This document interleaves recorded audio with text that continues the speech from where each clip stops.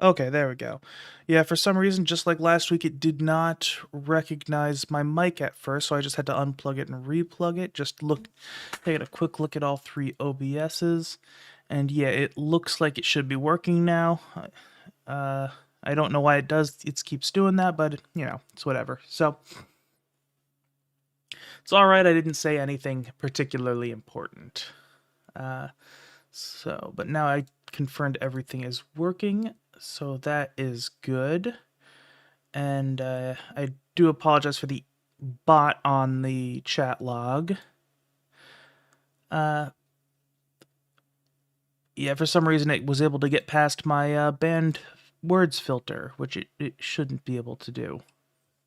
Oh, whatever. It's not super important. I'll figure it out later. So, before we get started today, I do think I should make a couple of things kind of clear, because I realized I had made an incorrect assumption in the past, which is completely on me. Because as somebody who's been on YouTube for a decent amount of time, even though I've not been super serious about it the whole time, I've been uploading for a long time, and some stuff as a creator is a lot more obvious than it is to a viewer, and I just incorrectly assumed that it was that way. So specifically with the copyright stuff and how I've been having all these various experiments on stream, which, if I'm making the viewers have to deal with these experiments, I should at least explain why I'm doing them. So, and granted, it's better than it was at the start, because I initially had that filter on for YouTube viewers, which made it hard to watch, and I understand that. So I was talking to somebody in the comments earlier this week. I can't remember who it was off the top of my head, but it was someone who is in the stream fairly regularly. And one of the things I mentioned is with the blur, I ended up blurring the whole screen out of necessity that time due to just technical reasons. And they asked first to leave the subtitles unblurred, which that was a good idea, so I'm going to be doing that from now on. But also they asked why I didn't fight the copyright claims, because since what I'm doing here is most likely considered fair use. And the thing is, I do believe that if I fought these things, I would win. However, the way that I do these every week and the way that the YouTube's system works would cause problems. So let me explain here. So I'm going to draw on the screen, go full pirate software here, though I have not run out of mana. So when you have your video, and the first thing that can happen is the YouTube bots will do an automatic claim. So a claim can do one of two things. It can either do your money or your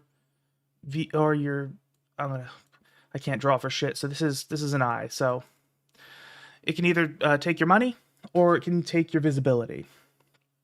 If it takes your money, that's not a huge issue. You can do the entire process. It'll just hold the money in escrow until the dispute is over. Again, no huge deal. That's why a lot of people don't really care with monetized copyright claims. It is whatever. If they take your viewership, obviously the video or VOD goes down and you just can't do anything about it. But here's the process if you want to actually fight it. And I will say for anime stuff, especially with anime stuff, audio-visual stuff in general, it's usually an issue. Yeah, I feel the same way, Thomas. Granted, I also slept through most of my Saturday. But so yeah, just going on. I'm explaining why I'm doing all these experiments with the way the stream looks and sounds to try to avoid copyright stuff, because I was asked why I don't just fight the copyright claims, and if it was an option, I absolutely would. But so here's what happens when you get a claim, and so you get the claim and the visibility thing, and the visibility or monetization happens, and whatever happens. So from there, I have a few options. I can either fix a problem,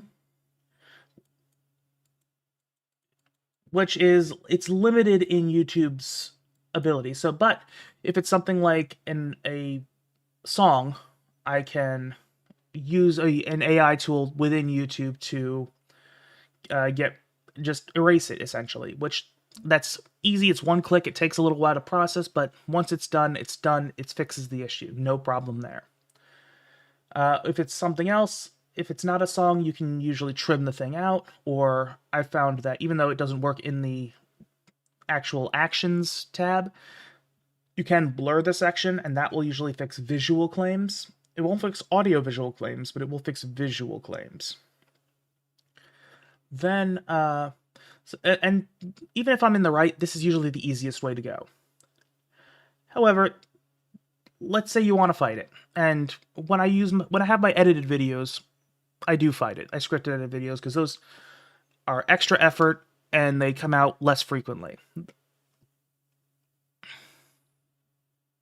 Yeah, it is it is interesting, and the thing is, for me, this stuff is like common sense because I've been involved in it and using these things for a long time.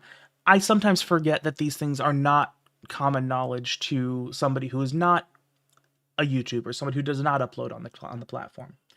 But so if the fixes aren't something you want to do and you want to dispute it, so it then goes back to so if you dispute it, then it gets sent back to the claimant, and if it's a visibility issue, the visibility goes back up. If it's a monetary issue, they hold any money that's generated in escrow to be released whenever this is resolved for good. And then if it's a visual claim, it's a visibility claim that blocks from view, you're allowed to skip a step because there's usually 2 rounds of appeals. But if they're blocking visibility, the person who created the content has the option of skipping the first layer of appeals entirely, just to kind of make it go a little bit faster, because let's be real here, the extra layer doesn't actually do anything. Companies who claim videos, if they're going to be reasonable and withdraw claims, which does happen sometimes, not from anime studios generally, but I have had music claims that I believed were fair use, and I have, disputed them. I've had them get withdrawn. But again, if it's a visibility thing, they want you to be able to kind of speed it up, so you can skip that round of appeal, and then the creator, the IP holder, can either accept it, at which point the claim is withdrawn and you're good to go, or they reject it, and then it goes back to the creator. Any restrictions get reapplied, which is one of the annoying things is with my visibility thing. So when it's visibility, then yeah, that means the video doesn't go back down, but it goes to a place where nobody can actually see it. So then it's back to the creator again. Now they have the option of either, again, just taking the loss, or sending another appeal, basically saying, I don't agree with this. What are you going to do about it? So at that point, the claim is done. You can't continue a copyright claim anymore. That means it goes back to the IP holder again. And to be clear, there is information you add to this. You do say, here's why I believe that this is legitimate. Here's my reasoning. Again, you just have this, you have time and you have space to give your reasoning for why you are disagreeing. And that's where you add any fair use arguments. If something is public domain, you say that, or you think the person does not own the rights to whatever they are claiming. And each one of these steps happens over several days. Everyone has several days to respond, usually a week or 2. So this does take time. I'm making it sound like it's all immediate, but this does take time. But then once it goes back to the IP holder, They cannot continue the claim at this point because it's become clear that there's not going to be an agreement on there. So now their options are either to just give up or issue a DMCA takedown notice, which is a strike, a copyright strike. For those who don't know, if you ever have 3 copyright strikes at the same time, that's a channel ban. You're done, and you can't make another channel.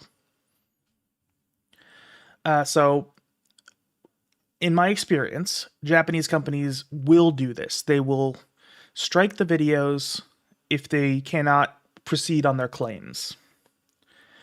And of course, then the creator can issue a counter notification with their reasoning. And these 2 steps right here are legal action. Like, under US law, these are considered to be legal notices.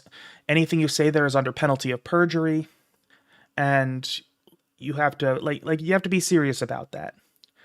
And once the counter notification goes through, YouTube removes the copyright strike and then tells the IP holder that, okay, you guys can't come to an agreement on this matter.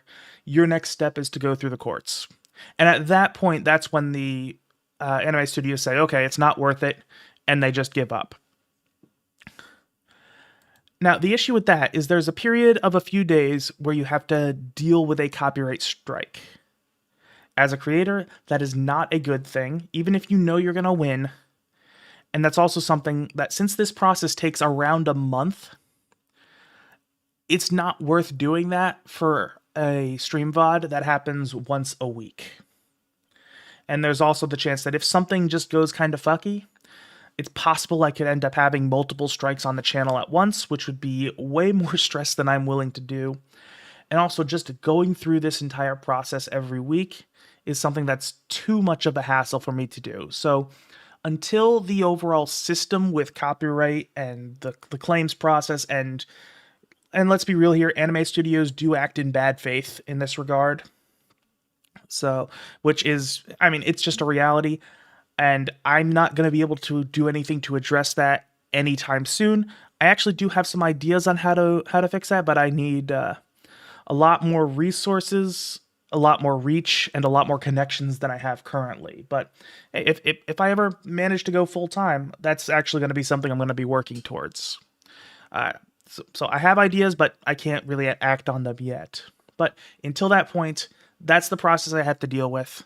And it's unfortunate, but it is just the way it is, and that's why I am doing things to try to avoid the initial portion of getting detected by the bots. Because if I don't get detected by the bots, that means that somebody from the studio itself has to find the stream VOD specifically, and manually issue a copyright claim on it, which is not very likely. Even for my edited videos, it's unlikely for anyone from the Japanese company to find my content to issue that claim themselves, which means the likelihood of avoiding all this entirely is greatly increased. So even though I believe I'm legally in the right and I know I will win in the end, it's just more convenient to try to avoid the issue entirely. So that's why when I do all these things, I adjust the way the stream looks and sounds. That's why I'm doing all this. Good morning, Eduardo. So now you guys do have an idea of why I'm doing all the things that I'm doing. And, you know, the whole idea is that, again, to me, this stuff is common sense. And I incorrectly assumed that it was common sense to the rest of you, which that's my bad. But I do think that if I'm going to make you guys deal with all these experiments, the least I can do is make sure you know why they're happening. With that being said, I think I found a way to make it work as good as possible so that it doesn't affect me long term, and also the viewing experience is still decent.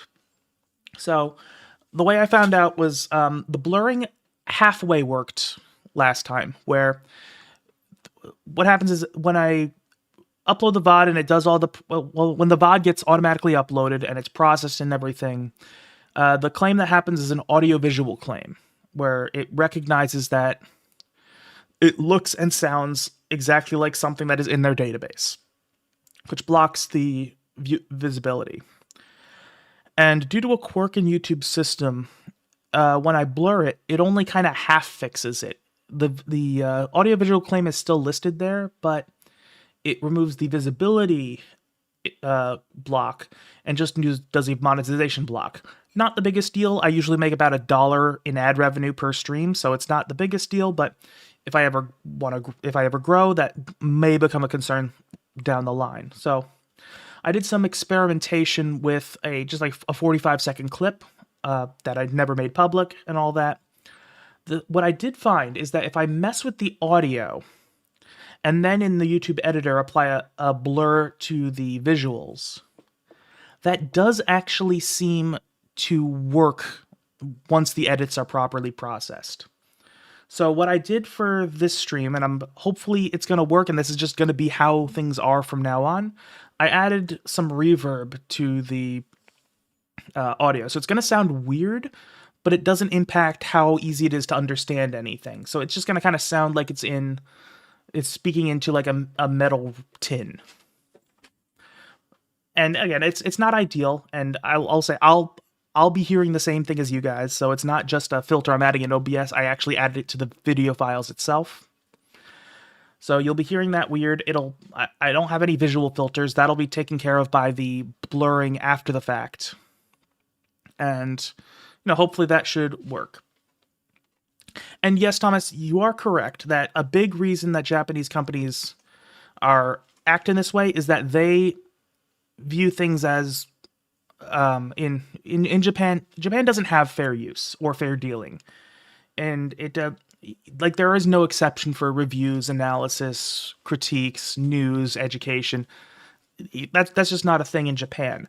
However, when you issue copyright action through YouTube, they're doing it under the DMCA because YouTube is an American company. They're subject to American law, and their users are subject to their laws of their local countries.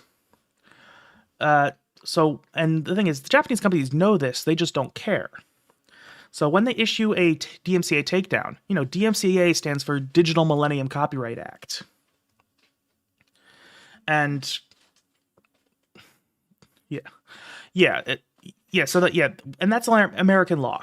And they're taking action under American law. And that's the reason that, if it did go to court, I would win. I mean, assuming the fair use argument went through, which I believe it would, but yeah, so the thing is, even though you're legally in the right, you still have to deal with all this when it happens. And the issue is less that I think I'm not in the right, and more the fact that it's a major hassle to do that. It's a month-long process to dispute it, even if they give up at the very end, which they almost always do. It's still a month-long process. There will be a period of time where I have to eat a copyright strike, which it will get removed, but it's still a stressful thing to have a copyright strike on your channel. So that's unfortunately the way it is for now. And yeah, they never actually take it to court, but that just is what happens. So with all that being said, I think I've rambled on enough about how that all works. I think I probably didn't explain myself perfectly well, but well enough. So in short, that's why you're going to be hearing a reverb on the audio for this. So let's get going.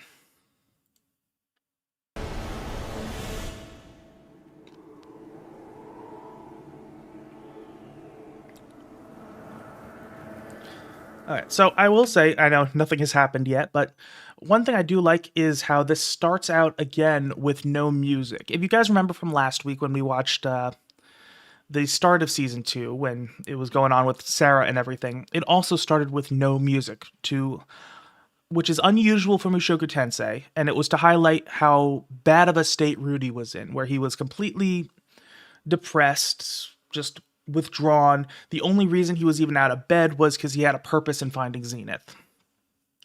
And now they're coming over here where he's still in a bad spot, but he's doing a little bit better than he was before.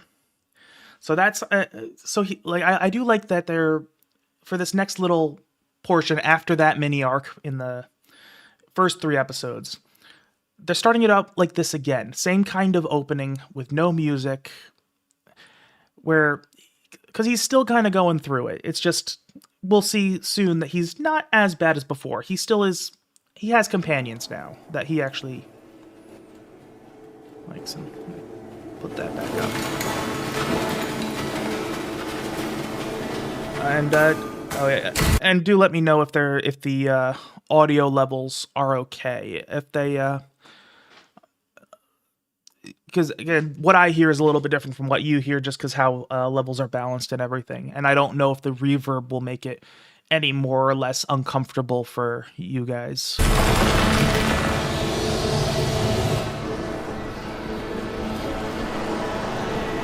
And yeah, you can hear the reverb. It is what it is. 石油か2時の方向にラスタングリズリー群れでいますすごい雪ばかりです何匹だ8いや10匹はいますね And another thing I do like, it may have been better to wait until this scene starts playing out, but I got up myself 15%. Okay, good to know. Let me just quickly adjust that a little bit. Okay, let me just, here, actually I'm going to play for a second just so I can see.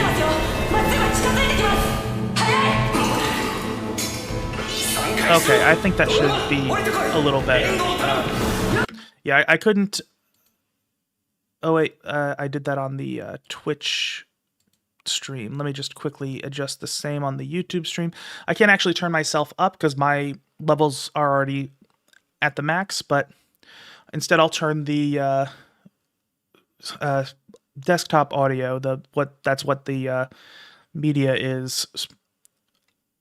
Yeah, I turned that down. Okay, that should sound a little bit better. Yeah, so yeah, essentially I turned the audio on the show down, or I did it through OBS, so I didn't turn it on the show itself down, but it's practically the same thing. So yeah, I turned the show audio down instead of turning myself up because I can't turn myself up any more than I already have. Okay, so hopefully that sounds better. And again, I will try to remember to pause it whenever I talk, just because, you know, I find that better in general anyway, but still. Oh, I should probably go back to what I was saying before, since I never actually made my point. So one of the things I found interesting about the last couple episodes, I mentioned it in stream. I don't know how many of you will remember this. Again, it's just a little note I made over a course of a 6-hour stream. But one thing I liked about that is that it showed how an adventuring party filled with people who are good, but not quite like on the level of Rudy and his party members from before, how they can work as a team to become more effective, like greater than the sum of their parts, and how they function in a more practical sense, as opposed to the protagonists fighting side by side that we had with Rudy, Eris, and Ruijut, who are both well above the normal level that people tend to be at. Seeing a group of relatively average adventurers fighting side by side, I always found that interesting. And we're going to get the same kind of thing here in these 3 episodes. Well, mainly this episode, but where Rudy is no longer with Counter Arrow, but he's with his new power. They're not really his party, he's just traveling with them. But they are definitely on a higher level than the others. Still not quite protagonist level power, but a lot stronger than Counter Arrow are individually. And so they're able to take on higher level things more effectively, and their group is a little bit larger, so they have more options to them. So it's a different level of the same kind of dynamic, and I find that very interesting, especially since as the series goes on, especially once we get past the point where the anime is currently, power levels just start shooting up, and you don't usually get to see the practicalities of Mushoku Tensei's adventuring, where you don't see how regular-ish people interact with the world, interact with the monsters, interact with the adventuring and guild system. So I do appreciate these little glimpses we do get at it. And welcome, MDT Gameplays. Yes, you do smell Mushoku Tensei. That's kind of what we do then. Yep. I guess it depends on what part of Mushoku Tensei he's smelling. If it's like the prologue, it probably doesn't smell so good, but because we know Rudy didn't shower.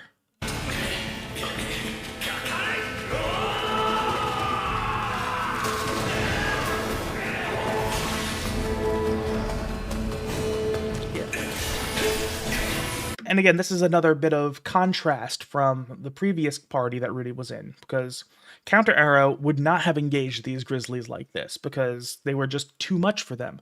This party, however, is made of different stuff. They're more experienced, they have more people.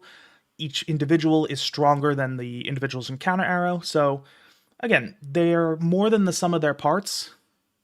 And that is how it is. And hey, that's cool. I mean, so in my experience, Mushoku Tensei is something that is rewarded by multiple experiences. This is the first time this is the first time I'm watching the anime, although each time I watch on stream, it's my second because I do watch these ahead of time. But yeah, I found that Mushoku Tensei does reward going back to it, because I've reread the first book a couple of times, which was... I mean, I read it the first time for entertainment, the second and third and whatever time. Well, I read it a second time to take notes on it, and then technically I sort of read it a third, fourth, fifth time because I had the book open as I was making my really long 5-hour video on that. So it's hard to say exactly how many times I read it, but at least 3 times, possibly more, depending on how you consider it. And every single time I've read through it, I've noticed more things about the series. Noticed a few more connections, extra things, and I have a feeling if I read it again, I'll notice even more. So this is a series where everything is so well connected that you notice more and more with each one. And even the anime I'm noticing little things about the story that I didn't notice when I was reading. And there's so many little nods to the light novel readers. And that's, I really do like it. It's really fun. Did I check the episode 3 post-credit? No, I didn't. I completely forgot again. I mean, it was on my to-do list.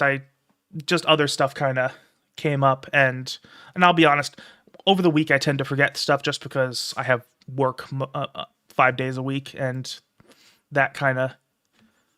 I'm kind of I got the flavor of ADHD where it's like if I don't see it, it doesn't exist. So when things aren't immediately on my head, I kind of tend to forget them.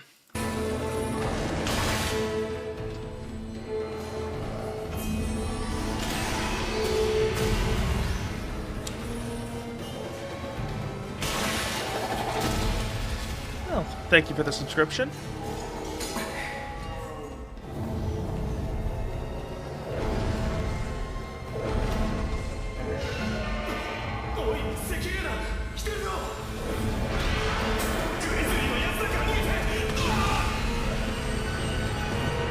And I will say, another thing I do like about this scene is it has several layers of power scaling that happens.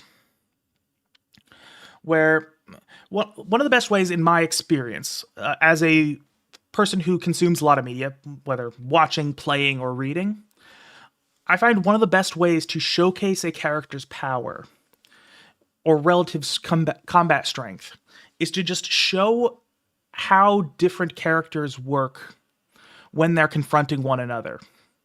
Because you can say somebody is strong all day, and it never really hits the viewer, hits the reader, the way that, to its full extent. You don't get an intuitive understanding of how strong a character is by being told. And so the best way is to establish a power level, then throw that thing against something else. And when somebody is able to overcome a certain power level, that sets your expectations of how they are as a character, or at least in combat.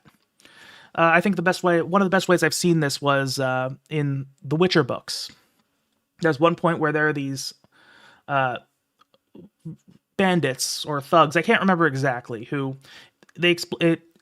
spent a couple pages explaining how good they were in combat, how they were naturally talented, how they toughened themselves up over years of hardship. And again, it just spent a bunch of time going over their history, even though these were characters who appeared in one scene. It went over their history, went over what they've been through, it went over how they tended to win all their fights. Then it throws them against Geralt. Geralt absolutely crushes them without even batting an eye, showing Geralt to be a lot stronger than the average fighter. Of course, he's a Witcher, that's kind of to be expected, but it shows he's strong and also very good in combat. And then that was set up for the next scene where Geralt went up against one of the bigger antagonists of the series. And before the fight even started, it mentioned that afterwards, Geralt went over the fight in his head, and he concluded that the only mistake he made was not running away at the start. So it was just all that was to establish Geralt's power and then to establish the enemy's power, because the enemy absolutely kicked his ass. And that's kind of what Mushoku Tensei is doing here to a bit of a lesser degree. So we saw the relative power of the Grizzlies in the past couple episodes, show that they're pretty strong enough for a pretty decent party like Counter Arrow to struggle with them and to decide they're not even going to take them on. And that also showed Rudy's power because he was able to absolutely crush them single-handedly. Now we're seeing a stronger adventurer group established as stronger by taking on these, not just choosing to take them on, but going after them specifically because they know they can take them on. And seeing them thriving. And then now there's the Red Dragon coming in, and dragons are no slouch in Mushoku Tensei world. They're pretty strong creatures, as shown by the party being scared and saying, "Oh, there's a dragon, we need to fuck off." So that puts the dragons at a certain level to show that they are stronger than this strong party. And now we're going to see Rudy take on the dragon and put him at a level above the dragon. So this is establishing multiple levels of power scaling and just showing the relative power of multiple entities within Mushoku Tensei's world very effectively, in my opinion. Does it all in one scene. I really do like it. And it's the kind of thing that most people just watching wouldn't notice. It's pretty... It's really neat to see it when you really take a look, I do realize that I tend to be a little bit different in my head when it comes to looking at media like this, where this analysis thing is just kind of second nature to me now, so I notice these things. But even people who don't notice them, they'll get the intended effect, and I think that's pretty cool.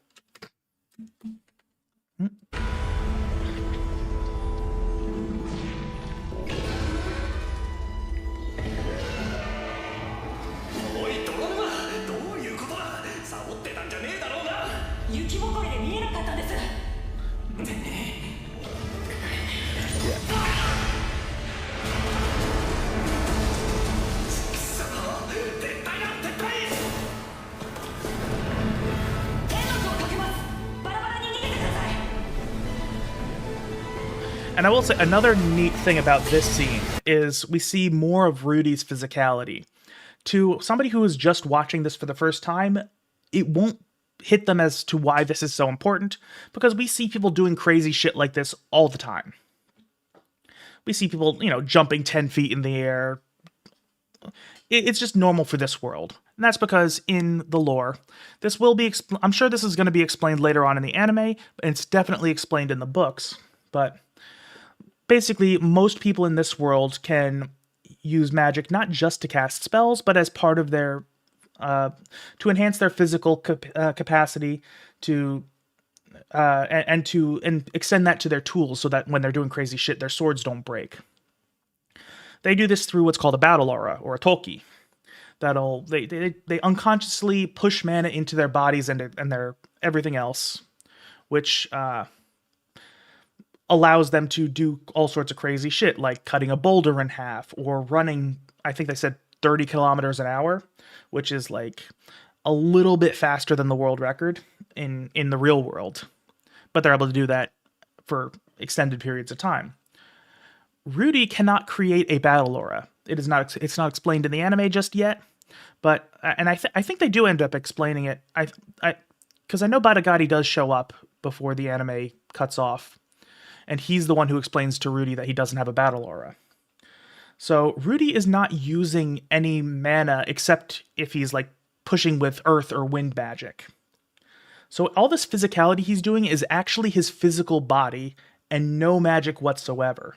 So it's the result of all the training he's been doing in these past couple episodes. And I do think that's worth noticing, the fact that he is actually in very, very good shape physically.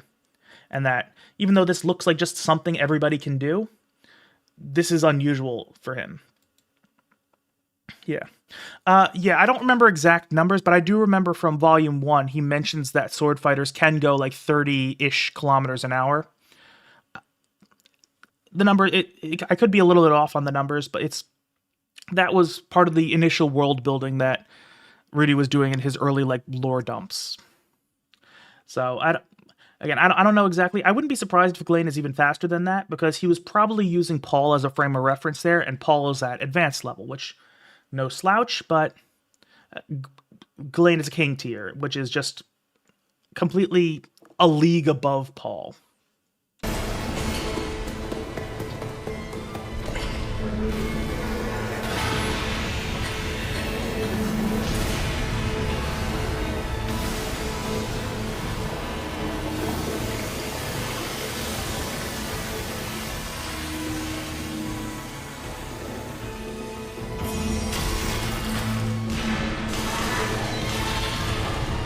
And aside from the power scaling that they're doing here, it's also showing another bit of contrast between Rudy of now and Rudy of the previous mini arc. Where, remember, previously Rudy was at the heights of his depression, where the only thing that was keeping him going was the fact that he had a job ahead of him, but nothing else really mattered. And he was at the point where he would have accepted death had it come to him.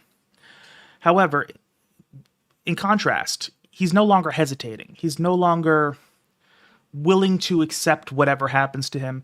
He's no longer oblivious to the people around him. He's taking action. He's taking charge, and he is completely locked in during this combat, whereas previously he kind of had to be jolted into it. So again, it's just showing a contrast between the Rudy of this mini arc and the Rudy of the previous mini arc. And Mushoku Tensei does that kind of thing a lot.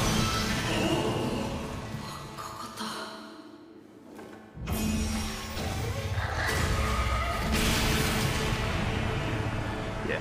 And I will say also, I do like that they tried to kind of correct an earlier issue they had. So, I mean, I know most of you here now were here last week, but one of the things I complained about, and I will probably continue complaining about, is that they never explained why Rudy was nicknamed Quagmire, like they do in the books. And the reason it pisses me off so much is not only because it doesn't make sense, but because it would be so easy to explain why. Like, it would have taken a single line of dialogue to explain. The fact that Rudy would open all of his fights with Quagmire, because that was generally his role in the party. He was a support character, where he would open up with a Quagmire, and he was just very good at it. Because he did that every time he was in a new party, it just became his nickname, because, oh, he's the Quagmire guy, and it ended up becoming Quagmire. Because that's the spell, Quagmire. It would have been so easy for them to explain it. I don't know why they didn't. I'm not going to go on a huge diatribe now, because I'm just going to keep complaining about it periodically. But later in this episode, they do actually explain, and either this episode or the next one, where they do actually mention that, Rudy kills this dragon with his namesake, the Quagmire. So they're trying to sort of make the connection there, but I think it's a little bit too little too late. But I do appreciate that they're at least trying to correct things.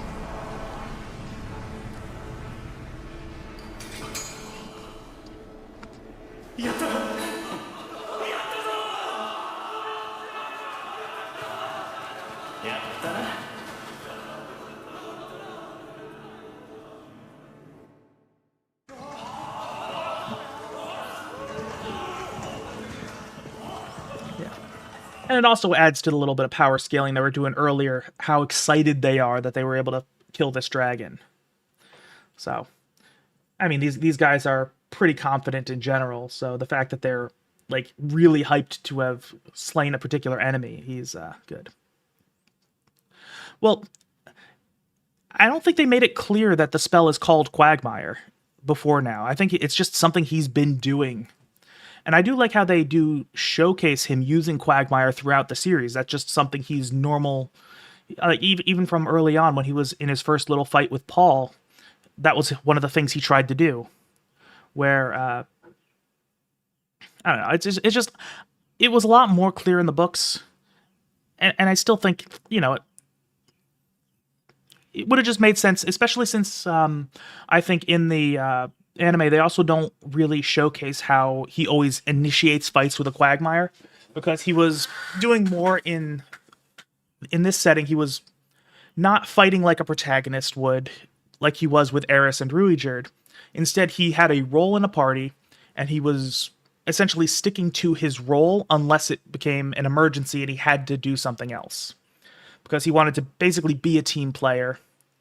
And his role was generally to be a support character and to start the fight with a Quagmire so that the adventurers would have the upper hand from the very start.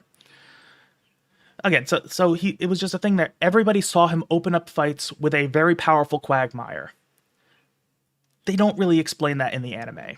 So is it the biggest deal? No, especially since Rudy later on kind of, Quagmire just is not something that really sticks around long term. But I think it was just an important way to make what happens during this section of the story important, which I think that's also kind of a bit of a weakness of the anime at this point, just because more time ends up passing than it feels like. Like, you don't realize that these 4 or 5 episodes are like a couple years. Yeah.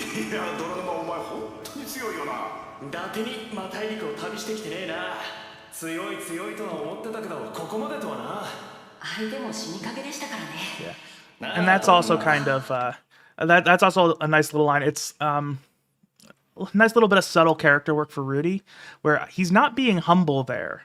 Like, that's actually probably how he really thinks of himself, as like, he's not that impressive.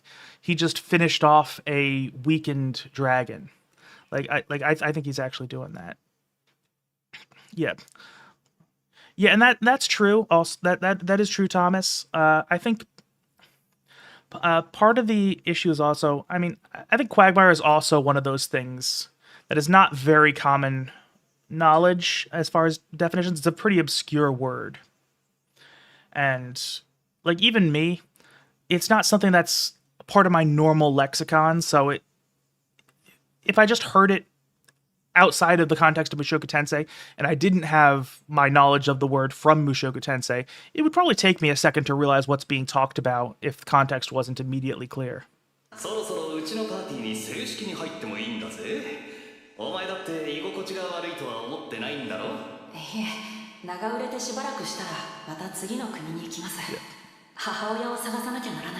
And yeah, I definitely agree that Soldat definitely has some uncle energy there, and I think that's also not a mistake, or not a coincidence, given how they tried to push a little bit of a connection between Paul and Soldat, and how Paul has become, like, reformed himself for the most part, and ended up becoming a father figure, and that's going to be an important dynamic between him and Rudy. How Rudy eventually needs to accept him as his father and all that.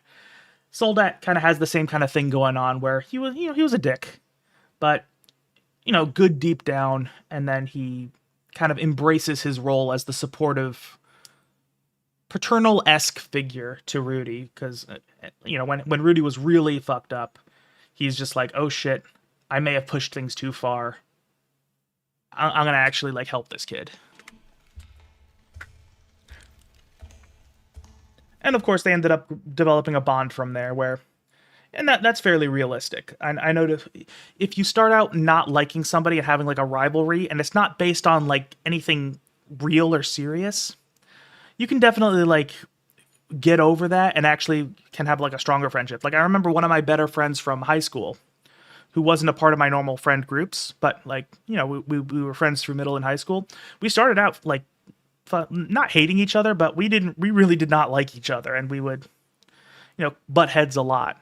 Eventually, I don't even remember how this happened, but we ended up realizing that we didn't actually dislike each other, and we became friends, and we ended up being pretty good.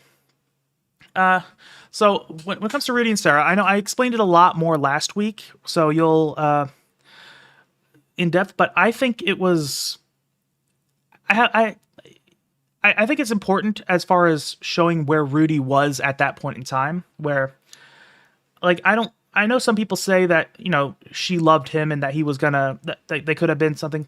I don't think Sarah ever actually loved Rudy, but it was getting to a point where it could have developed into that had circumstances been different. But realistically, Rudy was not in a position where he couldn't have developed a healthy romantic relationship at this point in his life. So when Sarah was becoming interested in him, it was kind of doomed to failure. But I think they were developing a very real bond. I think that they could have, if not for Sarah trying to start things with Rudy, I do also think that they could have been very close friends and gotten to go. And yeah, and then their future interaction is another good one where they do, they resolve their issues. I think that was, it was a nice way to bring that story back and bring it to a full conclusion, get some closure for the characters and the audience. But yeah, it's one of those things where she's a big what if for Rudy, where, what if he was in a better emotional state at the time? What if they had communicated instead of just kind of withdrawing and lashing out at one another? What if Rudy dealt with his feelings in a healthier way than to shit talk her, what he thought was behind her back? So essentially, their situation was bad luck, bad timing, and both of them being immature in a couple different ways that ended up just, again, it just kind of torpedoed what could have been a good thing, whether or not they ever ended up together.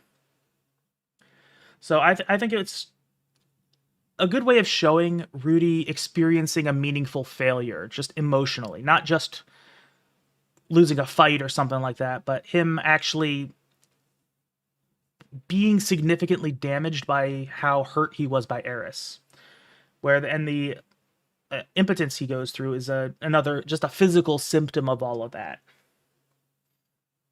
Like the fact that Rudy ended up hurting someone in a very similar way to how he was hurt by Eris, that's pretty deliberate. So I think it does. I think Sarah is, she's a great character on her own, but I do think her real purpose was to just show how fucked in the head Rudy is at this current point in time.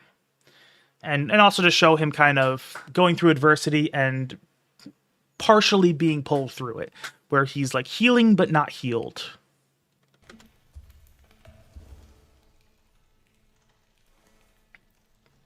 Yeah.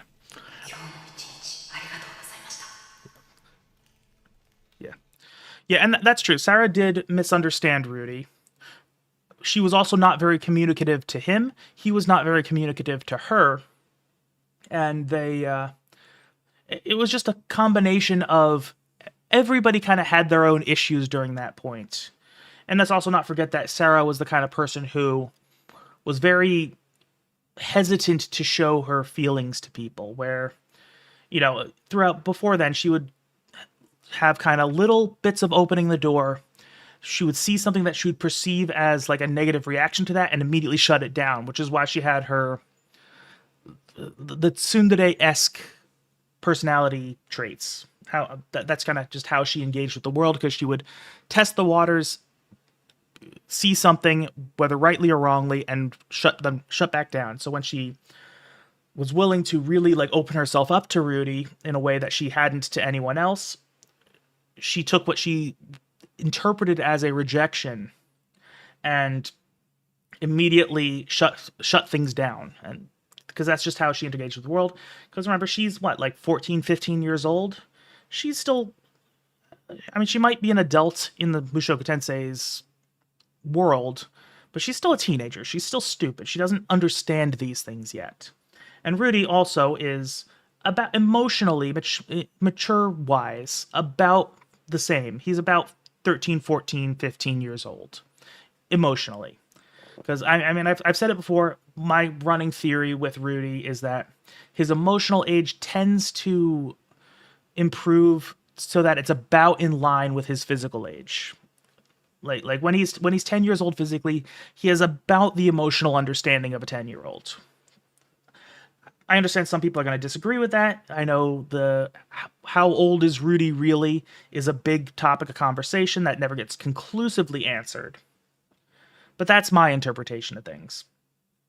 So now, we're talking about the Holy Relic now. So one of the things I complained about earlier on, not significantly, a minor complaint, was that the fact that they called it the Holy Relic before this arc. Because, it's a funny thing that Rudy ends up worshipping the panties. It's funny. It's funny both in the books and in the anime. And the panties before now had been just a running joke where they would just keep showing up despite all odds, where, like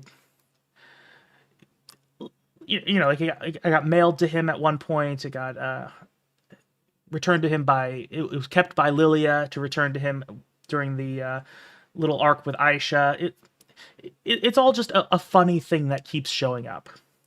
And when Rudy starts worshiping them, it's less as a direct form of worship. It's in the middle. It's not like he actually believes that there's an actual deity that he's going to. Yeah, the fact that Aisha examined it, led to a whole bit of character work there, which that's another thing that the Mushoku Tensei likes to do, especially the books, where the most out-of-pocket shit that Rudy does, that's really fucking funny, ends up being like a smokescreen for deeper character work. Which, I'll give an example after I finish my statement here. I did take my ADHD meds today, but they're only somewhat working. But, so Rudy worshipping the panties is not like he actually thinks that Roxy is a deity who can hear his prayers and doing all this stuff. It's more of a way that he's trying to process his emotions, his feelings, and just how it's like a physical expression of his internal thoughts, because he absolutely reveres Roxy. She is someone she gave him his first big. She got him over his first big emotional hurdle in this world.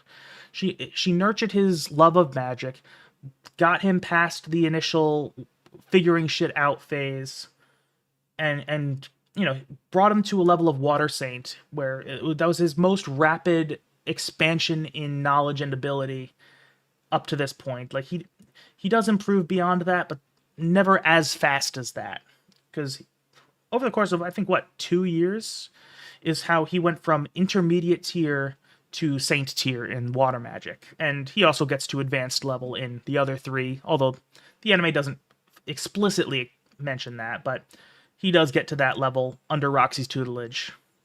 And that's like a massive amount of improvement in a very small amount of time. And of course, she also got him over his agoraphobia, where she showed him that the world around him is not something to necessarily be feared. It's something that he can explore on his own, that he can experience all the good that exists in it, and realize that the people inside the world don't look down on him, not inherently. That they're just other people the same as him. And this is something that sticks with Rudy for the rest of his life. This is something I don't think he ever really tells Roxy just how much this all meant to him, just how important she is to him. But it's something he holds on to for the rest of his life. Sometimes something he always reveres Roxy in a sense because of what she did for him. And yeah, exactly. And so this is kind of his way of just physically expressing his love and appreciation for Roxy and everything she's done for him. The panties are just his memento of her, since he doesn't have the pendant anymore. The panties are just kind of how there's something physical he can direct his affection towards. And even though when he stole them, it was a sexual thing, but now it's not that anymore. It's not sexual to him anymore. So the worship is meant to be funny, but it's also just meant to show that she's still in his head, she's still in his mind, she's still really fucking important to him, so that when they reunite, even though it's been almost a decade, that, she's still somebody who has never stopped being important to him. So it's understandable that even though he was married at the time and didn't think that a romantic relationship was going to happen, that he was still so excited to see her that even if he may or may not have been in love with her, but he did love her in a sense. So yeah, again, that is very similar to the headband for Aisha, or again, mementos of people is a very common thing that's happening in this story where, Eris has Ghislaine's ring. Rudy had the pendant, which he then gave to Ruijerd. So Ruijerd has the pendant as a memory of Rudy. Rudy gave Aisha his headband. Sylphie gave Rudy the little pendant she created, or she didn't give it to him directly. She gave it to Lilia, who then gave it to Rudy. Sylphie has Rudy's wand. It's just a thing that keeps happening. Yes. Yeah. Oh yeah, that is right. Rudy is 15 by the time they reunite again. I was thinking my time frames were kind of fucked up. But yeah, so all that to be said, that's kind of why Rudy worships the panties. Even though it's funny, it does have a deeper meaning than just, haha, Rudy's horny, he likes panties. And that's actually one of the reasons I was a little bit annoyed that they called it the Holy Relic before this arc. Because, I don't know, the fact that he develops a religiosity for it. Yeah. Yeah, it's funny, but I think it also kind of weakens this important story moment. And so, but, it's not that big a deal.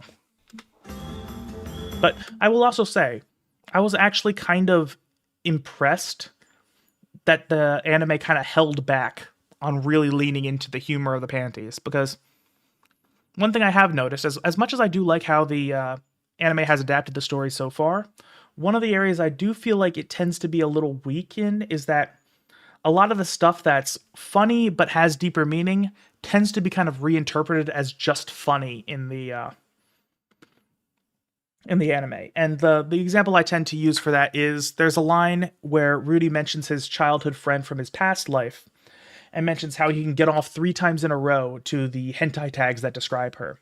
In the books, that was done in the prologue of Volume 1, where he was right after he was kicked out, he was completely depressed, he was sad, and he was just kind of going over everything he regrets in his life. And one of the things he regrets was losing contact with this childhood friend who he clearly cared about, but he is so emotionally fucked and views everything sexually that he can't even express the person she was, just the physical traits that he now has lust towards, because that's kind of the only way he can express positive emotions is through sexual desire. And so the fact that he can get off 3 times in a row, it's funny that he can do that, but it's also just it's sad because he is so emotionally dead that he can't even really process how much he misses this person. And in the anime, it just kind of wasn't a one-off line that he mentioned when he first started developing a friendship with Sylphie, where he's just like, hey, it's like, oh yeah, I did have a friend at one point. Yeah, I can masturbate to her. That's kind of how it ended up being in the anime, where you don't realize it's actually hiding deeper stuff, because in the anime it's not, but in the books it was. Mushoku Tensei's anime adaptation tends to do that kind of thing. However, it doesn't always do it clearly. So that's why I was kind of pleasantly surprised that they kept it relatively subtle with the panties.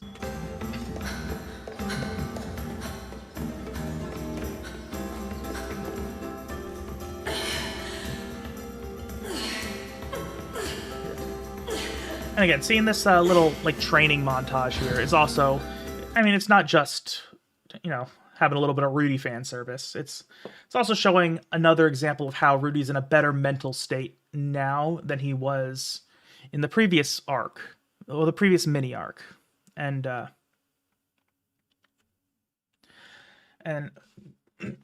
so and also it's, aside from the fact that he's actually willing to do stuff, exercise has been shown to actually help when you're kind of not in the best headspace. So it's just another way of showing that he's doing a lot better.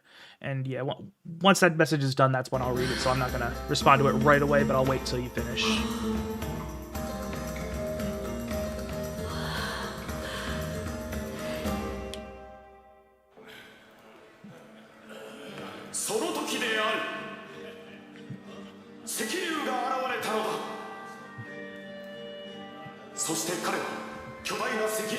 Yeah, and that's what I was talking about earlier. It's his namesake, a quagmire. So they did have a line to try to correct the not explaining what his nickname was about, but yeah, I still think it's a little too late, but again, not the biggest deal.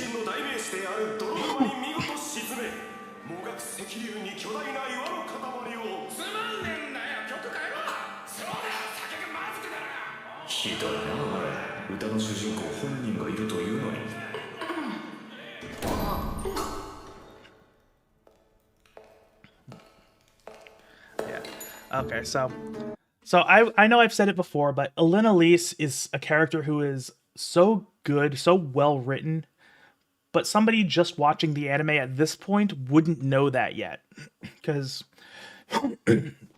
they do a lot of misdirection with her.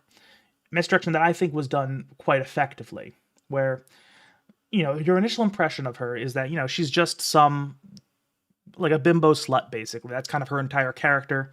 You know, she sleeps around, and it's played up for comedy, where, you know, you can tell she's a nice person, but, you know, she's not intended to be taken seriously at first. And then, of course, once you realize why she is the way she is, how she has the curse on her that means that if she doesn't have sex regularly, she will literally die. And the fact that essentially her personality is her deciding that, you know, if this is going to be my lot in life, I might as well not be ashamed of it. I might as well learn to enjoy it. So that's why she developed an excitement for sex, where she said, yeah, again, if I have to have sex regularly no matter what, and let's not also forget she's an elf, so that she's not completely immortal, but she's like, for all intents and purposes, not gonna die anytime soon. So she's gonna outlive just about any partner she could have. So she says, I'm not gonna get attached to anyone because I don't want to get to the point where I have to feel that pain. And also to the fact that when eventually there's going to be a point where, you know, the sex is going to lower as somebody gets older. So, you know, if she's with somebody who's like 60, 70, 80 years old, you know, they might not be able to have sex as often as she literally needs. So she figures, she doesn't want to get attached to somebody because that just brings baggage. So that, and that's one of the things we'll see here is how she ends up paying Soldat to not get attached to her. And that's also another factor where her curse, while it does cause her to act in this way, it also creates magical crystals, which she can sell for money and so that she has no financial concerns and she can just spend money on stuff like this. And this is like as you're saying, Amir, better to enjoy it than to suffer from it. It's entirely her mindset. And she, you know, it's a coping mechanism, but one that's kind of needed for her. However, it does end up having some, well, not directly, but essentially, yeah, that is kind of how it works. Again, she's the Mushoku Tensei's version of Melface Promenade from the Rance games, where she voluntarily took on a spell that improved her magical powers, but in exchange, she has to have sex with somebody stronger than her once every, I think it was 2 months, or she would literally die from it. Mushoku Tensei takes a lot of inspiration from Rance. Elena Elise basically took Melface Promenade's entire deal and applied it to Elena Elise. I prefer the Mushoku Tensei version of it. I think it's done a little bit better since Melface was never that important of a character. But yeah, essentially they do a lot of misdirection to make it seem like Elena Elise is just likes to sleep around. That's just her personality. When in reality, there is a lot of deeper character stuff going on. She is the way she is just because that's the best way for her to avoid any suffering, to make the best of her bad situation. However, while she does have as healthy a frame of mind about her situation as you can have, there is a part of her that is a little bit damaged from this, where most of the men she interacts with kind of only see her for one thing, and that's out of necessity, where she sleeps around, deliberately doesn't get close to them. And so their relationship dynamic is kind of locked into a certain direction of, as she's essentially a sex object to them, and they can't really ever be any more than that. So that's why it's kind of notable whenever she develops a bond outside of that framework, like with Roxy and Tallhand, because Roxy is a woman and not into women. So Elena Elise can develop a friendship with her. Tallhand, though I don't think they ever explicitly mention it, but Tallhand is gay. So he's not going to sleep with Elena Elise, so she can develop a direct friendship with him. And in this little mini arc, she's going to develop a friendship with Rudy because she doesn't want to sleep with him because of his connection to Paul. She just would find that a little bit weird. And then Rudy can't sleep with her anyway because of his dick not working so good. And yes, then that's why it's so significant when Cliff enters the picture. Why this is such a different thing for Elena Elise. Because for the first time, somebody was interested in her. Somebody wanted to get with her. Somebody wanted to date her. Not because they said, oh, hot elf lady I can fuck. It's a person I am genuinely interested in, who I want to know better, who I want to have a relationship with. Where he didn't go for sex, he went for actual connection. And that's something that, for at least the last couple hundred years, Elena Elise has not ever dealt with. Because for most people, they were most men for her were essentially a dildo on legs or somebody she couldn't have sex with. And when Cliff is like the first guy to ever express like a genuine interest in her, like he actually likes her for her, that completely rocks her. And she's just like, holy shit, this is something real. And she completely falls head over heels for him. So, and it's still kind of playing on the initial misdirection when that first happens, but it takes a while, but then they realize, no, it is actually real. She is actually treating him right. She is important. Yeah. So yeah, ultimately, I think Elena Elise is a character who she's presented as one way at the start, but then you see who she is on the inside. Her situation becomes clear, and you just kind of see the layers to who she is as a character, and it makes complete sense why she acts the way she does. I just like how they have that extended period of misdirection where you think of her as one way, you start to like her as that version of herself who, even though she's portrayed a certain way, but as you start to get to know her, you start to like her, and then it all makes sense once they drop the entire lore of her. So, again, I think she's a very well-written character who you wouldn't necessarily know about being well-written at this point in the story. ようやく見つけましたわ。泥沼の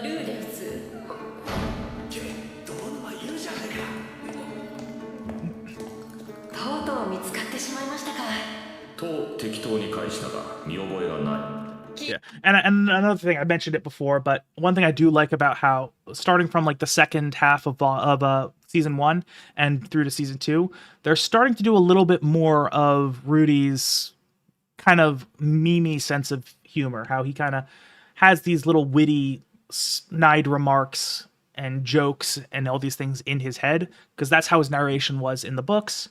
The anime doesn't really do it as much as the books, so certain events do come across as a little bit weird, or that he's just saying something to be weird. I like how they're starting to kind of just get into how he will, he narrates stuff in his head in a funny way. I think that was an important stylistic thing from the books, and I like that they're starting to incorporate it more in the anime. 言っていた通り、目立つからすぐ見つかりましたわ。今さっきようやくって言ってませんでしたか？もっと東にいると思っていたんですの。And again, they're setting up even more misdirection here, where it looks like, because we know Elinalise as a slut so far, we assume she's going to try to jump Rudy, even though that's actually not her goal. Because she slept with Paul and would find it weird to sleep with Rudy. Also, it is kind of funny to consider the fact that when things kind of flesh out later on in the story, we realize that, oh, Elinalise actually becomes his grandmother-in-law. So it would have been weird if they had slept together. Although, granted, not much weirder than the fact that Roxy had schlicked to her in-laws. So, it is what it is. それとも最近結構たくましくなってきた肉体に垂涎かな。成長期でもあるし筋肉がついてきたのだよ。筋肉がどうしました？あ、いえいえ、なんでもありませんわ。泥沼に女がいたなんて。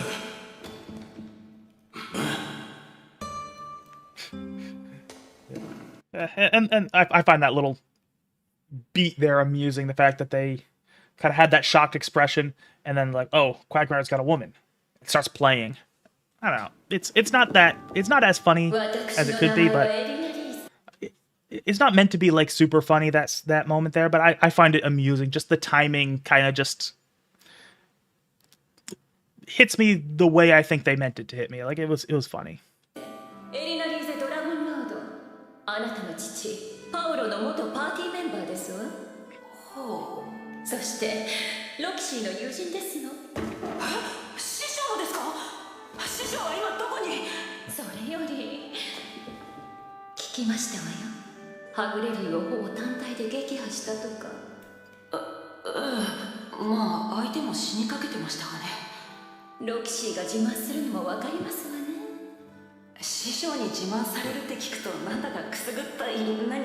And it's also just nice to see Rudy just getting very excited when Roxy's brought up. Now he sees somebody who is a friend of Roxy's. He's excited that he might get to know more about her, learn where she is, possibly meet up with her again. And he learns that she brags about him, and he's like embarrassed because, again, as I was talking about earlier, he absolutely idolizes her. She's probably the person he respects the most at this point.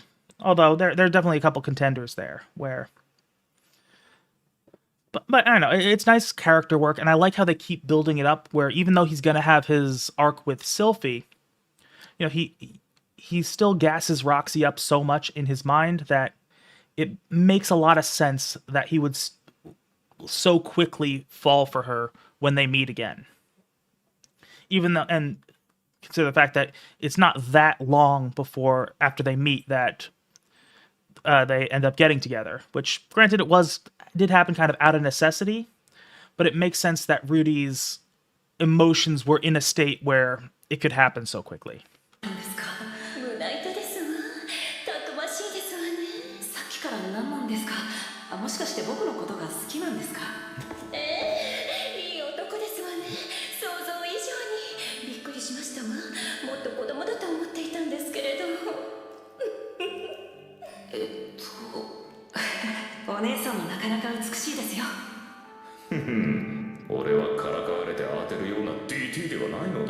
Although, and I will find it I do find it interesting. Like, I'm not going to go on too much of a tangent about this, since it's not directly related to the show itself. More like, so one of the things that does tend to annoy me about people with Mushoku Tensei is that, again, they aren't able to really take Rudy's actions into consideration, especially early on, where, he's a horny pervert, he does bad things, but that it's ultimately the result of trauma and seclusion and all this stuff that he was going through, and that he does grow up, he does get a lot better, and he learns his lessons over time.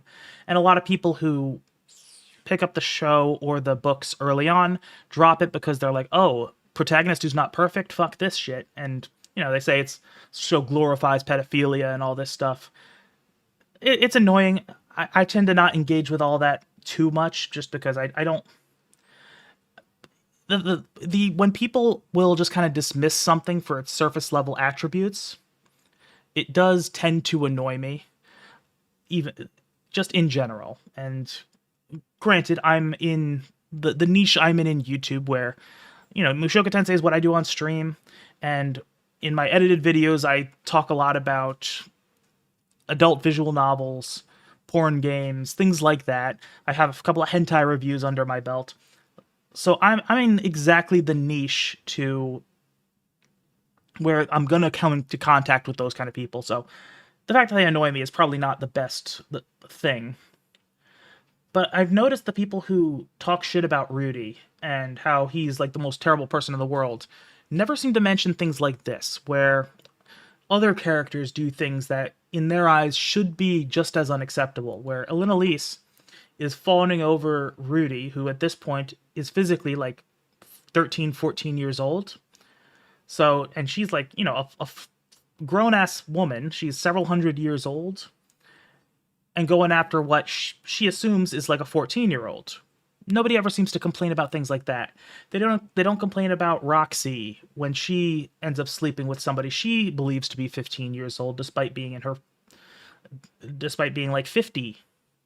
So I just find it interesting how they always ascribe all this stuff to Rudy, but never to anyone else in the world, which I think that even if you can blame Rudy for all the things that he does, which again, I think there's more context there. But I think if you're going to be uncomfortable with Rudy, you should also be uncomfortable with a lot of the other adults in this series, especially the women. So, I don't know, it's just a little pet peeve of mine, and yeah, it is. I mean, that kind of double standard does exist in society. Like, when a female teacher sleeps with her students, everybody says, oh, that's great. When the other way, it's, right to jail, which right to jail is the correct way to interpret that scenario, where I think, male or female, teacher takes advantage of their student, wood chipper. マジでなんか雰囲気出てるんだけどいいのズキューンってやっちゃっていいのあらあらあらルカ子で可愛らしいですわねどなたにいただいたの幼馴染ですよ幼馴染エルフの方ですの And I also like this moment here where they show the well, let me give it a second so they actually show it on screen. なんでそんなこと聞くんですのしまった映ったいえ大したことではないですけれどちょっと失礼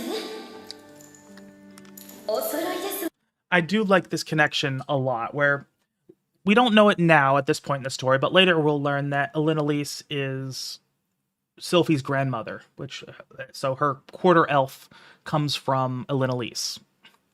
And we don't know the connection yet, so we just assume that this is kind of just an elvish thing, like this is just something that elves do culturally.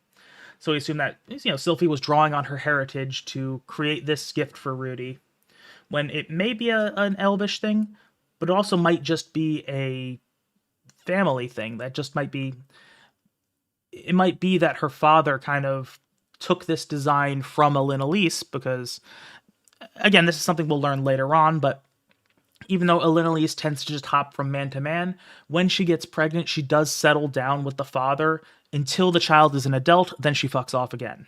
Because even though she doesn't want to get attached, she at the very least wants to make sure that the children she ends up giving birth to, the people who are the result of her escapades, she said, at the very least, I'm going to give them a good childhood. And she essentially takes responsibility for bringing life into the world. So it is definitely possible that Sylphie's father could have, taken this general design from Elise and then used that and passed that down to Sylphie, who then created the pendant for Rudy. So it's a nice little connection that teases a separate it's the familial connection is there, and it's kind of being misdirection again with assuming that it's just an elf thing. So I like what they're doing with Elise's character. あんまりからかわないでくださいよ。私、男をからかったりなんかしませんわ。でも、パウロの娘になるつもりはありませんし、ロキシーの友達でもあり続けたいんですの。Yeah, so I will say that is amusing, but it's also interesting to note that there's now another reason that Elise won't sleep with Rudy, even though she doesn't know that he can't at this point. But it's the idea that she likes Roxy, and she, despite the appearances so far, she is able to control herself. And then so she doesn't want to encroach on Roxy's territory, essentially, even though it's not established as Roxy's territory yet. But she doesn't want to mess with a friendship she already has. She has a little bit of hesitation given the fact that she slept with his father and has some negative memories of him, doesn't really like him all that much, and says, I don't want to step into those waters. So that kind of is the framework for her developing a different type of bond with Rudy, the type she usually reserves for other women. Yeah. And then everyone gets mad at Rudy for having interesting girls his own age, but nobody ever says anything when Elise. Yeah, exactly. That's what I was. And I think it's one of those things where you have to take into consideration the world of Mushoku Tensei, how it's different from our world. Because a lot of people tend to do that with fiction, where they apply contemporary morality to fictional contexts. And even to actual history, too, where, bad things happen throughout history that were just considered normal. And yeah, so it's like, you got to remember that, 15 is an adult in Mushoku Tensei world. Obviously, in the real world, we don't consider a 15-year-old an adult. We understand that they're still not emotionally mature.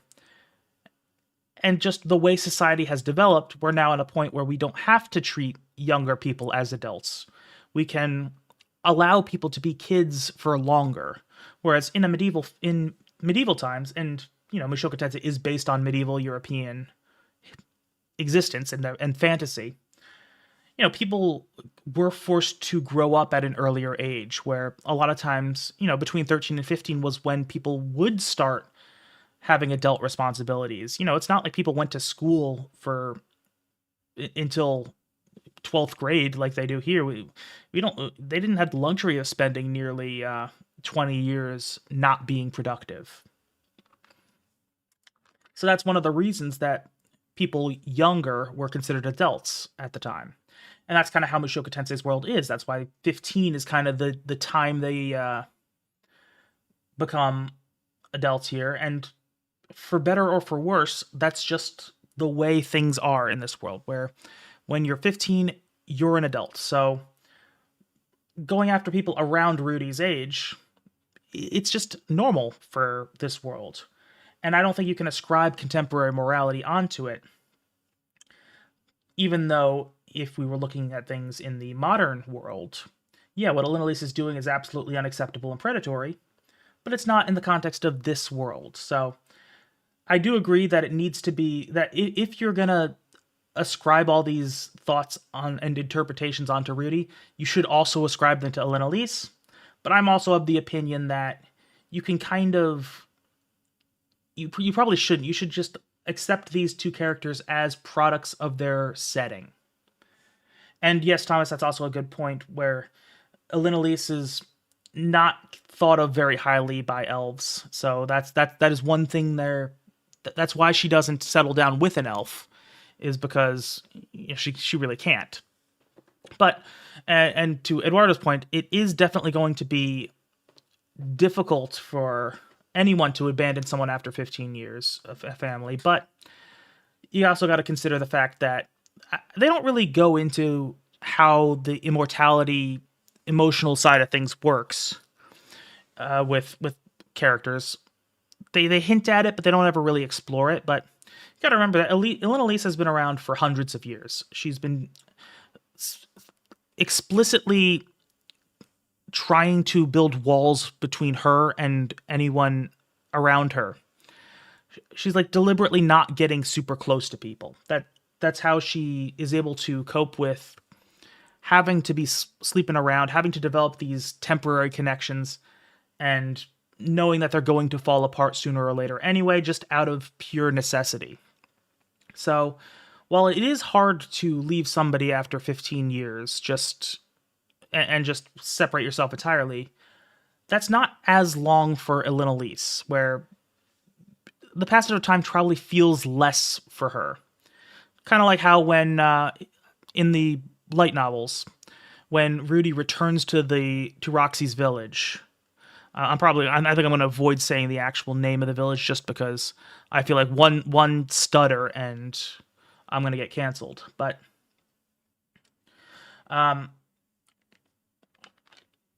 when Rudy returns to Roxy's village after they're married, they like don't even remember him because of, to them 10 years is like nothing.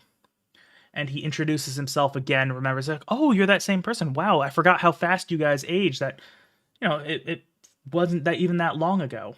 And they only lived to around 200. So with Elinalise, 15 years is probably not that significant a period of time, on top of the fact that she's kind of trained herself to be able to cut ties pretty easily. So when she ends up with somebody, she raises the kids because that's just the right thing she needs to do. And then at that point cuts things because she figures that, ending things at the earliest possible point prevents her from having to deal with a more painful separation later on, and figures also just her ideas that their association with her would not reflect well on them. So she doesn't want to hurt them any more than she is already going to. Yeah. Yeah, I mean, and that's a logical thing to say, Eduardo, but at the same time, I think you gotta understand her position, where this is kind of how she survives, both physically and emotionally, is by not forming strong ties with people. This is just, she realizes, I'm gonna have to sleep around a lot regardless.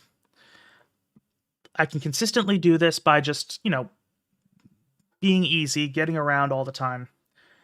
And it doesn't hurt anybody if I just set those expectations up front. However, then sometimes she gets pregnant and she says, okay, there's a kid. I need to make sure the kid is in an okay spot. So she settles down for the sake of the kid. Once she no longer has to be there for the kid to be okay, that's when she leaves, because she feels, again, cutting ties to her is just the safest thing to do for everyone involved. So even though it does make sense that she might want to, it might make sense to try to settle down and build stuff, she's probably just experienced a lot of heartbreak and pain and all this stuff where that's probably just not even a consideration for her. And it's not until some Cliff shows her genuine interest. But yeah, well, so when you're talking about Norn and Ruijerd, I don't remember a whole lot of the details because it's been a hot minute since I've read the books, at least up to this point. I've reread some of them, but so I don't remember a whole lot of details about Norn and Ruijerd's thing. So I'm guessing it didn't stick in my mind as much as some other parts of the story. But I did remember really liking how they kind of engage with one another. Oh, did what? Yeah. Yeah. I remember. I do remember having positive emotions about it, but I don't remember specifically how that goes on, because I mean those are both. I think Brujerd and Norn are both very strong characters, very well written. I enjoyed their place in the story, so I enjoyed having them interact as well. Yeah, and that's a fair interpretation as well. Again, I just, to me, it didn't really have too much of an emotional strike for me. So I think that's probably why I'm not really having much coming to mind. So I think it was just one of those things that I kind of filed away in my head and didn't really stew on. Oh, and is that a redundancy thing? Okay. Because I remember them having some interactions in the main trilogy, but yeah, the main series. Yeah, if it was a redundancy thing, I have not read Redundancy yet, so I don't know anything that happens there. Yeah. For context, I've read the main series and I've read Old Dragon's Tale. That's it. Redundancy is on my to-do list, but I just haven't gotten around to it. あなたに朗報を届けに参りましたわ。朗報？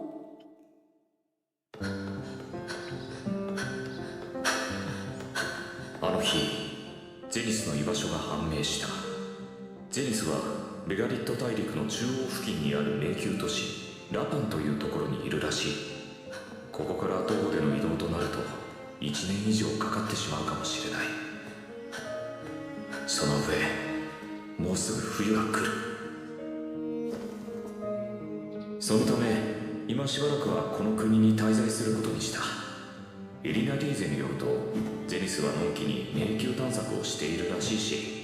So yeah, so I will say this. So this is a good way to get Rudy off of his current plans of just, hard focusing on Zenith, to where he's kind of been told that she's in an okay spot right now, where, granted she's not an actual explorer, she's trapped in the labyrinth. He doesn't know that, and I'm assuming Little East doesn't know that either, which is, it's a fine way to allow Rudy to shift course. Excuse me. And how he's, they're setting up for the university arc, and it's a nice way of getting him to a place where he feels like he does have the space to be able to pursue other interests and and chase after other goals without really feeling like he's abandoning Zenith. So I think it's pretty good. And excuse me for a moment, I gotta use the restroom. I will be right back. One of these days I will have a proper BRB screen. I just keep forgetting about it before it's time. Okay, be right back.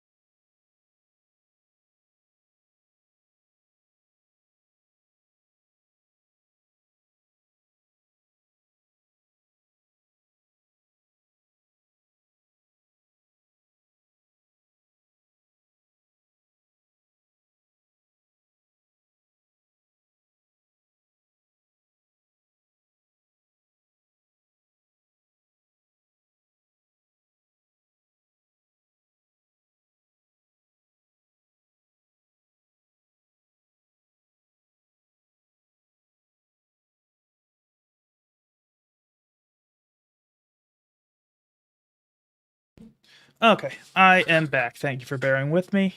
Again, I will make sure to have a BRB screen at some point. I know it won't take me very long to create because I can just find a template and edit it, but yeah, I can just be lazy sometimes. あなたが急ぐ必要はありませんわ。私たちがパウルの家族の捜索をしていたところ、ロキシーと出会ってパーティーを組みましたの。今頃はパウルたちと合流してベガリット大陸についている頃ですわ。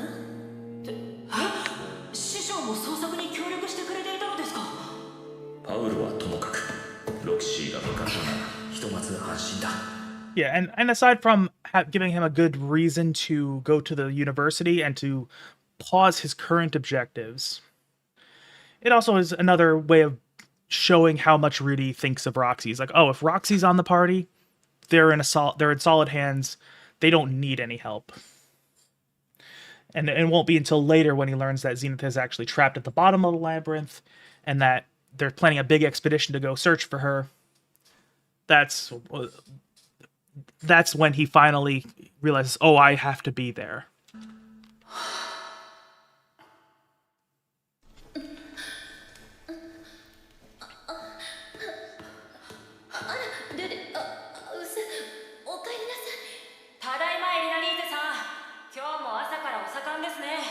And I will say, I do also like how the fact that their relationship is developing in a platonic way out of necessity. It's very funny how Rudy engages with her and her sex life as just kind of nonchalant, as like, oh yeah, it's just a thing that exists. Yeah. I mean, we'll see later that he's not super thrilled about it, although that's more of him looking inwards. More, it's less that he's unhappy that he doesn't get to sleep with Elise, and more that he's upset at his own failings or his perceived failing, how he doesn't feel good.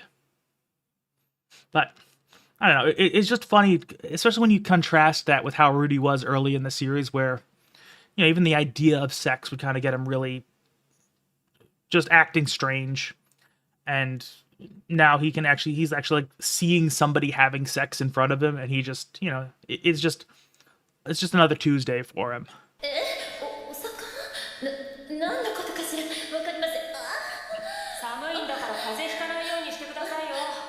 And I also think it's interesting that Elise is kind of trying to play coy with him. Like, she normally doesn't hide the fact that she sleeps around, but now, even when it's obvious, she's trying to kind of act a little bit reserved and not be too open about it, even though, Rudy obviously knows what's going on. I don't know. I think it's interesting that it shows that she's developing a non-romantic bond with Rudy, where she doesn't want to fuck with him too much, and she just enjoys his companionship, essentially. エガリーゼが大変なビッチであることはこの1週間でよく分かった。何せ気がつけば男を部屋に連れ込んでいる。それもほぼ毎日。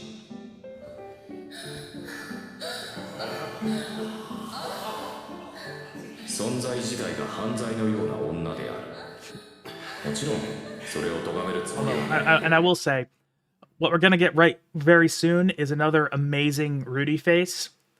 They haven't been doing them as much this season, but if you remember from season 1, they would have a lot of just amazing frames of people's funny faces, where they're always just so hilarious, even when it's meant to be serious. And I mean, I even used a Rudy face in one of my thumbnails not that long ago, because they're all just so great. But the one coming up, this is one of my favorites so far. Just seeing this right here. If it ever becomes relevant and ever make a video where it would make sense, this is definitely a face that's going in my thumbnail. It's just so perfect. そうはいかない。ここ2年ほど俺はある病気を患っている。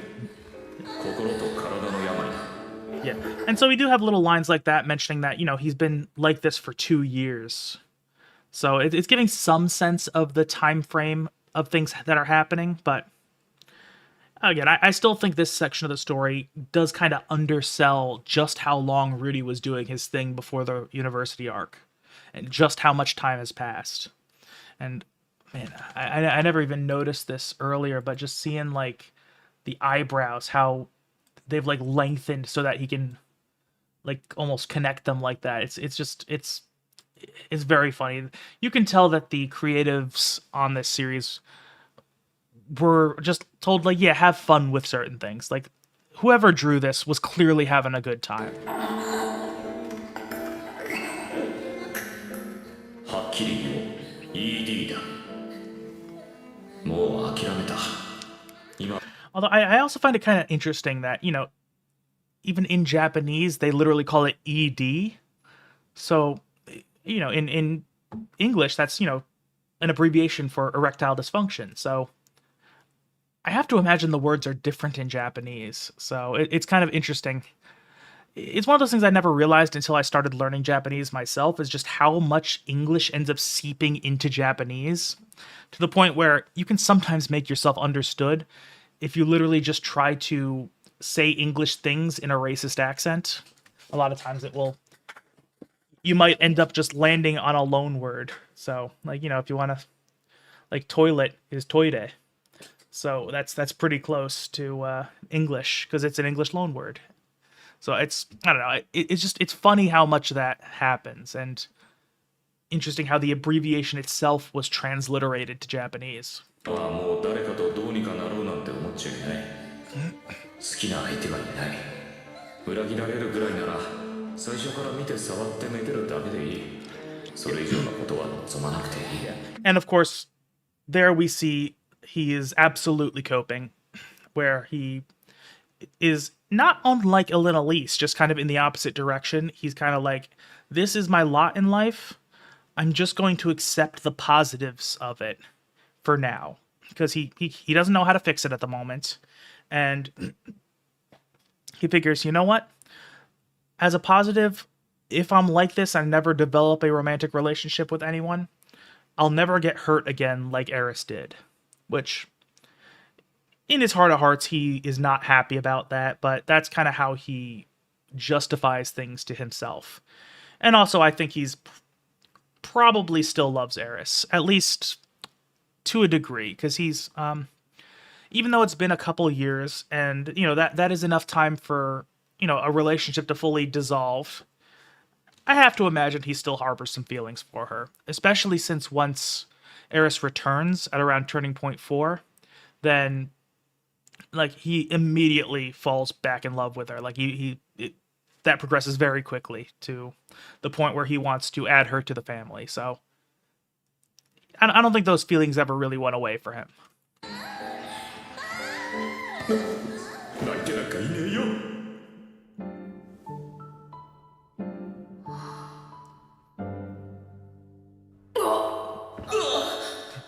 あいや違うんだ泥沼お前の女に手を出すつもりはなかったんだいや違うんですそれ And that's another way they show a little bit of the connection between, I mean, it's not a direct connection, but a similar personality between Soldat and Paul, where, you know, Soldat thinks that Elena-Lise is with Rudy. So he does view it as encroaching on his territory, even though it's a misconception.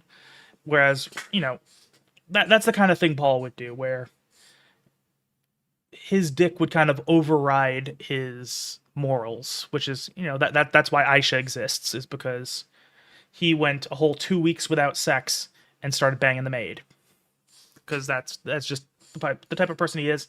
So they're pushing a little bit of that onto Soldat, and, you know, it's funny, and to where he feels bad about what he views as hurting Rudy, but at the same time he gets laid, so he doesn't care enough to not do it. And when it comes to Turning Point 4, I think that was one of the highlights of the series for me, possibly the biggest one. It's, you know, Turning Point 4 is where you finally have an idea of what the end game is. You kind of know where most of the major players stand, and it sets up the journey for the rest of the story to come. I think it's just a great moment, and I'm really excited to see how the anime ends up handling it. I think it's just, again, I really like that moment, not just for what it means for the story, but some of the individual events, how they end up playing out, I think are just interesting on their own and could end up leading to some very interesting things within the story and within the anime itself. Like, I'm very curious to see how they'll handle the diary segment. I'm gonna be vague just so I don't spoil the anime onlys, but yeah, I know that is the point where I am aware about. I'm aware of that. So I'm interested to see how the diary is ended up explained, how the events are portrayed to the viewer. I wonder how much of it they're going to actually show versus how much they're going to tell. Because obviously in the books, it was just Rudy explaining what happens in the diary. Whereas I think a lot of it will hit very hard if they actually show it. I am also interested in seeing the fight that results from all of that, the big battle, because that is one that we have not seen that level of power in the anime yet, where Rudy is going to be going all out against an opponent who is much stronger than him. And essentially, this is going to be the first time Rudy, at his current power level, pushes himself to his limits and has other things bolstering him at the time, which, if they don't make it like absolutely fucking insane, I'm going to be disappointed. And I liked how the a few weeks ago we watched that fan animation that was going around about a month or two ago, and that depicted Turning Point 4, and I really enjoyed that. I thought they did a very good job. Sadly, that's not on YouTube anymore, but there are versions floating around that you can download, so that's what I ended up using. But yeah, overall, I think Turning Point 4 is probably the single moment I'm looking forward to most in the anime. And when I think of the story as a whole, that is the moment that I think is like the defining moment for me. So, yeah. エリナリーゼさんは僕の女じゃありません。大体あんた僕が立たないって知ってるじゃないですか。ああ、そうだったな。すまん。 And I also do like this scene, not only because it's kind of funny, it shows a little bit of Soldat, but it also just shows that Rudy, just so casually mentioning his impotence, partly shows that he's not as ashamed of it anymore. He still is ashamed, but like not so much that he's trying to ignore the fact that it exists. But also that means at some point he told Elise about his condition, because she just does not react at all. And of course he's not afraid of saying it in front of Elise. So yeah, it just shows that conversation had happened. いいんですよ。ところで、良かったですか？ああ、最高だった。ですって、エリナリーゼさん、良かったですね。 Oh yeah, that's going to be another moment, Thomas. I know what you're talking about. The Millis arc is very good. I hope they give the Claire chapter in the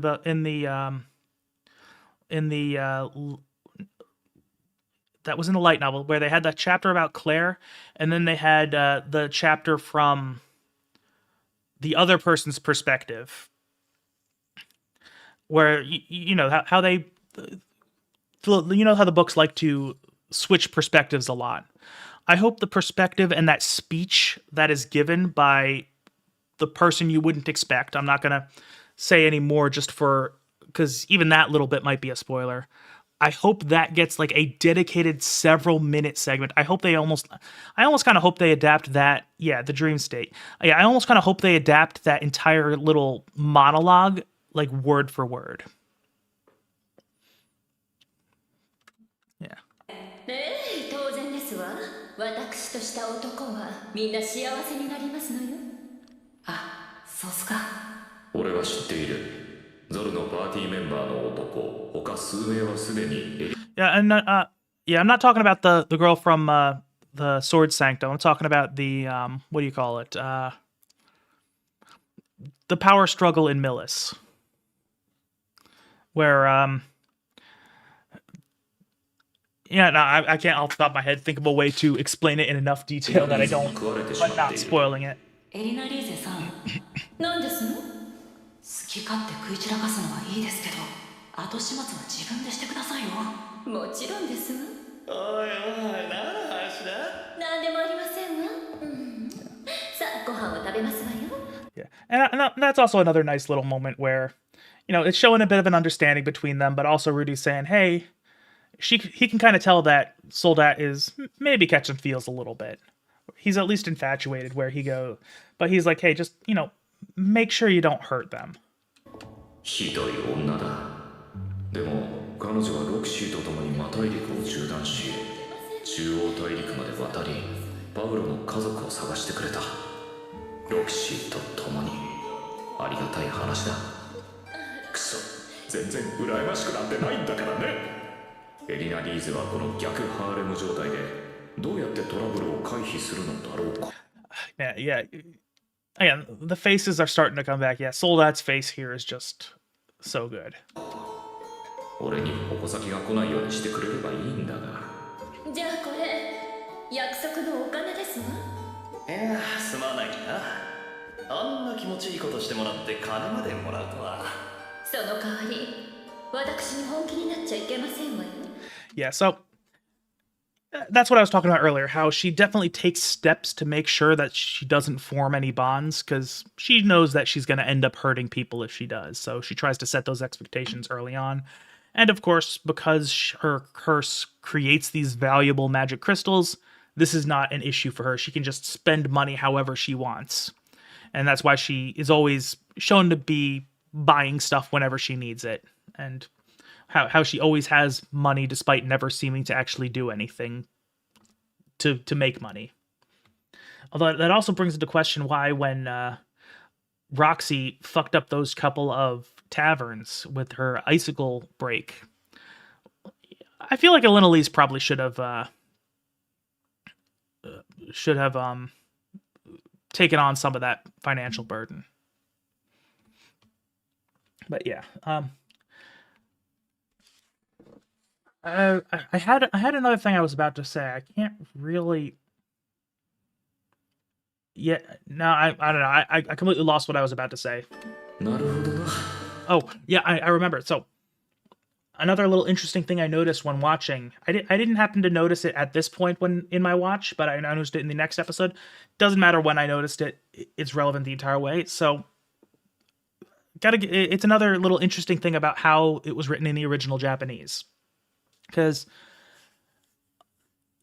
one thing I've noticed is that understanding just a little bit of Japanese does add a lot of context to a lot of things, because Japanese is kind of it's a language that kind of thrives on context, where the word choice and language being used, even if it's not part of the message being conveyed, automatically applies a lot of context.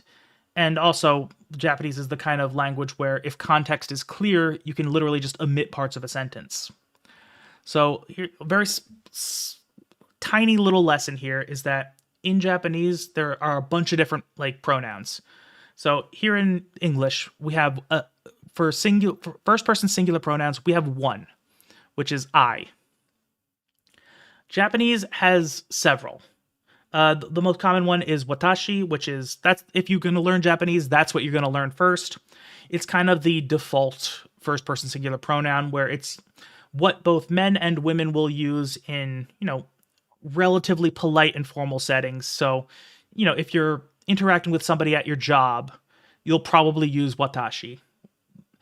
It's also in informal settings, that's what women will use. Men in informal settings will use usually boku or ore, which have their own little bits of nuance to them. Interesting thing about Elena-Lise here is that she's shown to use watashi, which is, generally speaking, a pronoun that you use in a more highly, not necessarily just a highly formal setting, but it implies a degree of elegance to yourself.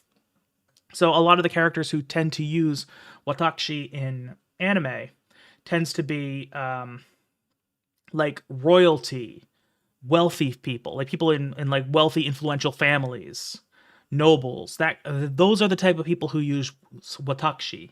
So the fact that Elise is using watashi as like essentially like a display of like elegance, because that's just kind of how she is presenting herself.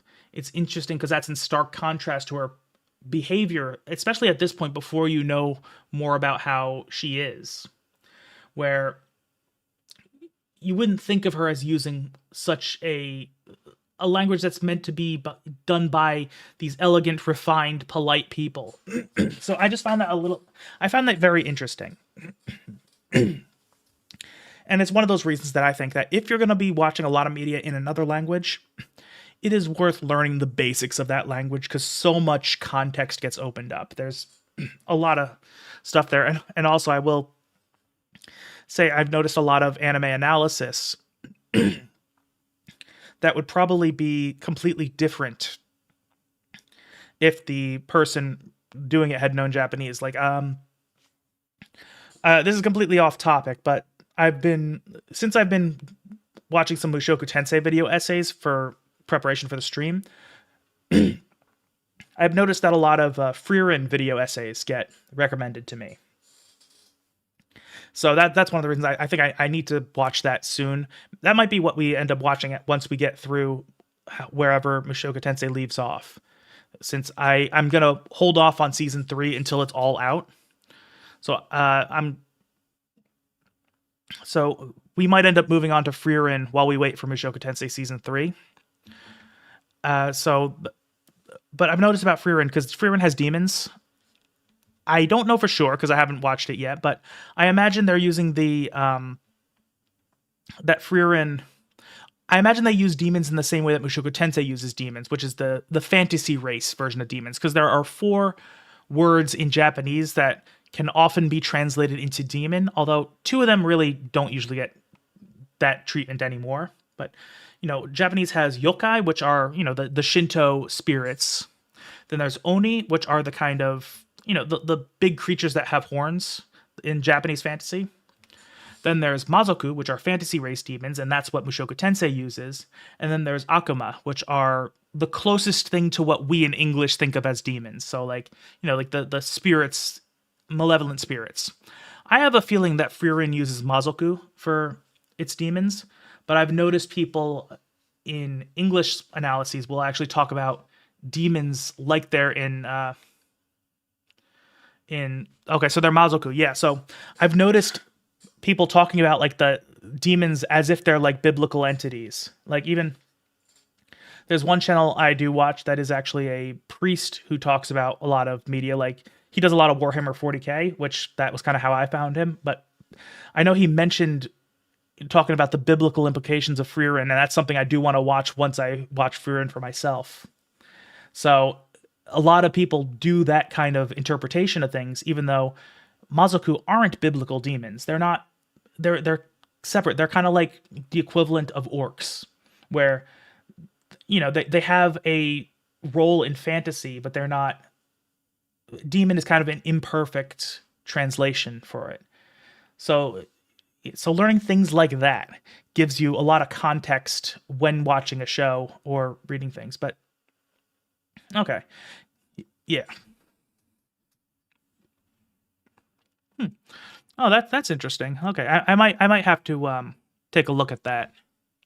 逆売春だったわけだ。それなら問題にならないか。いや、ダメだろう。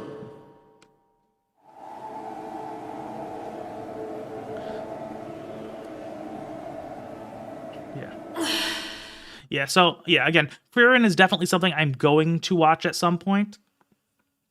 The only question is whether that's going to be, like, a stream thing or not, because I could see it going either way. That's not a decision to make right now, but when we are close to the end of where Mushoku Tensei is currently, we'll have a discussion on stream about what to do next, because Frieren is one of the options. I also have a few other ideas of what we might want to do. Like honestly, one of the possibilities, I'm actually considering doing the going through the light novels on stream, because that would be a lot of fun.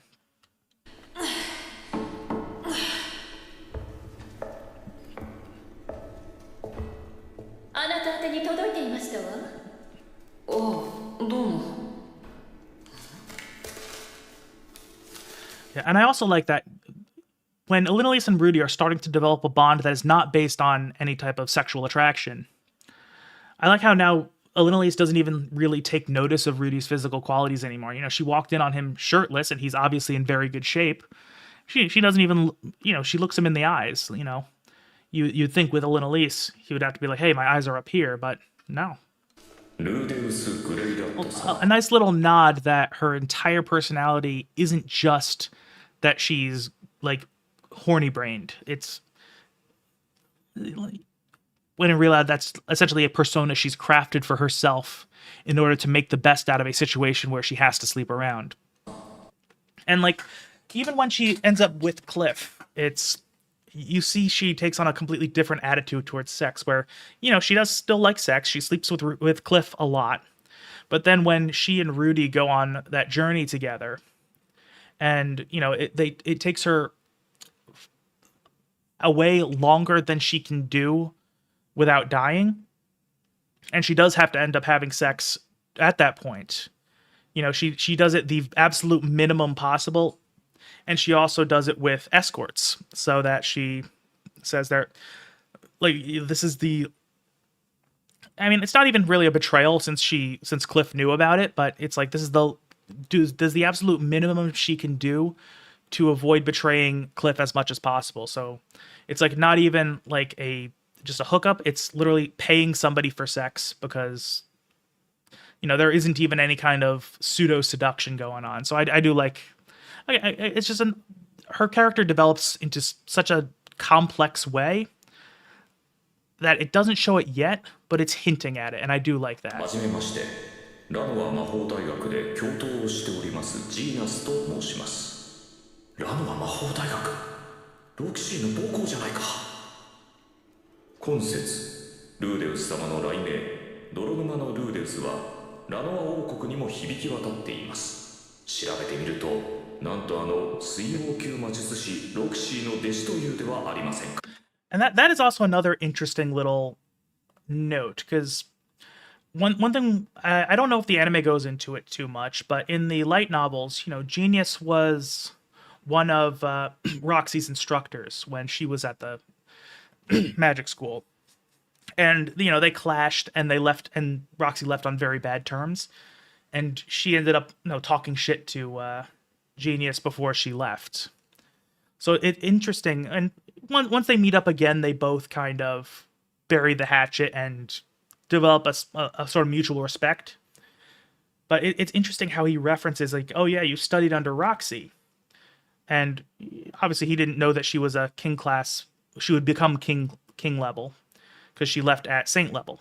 But he probably has some thoughts about Roxy that he's just not even mentioning. But he's like, oh yeah, you know, you studied under somebody who is now a king level water mage.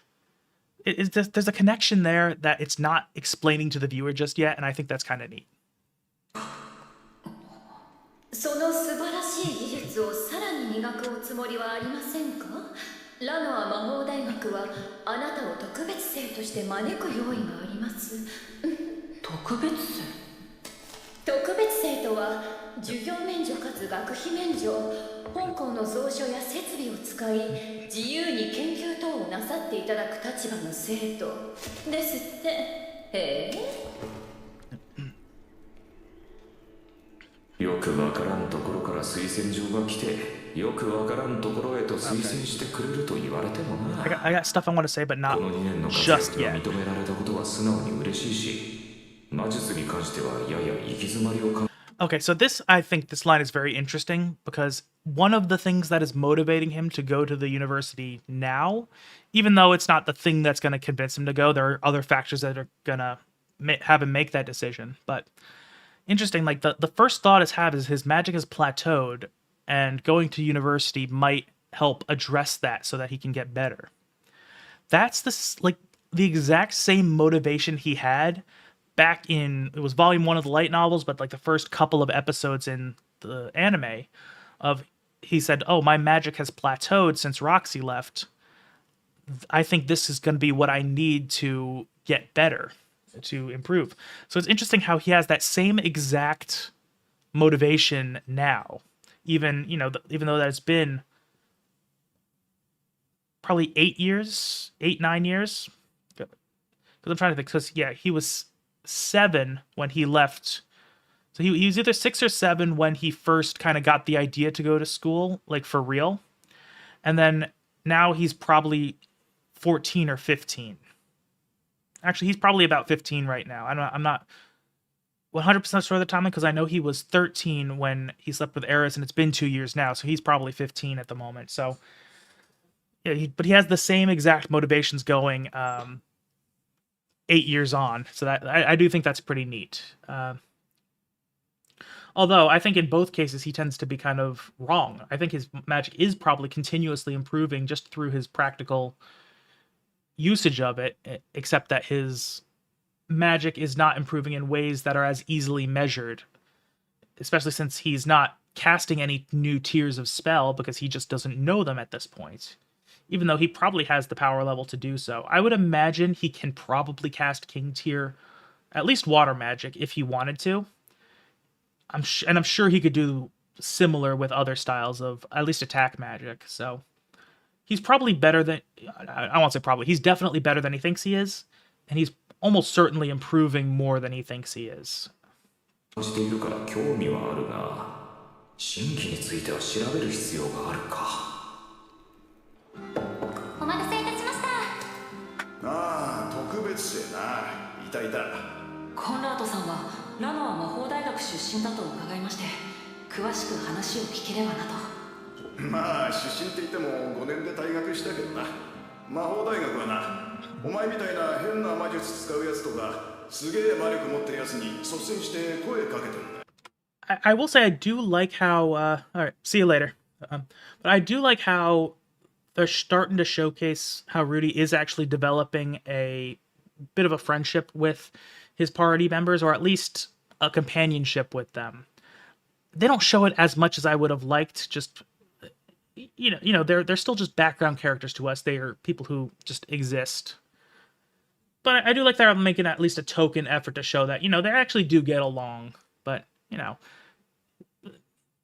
I don't think it lands quite as much as it should for a group that's been traveling together for as much as it has. But that's just because it doesn't feel like it's been very long from the viewer's perspective. そいつが将来名を上げると大学の宣伝にもなるだろう。何にせよ、無影響魔術の情報から俺を勧誘したというのなら、まるっきり詐欺というわけではなさそうだ。ていうか、ドラ沼、お前学校行ってなかったんだな。家庭教師ですよ。結構裕福な出だったんだな。名前の通り、アスラの上級貴族の合流ですよ。すまん。Yeah, and that is also another interesting thing where Rudy definitely did have a privileged childhood because, Paul was pretty well off due to his position.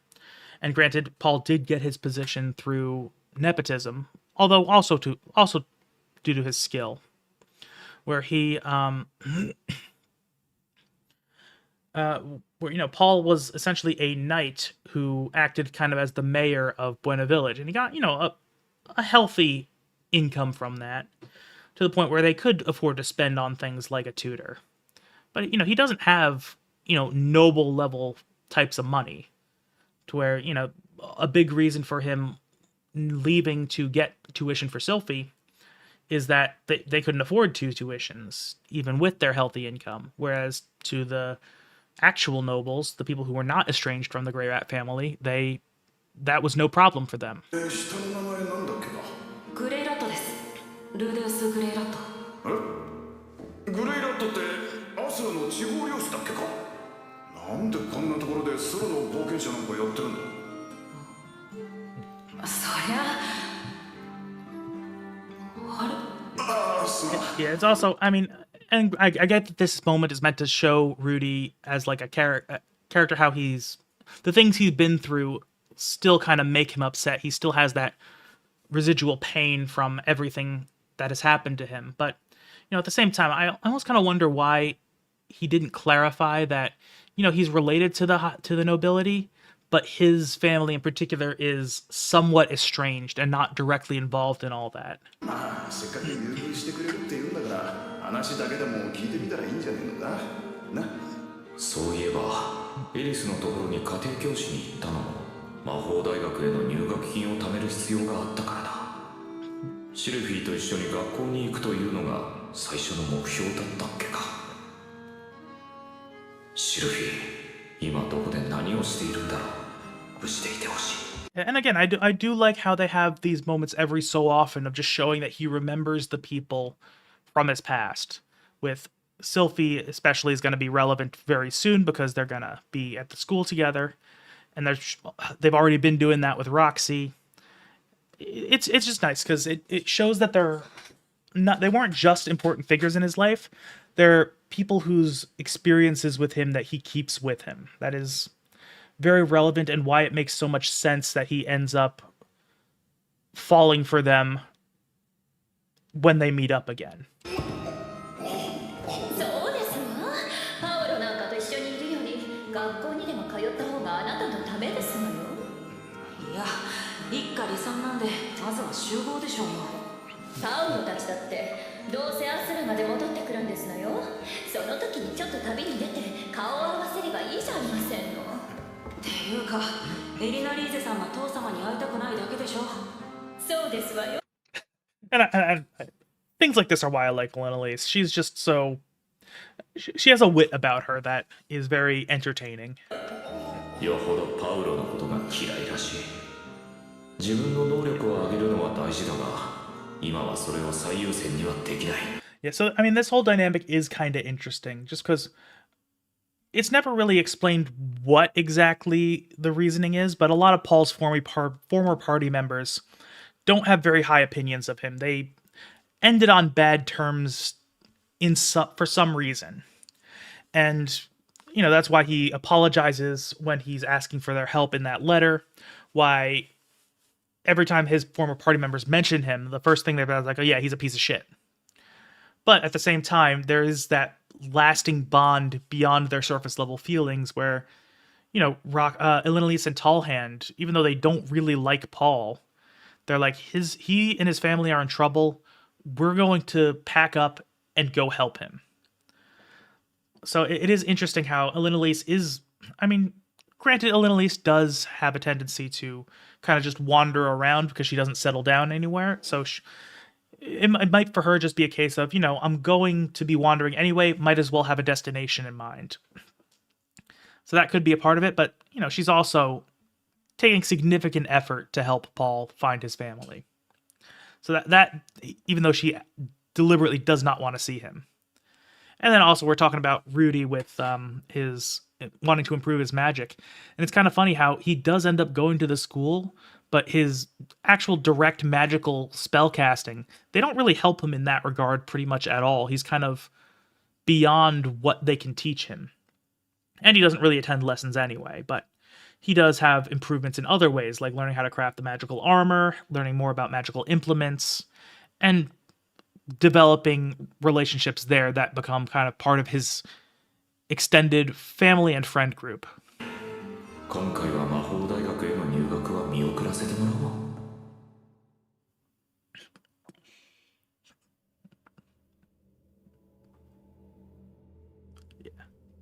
And then again, even though we haven't seen Hitogami for a while, you would kind of immediately know what's happening with the pure white and that uncomfortable haze that always accompanies his realm.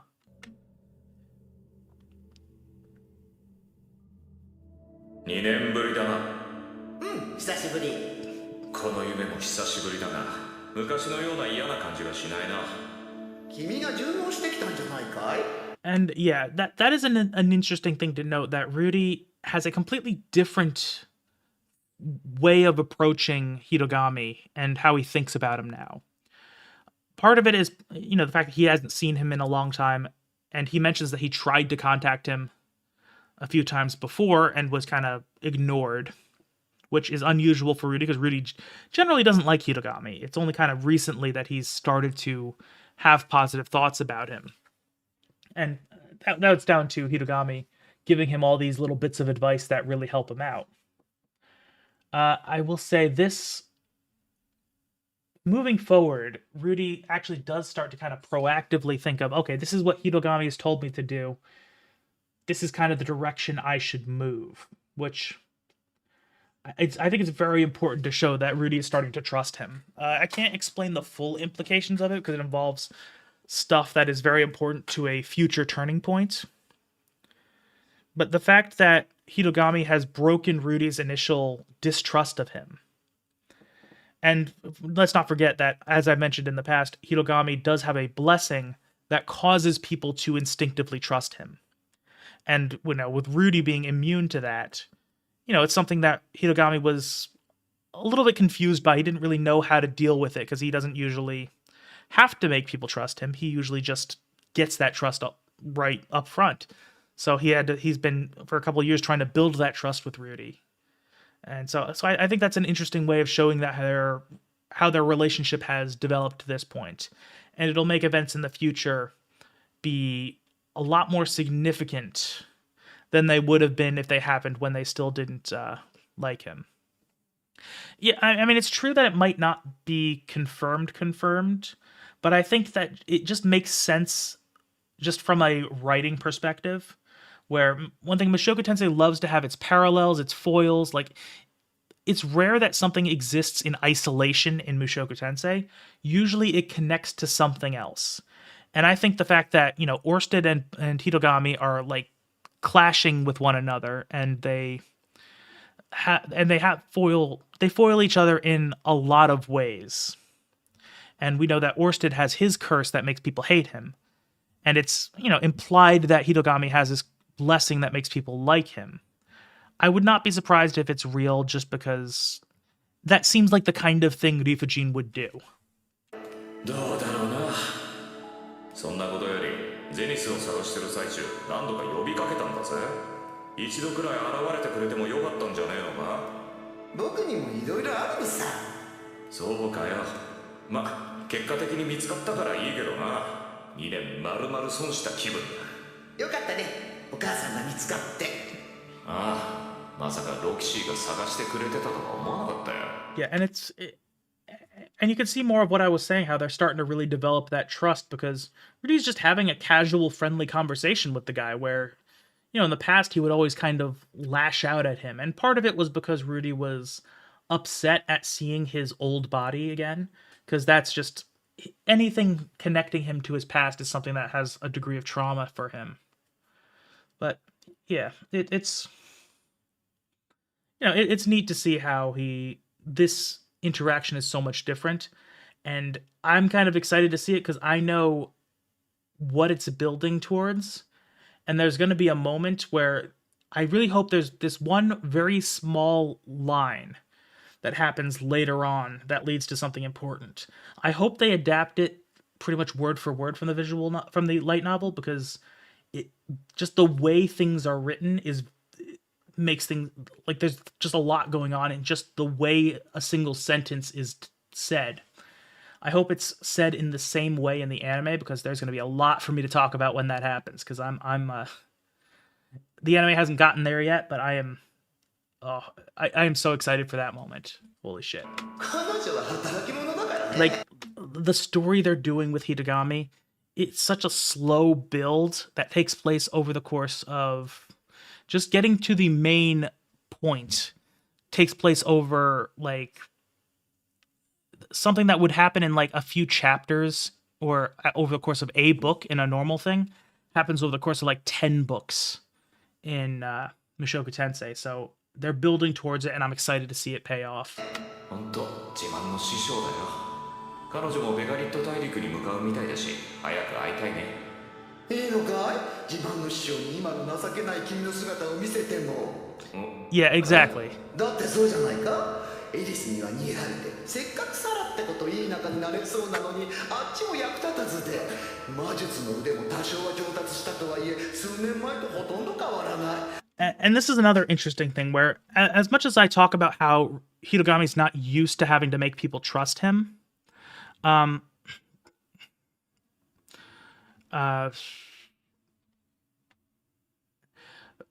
but at the same time, even though Hitogami is not used to people not trusting him, he's also very good at manipulation, to the point where he knows that Rudy's weak point is his low self-esteem, that he thinks of himself as a lot lower than he did, and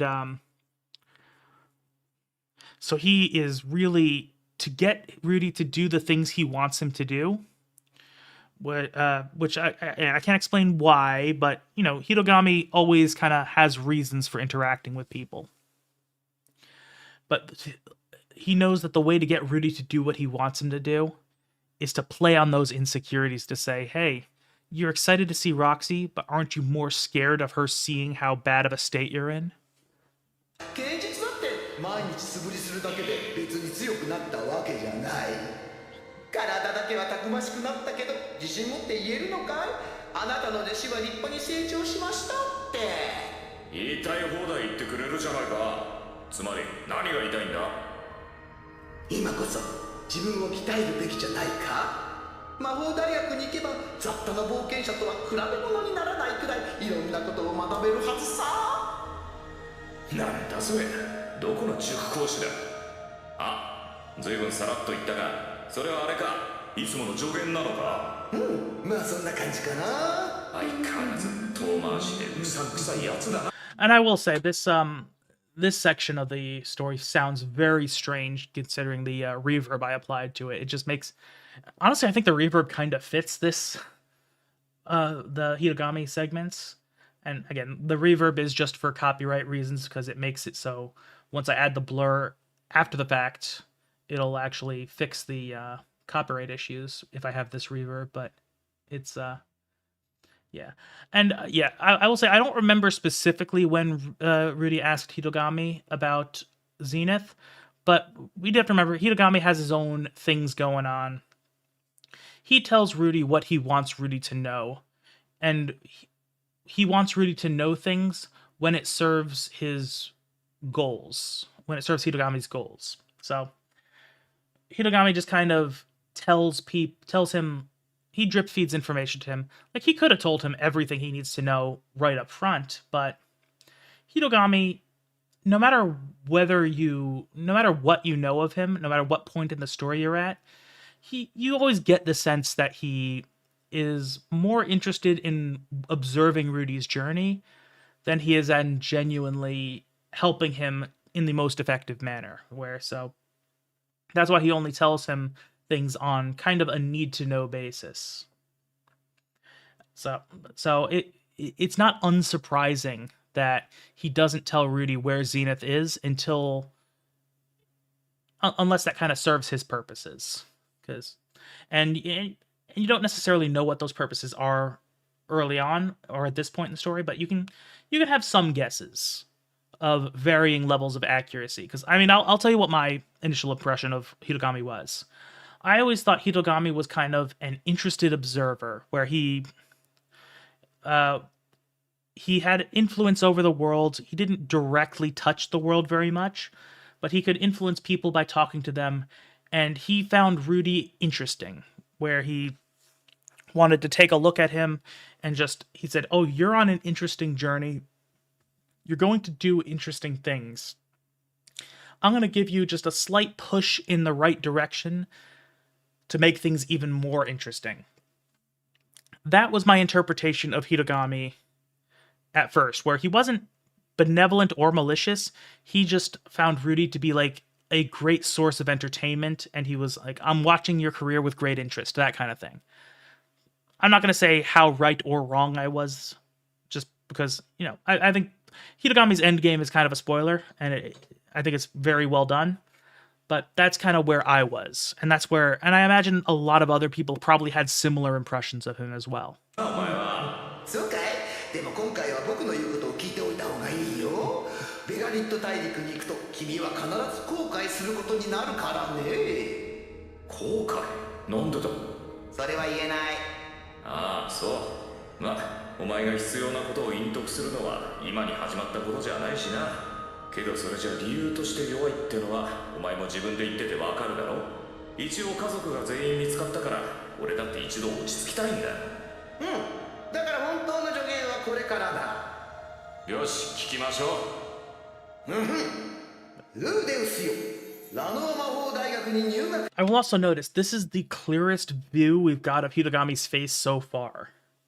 I don't know. I feel like there has to be some sort of implication for that. I just do not know enough about visual storytelling to be able to identify what it is. Like there's I refuse to believe that there is no reason we are actually seeing his face right now, when in the past it's always been obscured or he's always been at a profile. The first time we're seeing his face is now. And granted, he is pushing Rudy to the start of a new story arc, but I don't think that's why they're doing it. I'll be honest, I don't usually just say I don't understand this, I don't know, I can't figure it out. This is one of those times, like, I genuinely can't figure out why exactly they're doing this. It might be that. It might be the idea of he's trying to really push the trust element, but I don't know, just based on what they've been doing up to this point, both in the light novels and in the anime, because they're both doing a lot of really strong bits of symbolism and interconnected plot lines and all this stuff. I feel like there has to be a deeper reasoning behind why they chose now to be when they show his face, especially when they show it so clearly. Because you'd think the first time they actually show his face head on like this, I would have imagined that it would be kind of blurry or out of focus. This is surprisingly clear for Hitogami. And also, just based on the way the books handled things, especially Old Dragon's Tale, a lot of it was, with Hitogami, was like, you couldn't always remember exactly what he looked like. So it's like one of those things where, you know, his face kind of slipped from your head the moment you looked away. So I figured that was kind of a visual representation of that, but I don't know. I just feel like there's something deeper going on here that I'm missing. Again, this is why I imagine I'm much more knowledgeable about text-based stuff than I am about visual-based stuff, just because I've been reading my whole life, and a lot of the stuff I've been focusing on YouTube has been text-based. So that's just kind of where my experience lies. But it is what it is.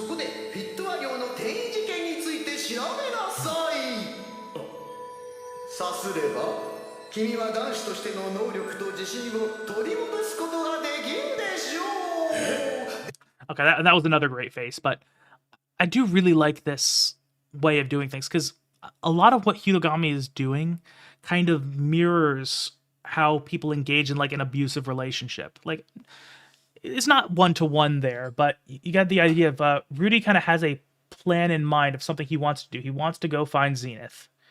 And Hitogami discourages him from that by pressing at his weak points and then establishing himself as the answer to Rudy's problems and giving him a path to getting what Rudy wants.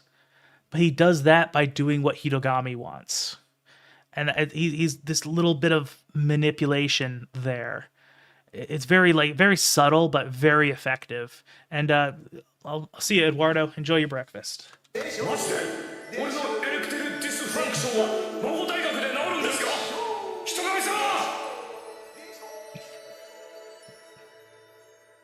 And of course, Hitogami is also very theatrical. He's kind of a little shit. That's why we all love him.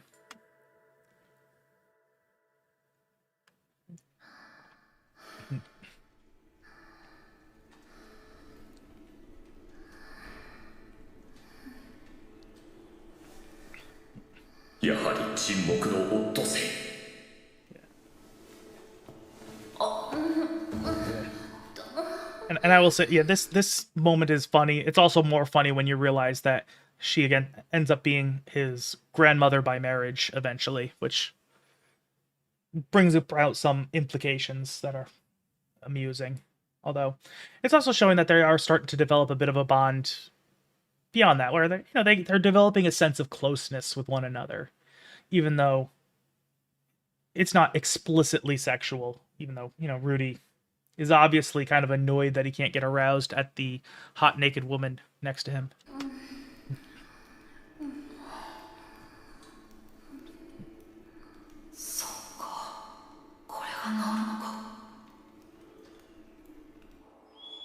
And the fact that he wakes up with Elinalise is probably the reason Hitogami chose that particular night to visit him, because he knew that would hit him a little bit harder if he if his ED was so front and center.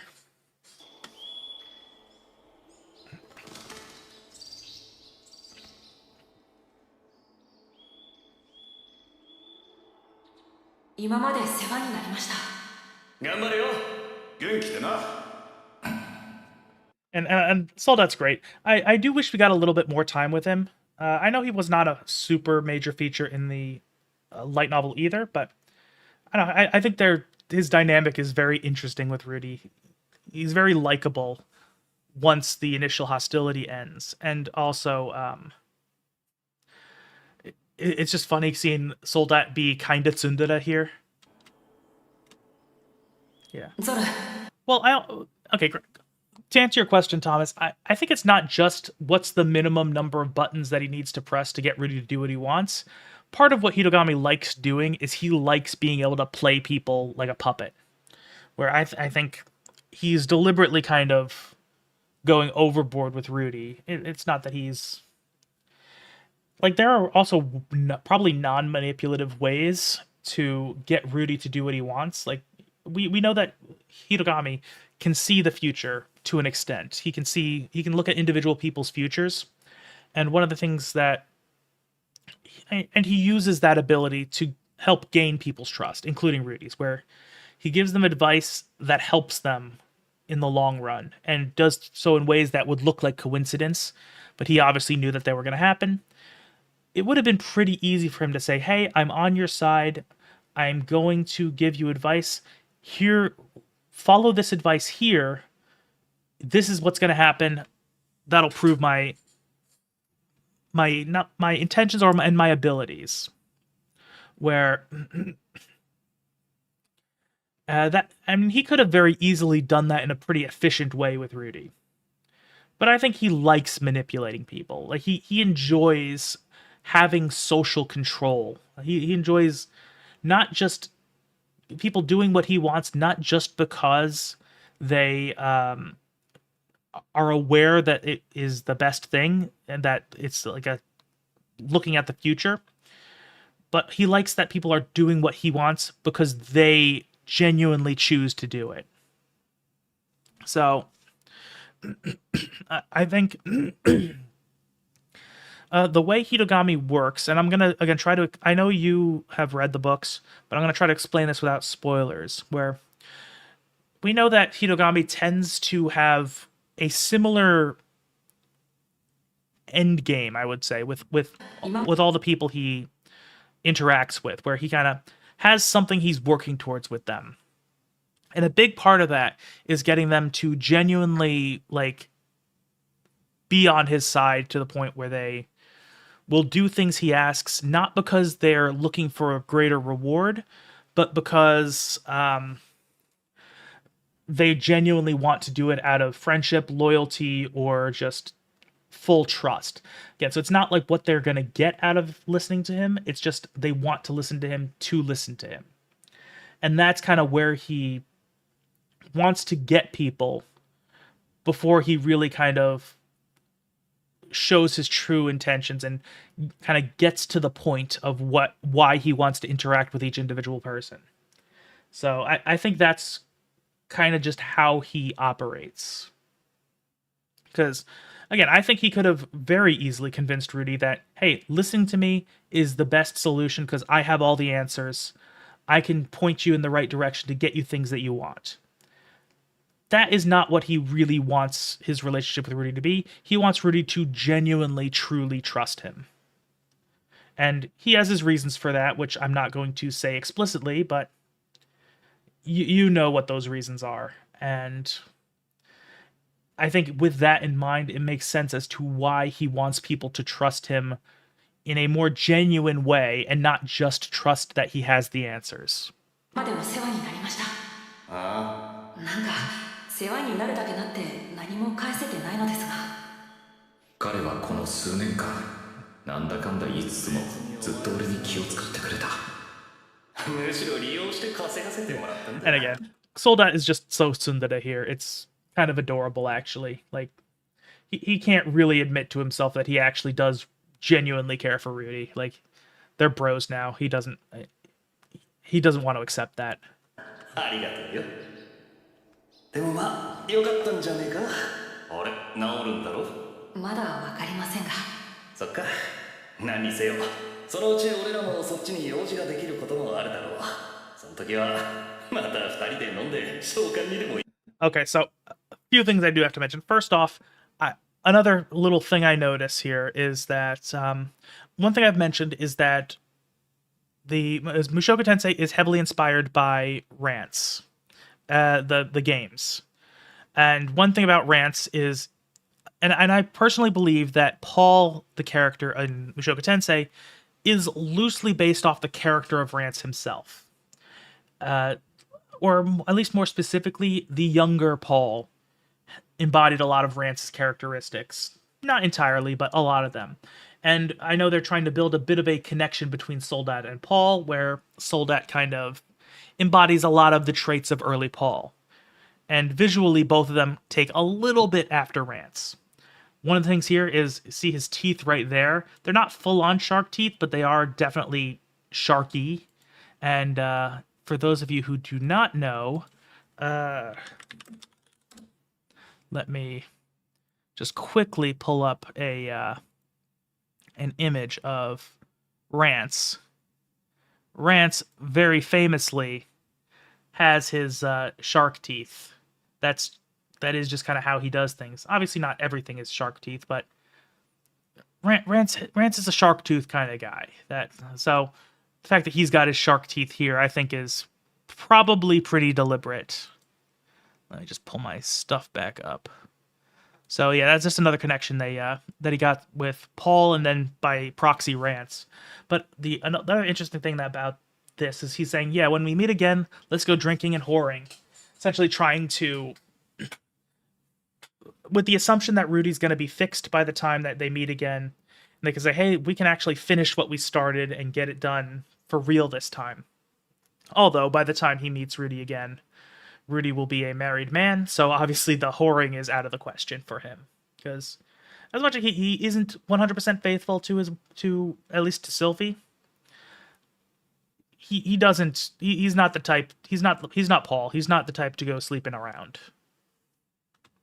So it's interesting how they're setting that all up. And it's, yeah. And yeah, exactly. You're right, Thomas, that that's kind of how Hitogami just engages with people. Even if you read Old Dragon's Tale, you'll see he kind of has the same kind of thing going on. And one thing that's very consistent with Hitogami is that for all of his various psychological things going on, both positive and negative, one thing about him is that he is extraordinarily patient. He plays the long game. Like I think in Old Dragon's Tale, the stuff he was doing there was like thousands of years in the making.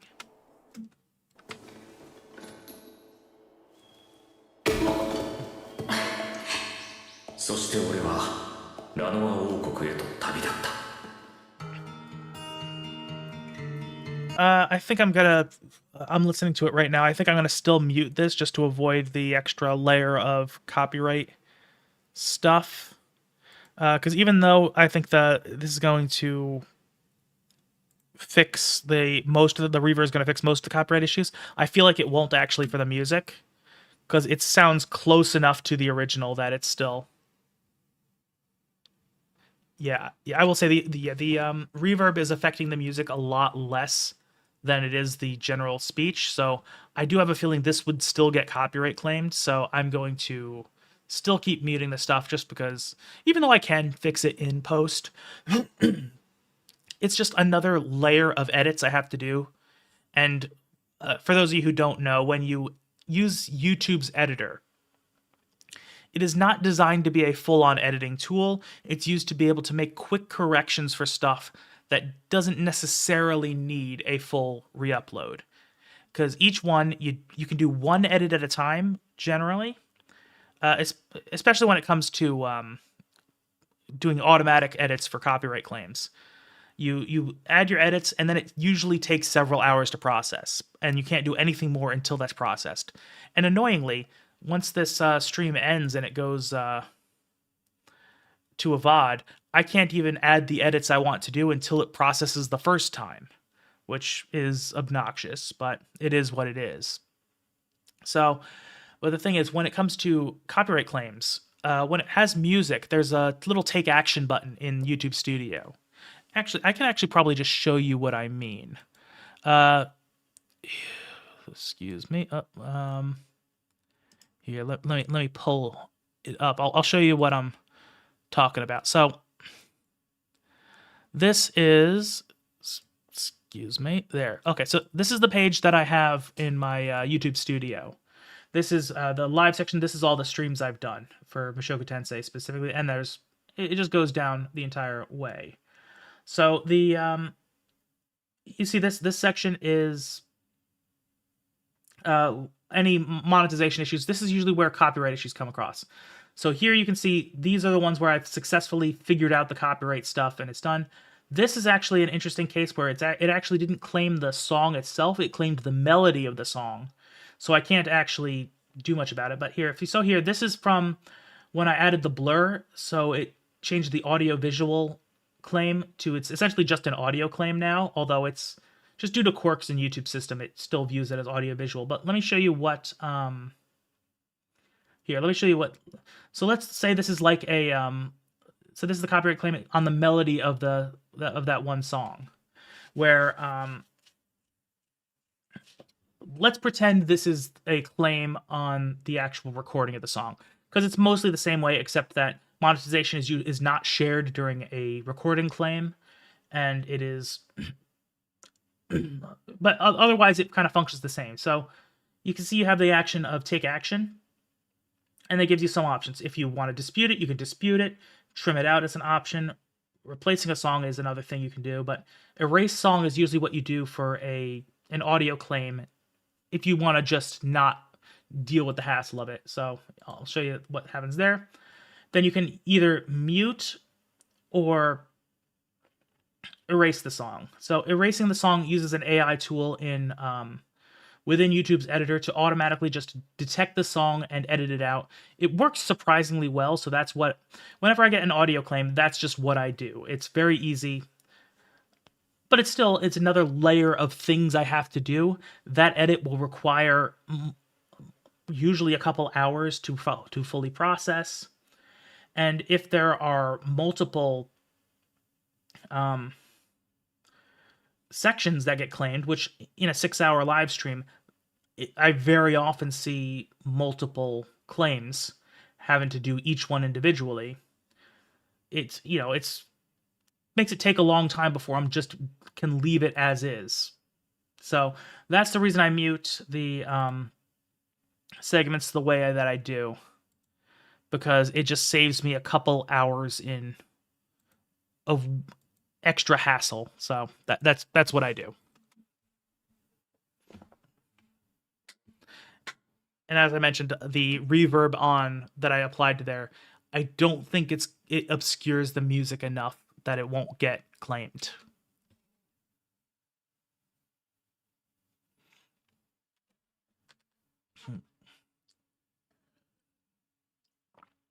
And I will say, I also really like this outro here, because they're teasing a lot of the characters who are going to become significant in the Renoa arc, where the anime-onlys at this point wouldn't really have any strong connection with these people, except maybe Cliff, although he's a lot older now. But anyone who's read the light novels knows immediately who all of these people are. It's like, oh, that's Cliff. Oh, that's Linny and Persena. Is this Nanahoshi? No, it's Zenoba. And granted, the anime-onlys will know who Zenoba is, but maybe they don't remember exactly what he looks like. And then more Ariel, Sylphie, and Luke. Although, of course, the anime-onlys know them as well, but it's just kind of cutting through all the people who are going to be very important in this next little arc, and I do like that a lot. And, of course, there's Nanahoshi, who the anime-onlys have seen, but they don't really know at the moment. And they don't know her enough to recognize her from the back of her head. And, of course, we got Badagati, who's the GOAT. Okay, and I will also say I am convinced that Badagati is based off another Rance character, both visually and personality. So let me just let me just pull up another image for you guys. Like, tell me that you don't see the where is it? There we go. I gotta zoom in a little bit because it's a small picture. Tell me that you don't see Badagati and this guy having some similarities. Like, I think he looks like the Kichukwo Rance version of King Gandhi. So yeah, there are other pictures of Badagati that I think look more close to it, but that I think is the noteworthy one. Let me just pull all my stuff back up.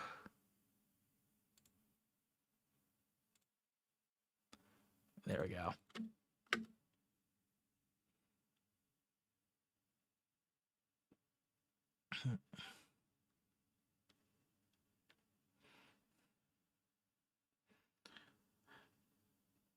And again, just another wide shot of a new area.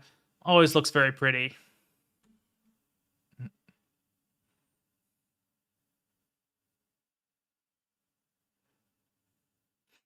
And he's finally smiling. He's finally hopeful again. Okay, and give me 1 second. I need to use the bathroom again. I apologize, but I drink a lot of water to make sure that my voice doesn't die. So this is the result of that. I'll be back.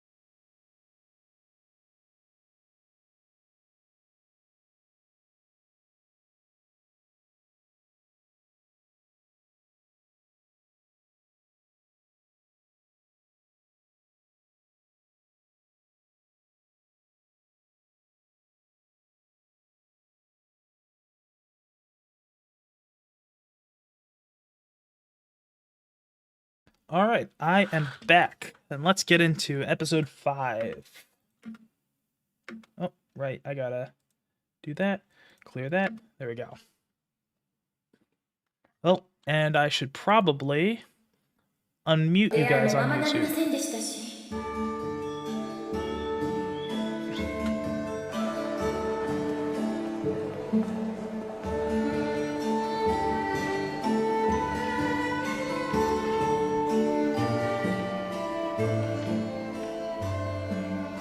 では例のジーナスさんという方のところに行ってきます。エリナ・リゼさんはどうします？私も行きますわ。なんで？魔術に興味あるんですか？いいえ、ルーデスぐらいの年の子に興味が湧いてきましたの。 Yeah, I will say this is of course funny seeing, you know, Elinalise just wanted to sleep around more, having a different type of person. And I think part of it is she is developing a friendship with Rudy, and she actually does kind of like the guy, and is kind of trying to project that onto his peers. But also, oh, I was about to say something. Oh yeah, I also think it's interesting how Elinalise doesn't really have an interest in developing her own whatevers, because I mean, due to her curse, she lives a pretty hedonistic lifestyle. we also wonder, like, if you're an elf who's going to live for thousands of years, I almost feel like you'd kind of want to master something. Like, I feel like Elenalise, I don't know. Granted, I might be just projecting my own mindset onto her, but I feel like if I knew I was going to live for practically forever, I would still want to develop skills in something, because you could be one of the best in the world just by just doing it for so long. So, I don't know. It seems like people like in Elenalise's circumstances, they have a lot of potential that a lot of people don't have just due to their extraordinarily long lives. 旅の途中で分かったのだが、彼女が男を特会引き換えやっているのは、どうやら定期的に男と交尾しなければ死亡する能力。 Yeah, and then there's the lore drop about the curse, so it's starting to add a little bit more context for the viewers. 容易であるらしい。じゃあ行きますか。 Yeah, and of course we will see more from Elenalise, just how her character will develop even further. But now we have context as to why she is the way she is, so you think, oh, it's not just that she likes having sex, it's that she has to have sex or she will die. Oh, I gotta mute the things. So I will say that this is going to be like a more standard anime intro, like a lot of animes tend to do. It's not like it was in season 1 where they would just show the opening songs over whatever is happening there and make it have great like emotional or thematic purposes. This is just going to be the anime intro that happens from here on out. So I will say we'll watch it this once, but then from here on I'm going to skip them. And in future streams, I'll just edit them out entirely so we don't even have to worry about it. But I'll go over it now just for the sake of seeing it at least once. But that being said, I do like how this intro essentially teases a lot of the future events that are going to be happening. So where an anime only will not necessarily know what each of these things represents, but someone who's read the books will, especially, and I'll point some of the stuff out.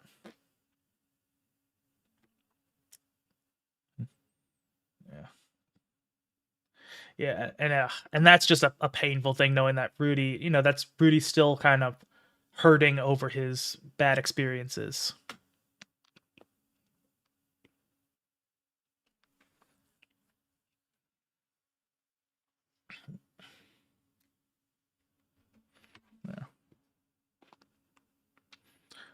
Yeah, and I will say, I don't hate that it does an anime intro like this. I just think it's one of those things that feels worse because we saw what it was doing before. Like, if it just did this the whole way through, I don't think anyone would be complaining.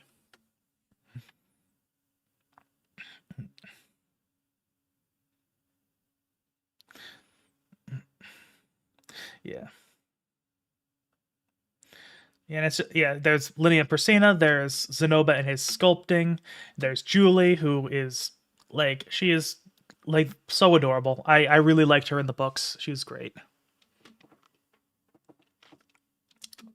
10 hours of analysis for this opening. God damn, holy shit. Like, I know I like to yap, but, like, that's a lot. Yeah. Yeah, then there's not more Nanahoshi. Yeah, and yeah, the woman not being personified, that's a neat little thing because it can represent several different things at once. And again, I think it's also fair to say that with that moment in particular, it was less Rudy thinking about a particular person, more the idea of his interactions with women.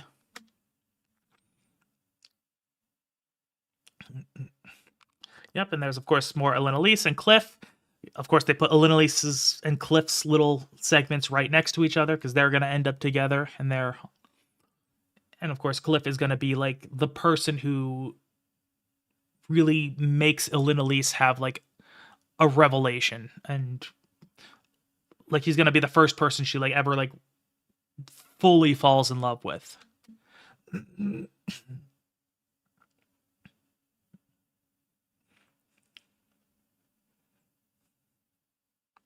And then, of course, the green, that's going to be representing Sylphie, how Sylphie kind of leads him out of his dark place. And, I mean, he's done some healing up to this point, but, you know, Sylphie's going to be the person who really helps him get over Eris. And, yeah, the green turns to white. That's definitely more of a Sylphie thing. And Rudy is holding on to his childhood memories of Sylphie while reaching out to the new modern version of Sylphie. That is, you know, white, because white hair. Yeah, a lot of stuff going on in this intro. That's going to be the last time we're going to watch it, though.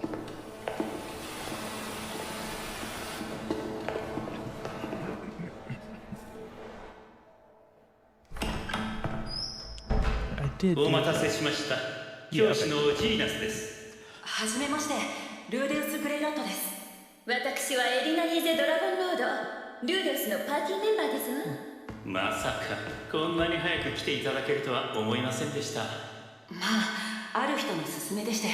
ある人、ああ、ロキシーですね。And again, that's still interesting, just showing how their relationship has evolved, because I assume they're going to mention it in the anime, but in the light novels they explain that Roxy left the university on very bad terms, which is why it is interesting that she recommends it to Rudy as a good place to study. She talked shit to Genius specifically, like she told him off before she left. But they, outside of each other's spheres of influence, they still talk positively about one another. And Genius is unsurprised that Roxy may have recommended Rudy to the university. Like, it's interesting how neither of them have that assumption of bridges being burned. サンをつけろよデコスケ野郎。それで来てくださったということは大学に在籍していただけると。学びたいこと、調べたいことをやりたいこと、いろいろありましてね。ここを利用するのが一番だと思いまして。そう正直におっしゃっていただけるとこちらとしてもありがたいですね。であれば少々試験をさせていただいてもよろしいですか？試験ですか？ Yeah, well, 随分と建物の数が多いですよ。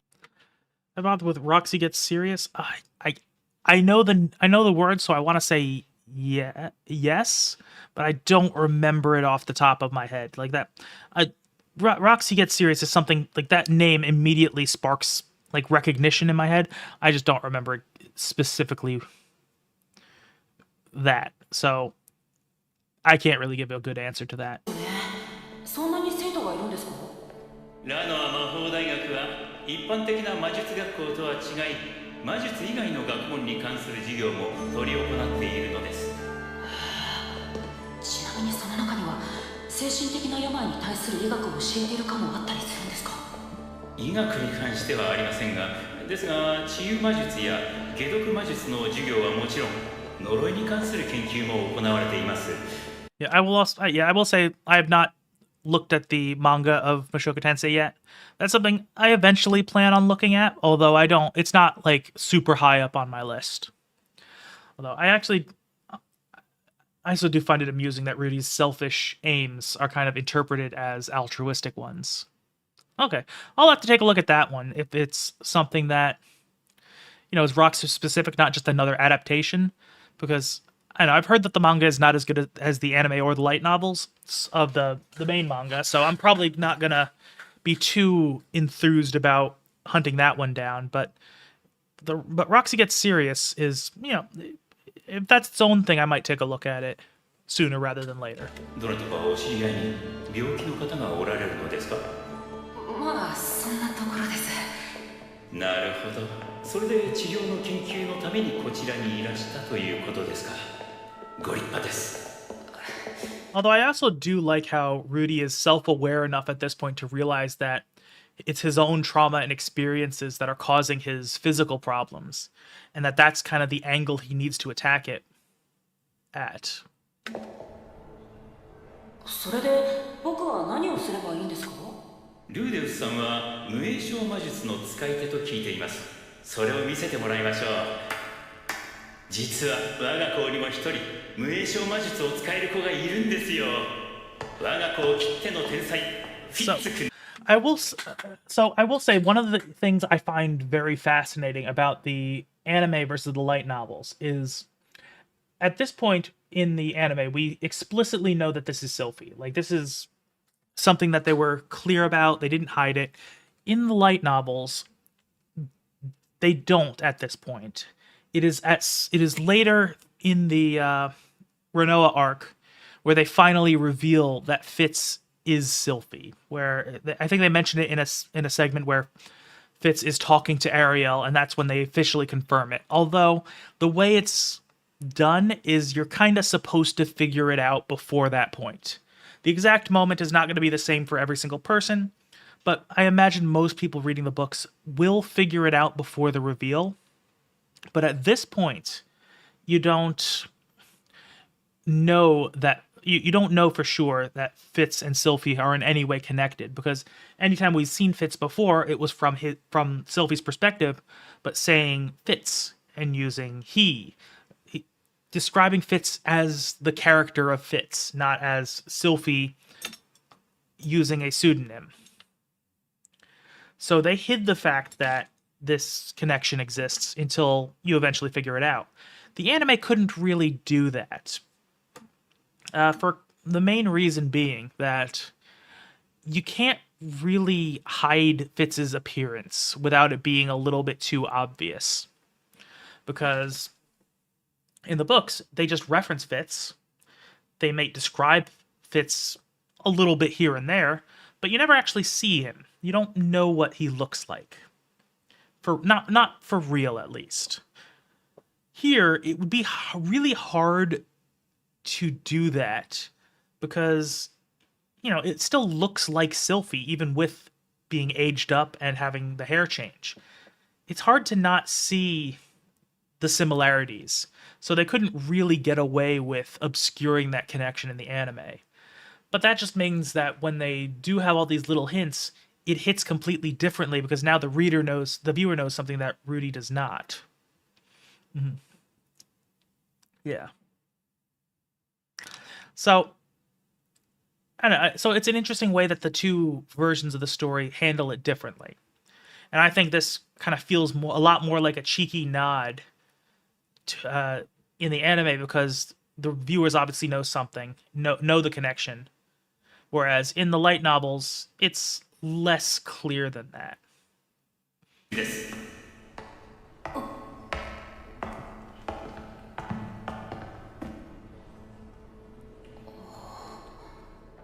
はじめまして、ルーデンス・グレイラットです。何事もなければ来期からあなたの後輩になります。何か至らないところがあれば。And just imagining, knowing that Rudy's like the one person Sylphie's been looking for. Like just imagining all the thoughts that are going through her head right now has got to be fucking wild, because I don't know if they explained it in the anime, but I know Sylphie's parents both ended up dying. Or I think her mother might not have been in the picture anyway, but her dad ended up dying in the displacement event. So, and then the only other people she was close to were the Grey Rats, where they're all kind of doing their own thing, either searching or being searched for.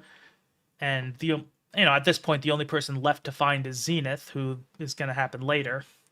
So the only real person she is still looking for, still really wants to find, her last connection to her home, that would be Rudy. So the fact that she finally sees him again, and he's still a very important person to her. It's like a big moment for her. はい、フィッツです。よろしく。 And I will also say that a little funny thing about Sylphie is that she has a lot of Rudy's... as I've said in the past, Rudy's 3 love interests all kind of embody parts of himself, both good and bad, stuff he needs to learn, stuff that, again, things that he needs to learn. And with Sylphie, one of the things that she shares with him is that low self-esteem. Rudy has his own reasons for that. Sylphie, growing up being bullied, part of it always stuck with her, like, oh, she must have deserved the bullying in some capacity, where she's not as good as the people who weren't being bullied. That Rudy being nice to her was this extreme act of kindness, and that she wasn't entitled to it, that whole thing. Rudy also has his own self-esteem issues as well, and that kind of leads the two of them to dance around one another for a while, where part of it is Rudy doesn't recognize that Fitz is Sylphie, so he doesn't end up making a move, which he might have if he had figured it out ahead of time. But also Sylphie, agonizes over wanting to tell Rudy who she is, and worried that he forgot about her or he stopped caring about her, both of which are very stupid when you think about it, but that's just Sylphie having her own issues and not viewing herself in the way that Rudy views her. So it's an interesting way how both of their similar issues kind of feed off of one another. 模擬戦にします。基本的には無影響魔術を使っていただく形で。わかりました。あれこれもしかして負けたら普通に授業料払えとか言われるのだろうか。それは嫌だな。あの杖。And again, there's so many little nods to the viewer now where the connection is kind of, it's one of those things where if they didn't do the reveal and for some reason you didn't ever see Fitz head on, so you didn't know what he looked like, this is one of those things that would be a little hint towards the actual connection. But then we see that that's the wand that he gave her when they were kids. So it's cute, and they're gonna keep doing that. And part of what this whole arc is doing is it's meant to kind of mirror their initial arc from back when they were kids. A lot of the plot beats are very similar. They kind of follow the same pattern. The one thing I really like is how both versions of Sylphie end up making Rudy question his sexuality, where he low-key wonders if he's actually gay, and I think that's very funny. But yeah. では始め。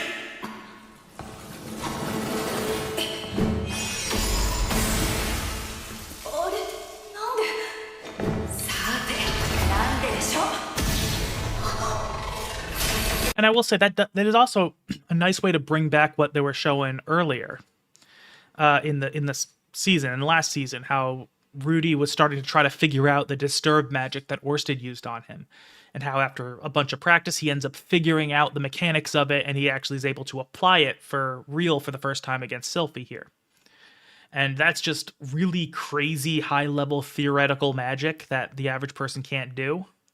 So it's actually like fucking ridiculous, but it's nice to bring that back to show that this thing he saw earlier is something he can now make use of.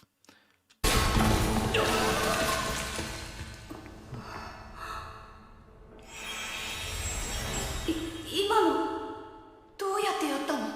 And it's just another way of just showcasing some relative power levels. Well, we know that Sylphie is quite good at magic. We saw her do some pretty impressive stuff in episode 0. And of course, the fact that she is the bodyguard of a princess, of Princess Ariel, you can't be a slouch when you're in that position. So you got to be pretty good. The fact that Rudy is able to just completely smack her down is another just showcase of just how good Rudy is. ディスタブマジックという魔術です。知りませんか？ Yeah, and he's like, haven't you heard of it? No. Who the fuck would have heard of disturbed magic? It was literally something Dragon God Orsted did to you. Like that's I don't know.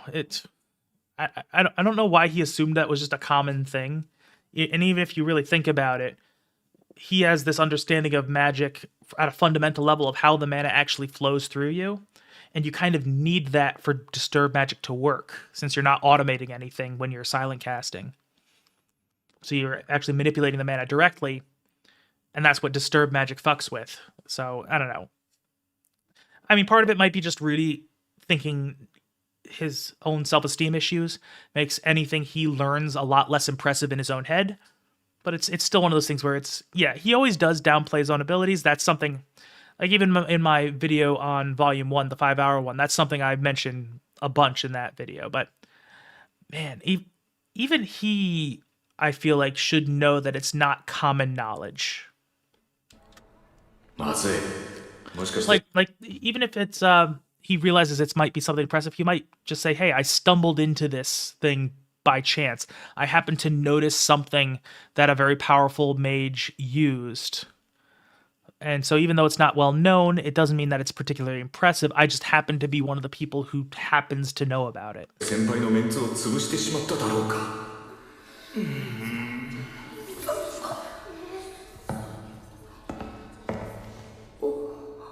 ありがとうございます先輩。新入生である僕に花を持たせてくださったんですね。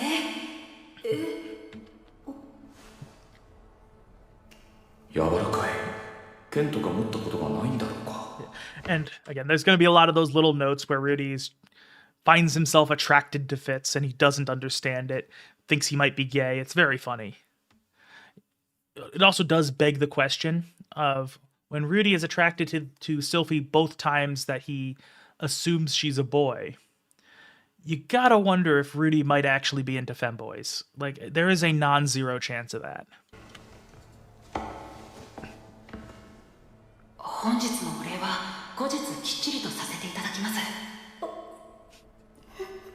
And of course, Sylphie being all embarrassed is adorable too, because those words probably have implications to her that she is applying to it that Rudy just doesn't really mean because he doesn't recognize her.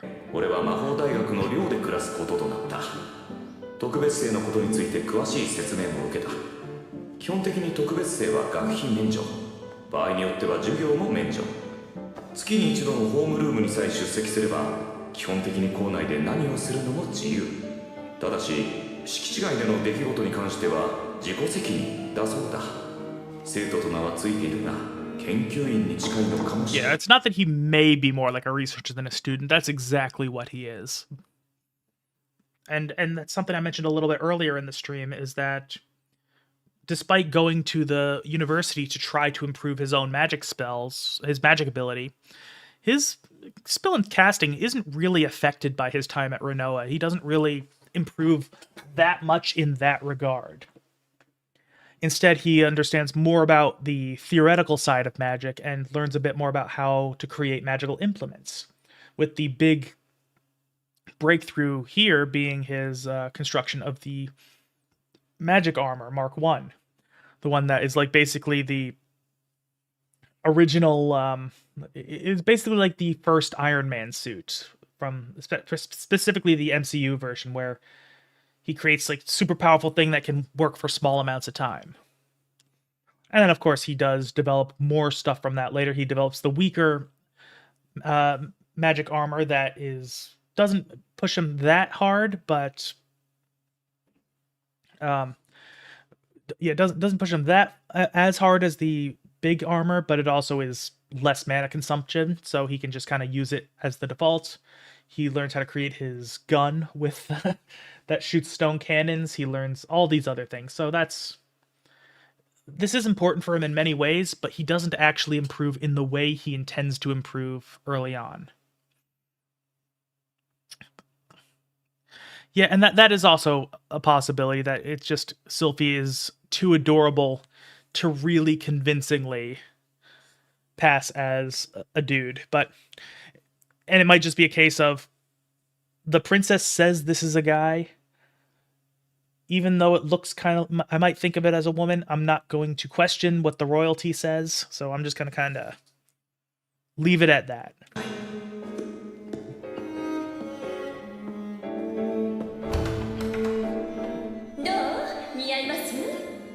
スカートを短く改造すれば男が釣りやすいかもしれませんよ。 And I will say, this is also another funny moment showcasing Rudy and Elenalise's connection that they're starting to form.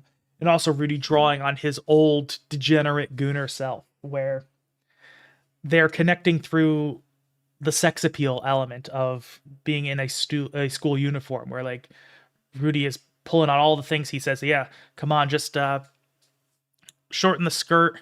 He tells her to wear thigh highs. Like it's funny to see when Rudy's old self kind of bubbles up to the surface with things like this, with him giving Elenalise advice on how to sexualize herself, or how he creates the figurines as part of his old persona, and that eventually becomes a bigger thing. I do like these little moments of old otaku Rudy coming to the surface. ギリギリでパンツが見えないぐらい。でもそれだと寒いんじゃありませんの？太ももまである靴下を履けばいいじゃないですか。なるほど、さすがルーデウス、天才ですわね。And of course, Rudy is definitely very cultured in that regard. You know, they say thick thighs save lives, but thigh highs are my demise. That's Rudy knows what he likes in that regard. 生徒会長より新入生への言葉。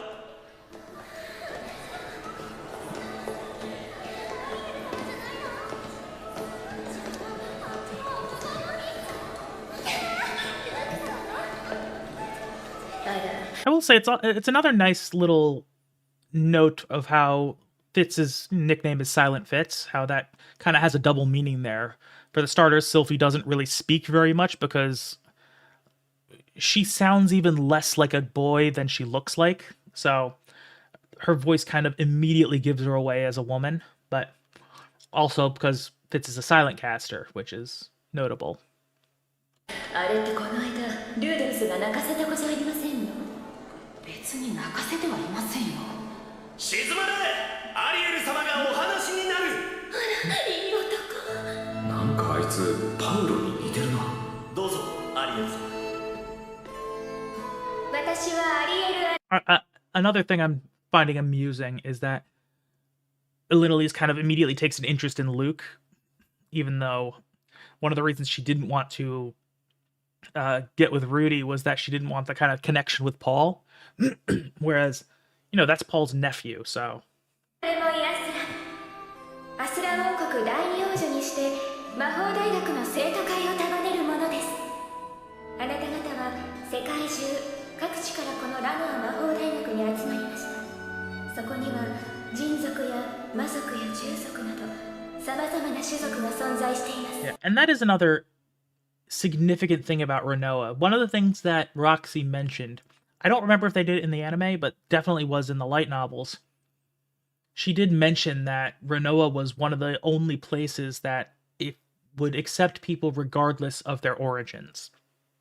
Which, they haven't shown it a whole lot in the anime so far, but, you know, racial tensions are a very real thing in this world, where, especially between humans and demons, because they had that war just 400 years ago, which was the culmination of millennia of conflict, and it wasn't even the first big war they've had.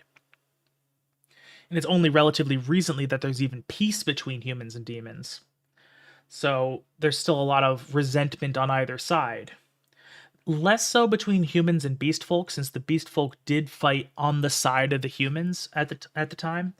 But even then, there's still some... They still kind of tend to isolate themselves, and there's a lot of discrimination going around. So, you know, the fact that Renoa is accepting in that regard is very significant for the setting, even though they're not really highlighting it that much. And also just Rudy and his party members in general being accepting in that way as well is also significant, because that's just not the norm for people. It's just... But, you know, Rudy happened to be from our world where racism is generally frowned upon. And also he was the son of Paul and Zenith, who had a history of aligning with people of various races. They just got to know people, so they didn't raise him with that level of bigotry in mind. So he never had a chance to learn it, in a sense. 言葉の壁や文化の違いに戸惑う方もいるでしょう。ですが、種族が違うから、言葉が違うからといって忌避したり、ましてや差別したり。 And it's also that also shows why it's notable that Ariel is going down this route in her speech as well. Although, one thing we know about Ariel is that pretty much every decision she makes is calculated. She's not just saying this for moral reasons. I can buy that she truly believes it, but with very, very few exceptions, nothing she does is without a wider purpose. I think with the only exceptions being the times she confides in Sylphie, because they've developed a genuine bond, and she might be the only one she confides in. And,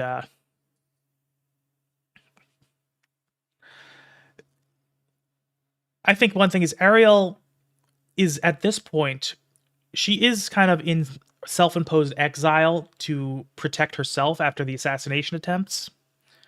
But she's also trying to leverage her time here as best as possible, where she's trying to forge connections and build support. I think one of the things that she realizes is that she has always been a figure who is loved by the commoners, where she never had a whole lot of political power back in Asura, but the regular townspeople always adored her. She was a very likable figure for the average person. And I think that's something she is aware of. She knows she appeals to that group, and she knows that they're going to be the foundation of her base of support, where she's not going to be able to move things to a place where she is able to kind of win on political points. She knows that if she's going to win at the end of the day, it's going to be through an upswelling of ground level support. And I think one of the things she's trying to foster is this notion that, hey, all these disparate people who all could potentially support me, I can't have them fighting each other when we have a potentially common enemy to go after. So I need to foster this idea of acceptance between one another so that they can, that when it's time to move, I can hopefully have planted the seeds of them working together so that, united we stand or divided we fall, that kind of thing. So I think that's what Ariel is doing. She definitely might fully agree with that. She doesn't seem to hold any prejudices of her own, but I don't think it's purely altruistic why she's doing this. はもってのほかです。ここは故郷とは違う。ルールは守りましょう。人の嫌がることはやめましょう。なんていうのはよくある言葉だ。普通そんな話を聞かされたらただの退屈な集会で終わるんだが、あれがカリスマってやつか。 Yeah. And that is one thing I think the anime didn't do a great job of, just having to actually verbally talk about how much charisma Ariel has.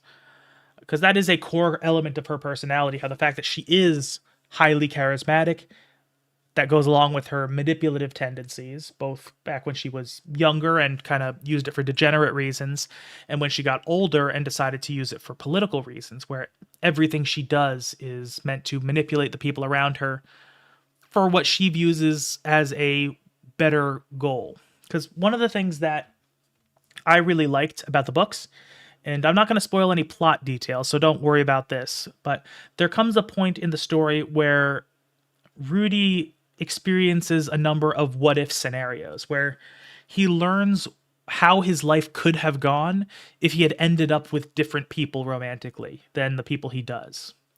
And one of those people is, what if he got with Ariel? And it shows a scenario where Rudy is the king of Asura because he marries Ariel, and they successfully stage a takeover of the Asura nobility. They win. Both of them become wildly popular, beloved by the people.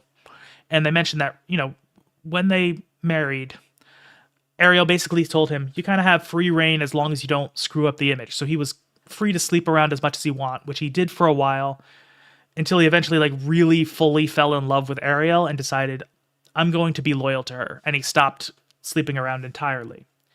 And they lived as husband and wife. And one of the things he mentions is that he doesn't know if Ariel really loves him or not, because he knows that it is politically expedient for her to love him. That if she loves him, that it is useful for her political career. But he also mentions that he cannot tell if it's genuine or not, because she is such a good actor that if she was faking it, he would never be able to tell, and he knows he would never be able to tell. So she's acting exactly in the way that somebody who loves him would act, and she tells him she loves him. He doesn't know if it's real or not, and he mentions that, you know what? She may not truly love me, but I love her, and the love she's showing me, it'll have to be enough. So it's like, it's got a tint of sadness to it, where even though he is with the woman he loves, he never really knows if it's real. And that's just shows that just how good Ariel is with her charisma. She's able to portray exactly what she wants to portray, but she's also 100% in the game at all times, to the point where very few people can ever know the true Ariel. Like, I think Sylphie is probably the only person who ever really gets to that level, where that's the only one Ariel is willing to be unguarded around. But so even though she becomes an ally and she has this facade of closeness, she never actually really gets close to anyone.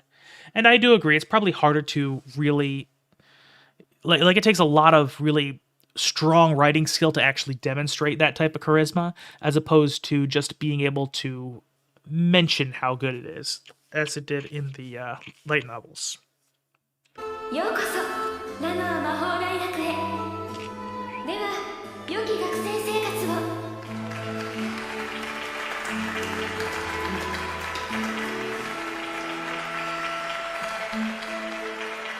しまった。あの先輩に試験のお礼をするのを忘れていた。もしかして根に持っているのか。Well, Fitz does end up holding it against him in a sense, just not the way he thinks he will.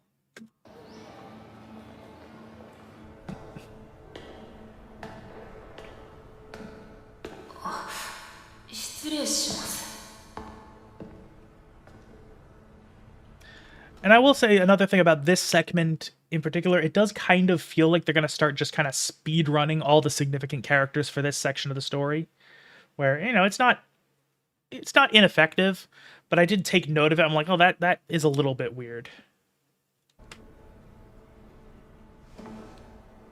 Although I was so excited to see these two. I know that in today's stream we won't get to their part of the story for real, but these two are probably my favorite side characters in the entire series. They're just the fact that they share the same brain cell.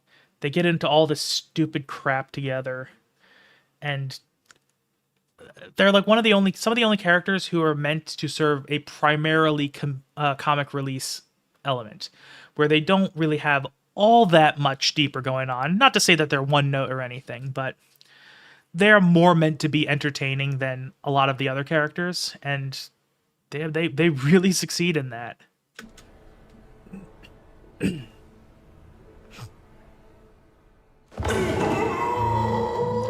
And then great, and then Zenoba. Everybody loves Zenoba. You can't not love him.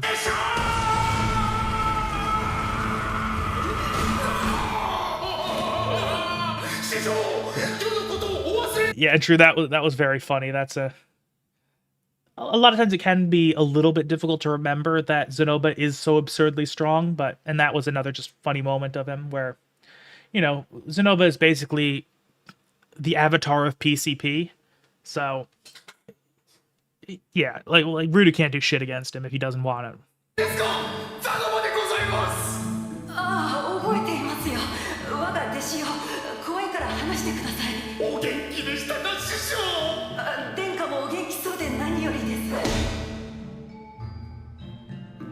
気に食わないにゃ。にゃ。リニア殿。 And then the little hint towards Rudy maybe possibly having the Grey Rat connection with the Beast Folk, where he immediately hears the meow and he's a little excited. な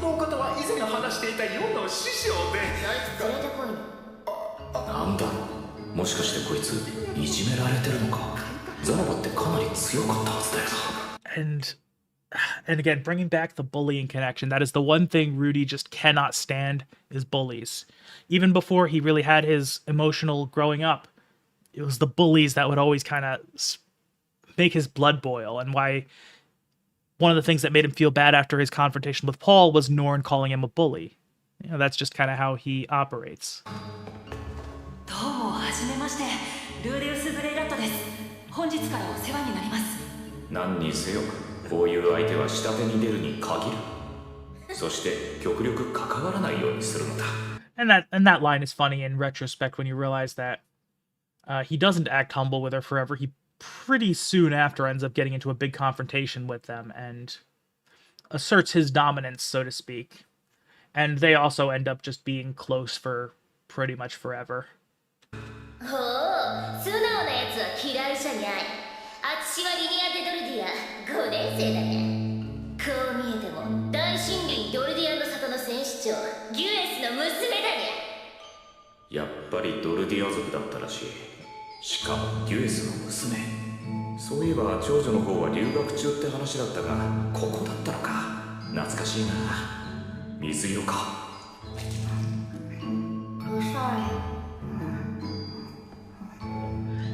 Yeah, and I will say that they're not, while they're still antagonists or soft antagonists at this point,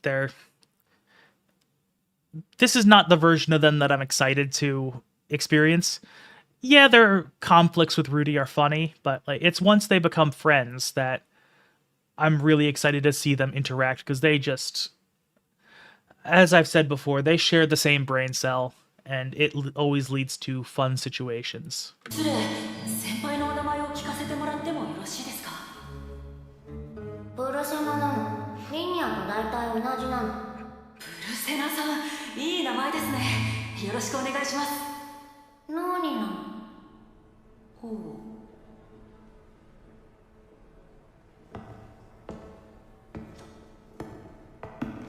おい。はい、何でしょうか？お前、さっきルーデウスって言ったか？はい、ルーデウス・グレイラットと申します。以後お見知りおきを、先輩。And this is also another interesting factor. Think of how Cliff immediately knows that name and is still thinking about Eris at this point, when you gotta realize it was probably, 3 or 4 years ago that he met her, and she had that much of an impression on him. So, he's a little bit antagonistic towards him because of that perceived rivalry there. Even though that ends up kind of falling to the side once Rudy ends up developing an interest in Sylphie and he develops an interest in Elena-Lise. And yeah, and like you're saying, Steven, part of the joke with Linnea and Persena is that Beast folk in Mushoku Tensei are generally very animalistic, much more so than Beast folk in most fantasy depictions, where the examples I always give is back in the Doldaya village, where they punished Rudy by throwing water on him because that's what you do to an animal, because they consider it the greatest humiliation. And when they apologize to him, they lay on their backs and show him their bellies as an act of like submission. They really are like animals in this world, and so him kind of having to go like dog whisperer on them is just another funny example of that. クリフ・グリム、天才魔術師だ。自分で天才って言っちゃうのか。恥ずかしくないのだろうか。2年だが、すでに攻撃魔術は全属性上級まで習得した。治癒も解毒も進撃も上級だ。結界は初級だが、すぐ中級になる。Yeah, and that's also another element that I do wish that the series showed divine magic more than it did. I get that there's lore reasons that not very many people would have access to it, because it's, something that anything above beginner level is just restricted to the Church of Millis. They don't let anybody else know about it. But I still feel like because we meet Cliff, we have things going on in Millis. I feel like there were opportunities to showcase divine magic being used like for real. But we don't really see it very often, especially not compared to all the other types of magic. それは本当にすごいですね。調子に乗るなよ。お前は魔術だけじゃなく、剣術も使うんだろ。ええ、まあ、たしなむ程度ですが。Yeah, and it's also worth noting here that Rudy does swordplay really only just as a way of training his body, and he doesn't ever really go past the beginner level in any physical discipline, which he doesn't know it yet, but that's due to his lack of a battle aura. Although I also suspect that his mind just isn't built for the type of thinking you need with swordplay. He's a little bit too intellectual and not reactive enough to be a good swordsman. 誰から聞いたんですか？僕が剣術を使えるって。エリスさんだ。エリス。彼女もこの学校に？ And I gotta love the thoughts that he was doing. Yeah. good to see you again, ANCAP, first of all. Always happy to have you here. But what I'm doing here is I actually added reverb to this, specifically because I think I figured out a way to fully like get the copyright stuff dealt with. Because while I don't really care too much about the money, because I mean, I'll tell you that with the ad revenue, I usually make about $1 per stream. Not something to be concerned about. But visual claims do cause, visual claims do cause the video to get blocked. So I always have to deal with those. And I feel like, and one thing I noticed is that with original audio, adding the blur will restore visibility to a video, but it will not restore the monetization. That's not the biggest deal now. I don't really care about losing $1 in revenue a week, essentially. However, if things continue to grow in the future, that's going to be something that is going to be a concern. So I think it's probably better to figure stuff out now.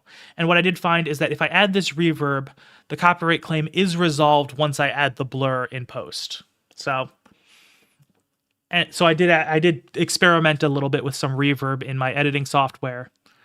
This is kind of, I think, a good middle ground where it messes with the detection on YouTube's bots, but it also doesn't fuck with things too much, so that it's still perfectly comprehensible and doesn't hurt the viewing experience too much for the people on stream.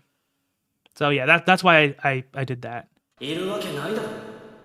そりゃそうか。あのエリスが今更学校なんて行くはずないもんな。And I'm not going to go into the whole explanation I did at the beginning of the stream also, but you probably are familiar with this since you do YouTube. But,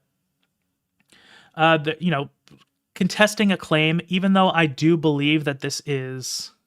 Nah, don't worry about it. I have ADHD. This is normal for me. But you probably know as well as I do that contesting a copyright claim, even when you're completely in the right... It's a month-long process, usually at minimum. And one thing I know from experience is that anime studios do not engage with the copyright system in good faith, so they will take it as far as it can go until they have to either give up or file a lawsuit, and then they give up because they don't want to spend the money on a lawsuit that they know is going to fail. Makes sense. But, yeah, I mean, unfortunately, a lot of it is based on law, and I do understand that each step you do got to give each party time to deal with it, but it's the fact that it does go on for a month when you're doing this, which the fact that means if I do this every week, I will at any point in time have 4 copyright disputes active at once, which is just a pain in the fucking ass, which I don't want to deal with. There's also going to be a period of at least a couple days with each one of those copyright disputes that I will have to deal with a copyright strike for a couple days. It does get reversed once the counter notification goes through, but it's still not a fun time having a copyright strike on your channel, because it's kind of terrifying. I've dealt with it before, and I do fight any claims that happen on my scripted edited content, but it's not a fun time to deal with. So that's why I'd rather just avoid the detection entirely and trying to find the best way to do that.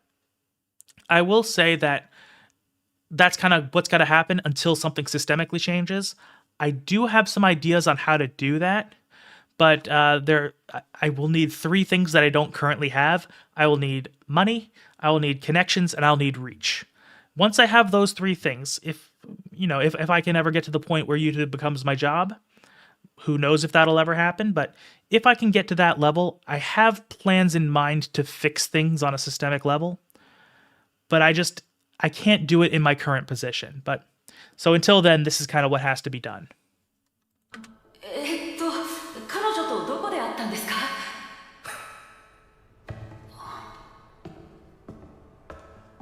あとはサイレント殿ですか。ただ今日は来るかどうか。 Yeah. And of course, the reference to Nanahoshi, we don't really know her yet, but she's also a fun character. I have mixed feelings on Nanahoshi as a whole, because I do like her. I think she's an interesting character. I like what she does for the story, and especially how and her story is pretty tragic, the full extent of things, once you realize the entire end game of stuff that, once you learn more about why she got teleported here. And also some of the implications of what her goals are just kind of, kind of tragic when you know the full picture. But also she feels like someone who kind of got forgotten about in the writing, where she had her moments with Rudy, then Rudy just kept doing other things, and eventually said, oh yeah, we kind of drifted apart because we didn't really interact much. It kind of felt like they were building up to something with her, not as a love interest or anything like that, but I feel like she was meant to be a more significant part of Rudy's life at some point, until the story kind of just didn't allow for it. 授業に出てないんですか？はい、彼女は授業も月1のホームルームも免除されておりまして、普段は自分の研究室にこもっているようです。特別生ですし、やっぱりすごい人なんでしょうかね。 And I like this little note here where he mentions, oh, she must be impressive since she's a special student and is exempt from your homework. She is and she is not in interesting ways. She is the only person in this world to have 0 mana capacity at all, because she's still in her body from the real world where magic isn't a thing. So she doesn't have any magic whatsoever, aside from whatever is affecting her to prevent her from aging. So, and the fact that she can't have any magic at all is actually something that messes with her later, because the mana actually poisons her and they have to find a solution to it. But she is also impressive because she probably has a higher theoretical understanding of magic than most anyone in the world. She's studying magic circles specifically because she wants to be able to eventually create the high-level spells to get her home and to find the other guy that she was teleported with. So that's kind of interesting.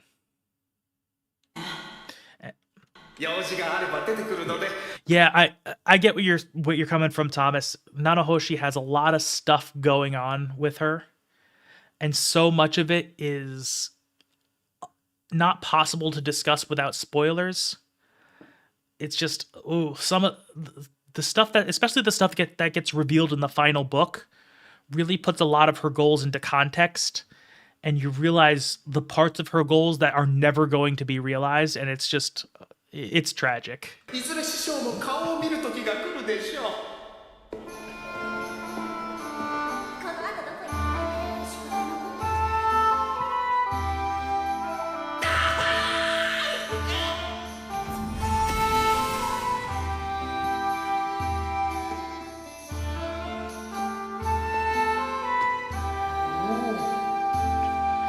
Also, that's a pretty cool library design. I do like that a lot.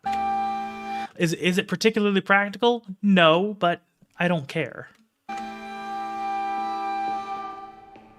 さて、人神によれば俺のあれがビッグになるにはフィットア寮の転移事件について調べろって話だったか。And that goes back to what I was saying earlier about how he's starting to trust Hitogami more on an intuitive level. He really does start to trust Hitogami, as opposed to the kind of begrudging acceptance he had earlier on. And that is exactly what Hitogami wants from him. どこから手をつけていいのやら。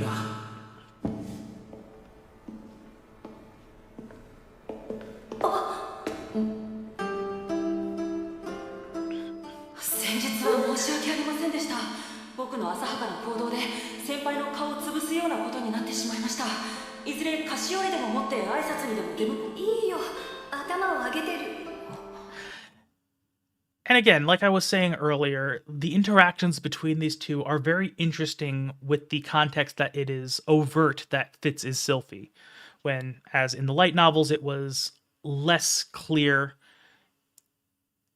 Again, I said it before, but it's one of those things where you're kind of meant to figure it out before the reveal in the light novels. The exact moment is going to vary from person to person, but you're kind of supposed to not be surprised by the time it's revealed. But the anime, as soon as Fitz was introduced, they showed that it was Sylphie. So this completely changes the dynamics here for the viewer. But it is very funny to think about how the two of them are interacting with the different ways they view each other, where Rudy doesn't know that it's not just some upperclassman boy that he may have accidentally pissed off. And Sylphie is just fucking freaked the fuck out because she looks up to Rudy. She misses him, she cares for him, and she's scared of revealing herself to him. And the fact that he's kind of being humble to her, putting himself below her, like giving her this level of respect, is like making her really uncomfortable. And it's pretty funny when you look at it that way. ルーデウス君だっけ君はここで何を少々調べ物何について転移事件です転移事件をなんで僕もアスラ王国のフィットアレオに住んでいましてね例の転移事件でマ大陸まで飛ばされましたマ大陸 And these little revelations he's given her are more impactful because now, she has that connection with him. She always wondered what happened to him, and now she knows, oh, he got sent to the demon continent. That's why he was unreachable for so long. That's why, and it's impressive that he managed to survive that. It's more than just learning interesting things about a new person. It's the fact that this is the person she knew as a kid that makes her all excited about this. 帰ってくるのに3年もかかりましたその間に家族は見つかったようですがまだ幼馴染の一人どこにいるかわからないんです And that line especially is something that probably hits Sylphie really hard because Rudy doesn't realize it, but she is the friend that he is referencing here. She's the one that's still missing. And part of what he wants to do is, among his other goals, and granted his surface level goal here is to cure his impotence, because he was told that this will lead to that, which it does, but in the indirect Hitogami way. Sylphie is like probably very touched that he's still looking for her.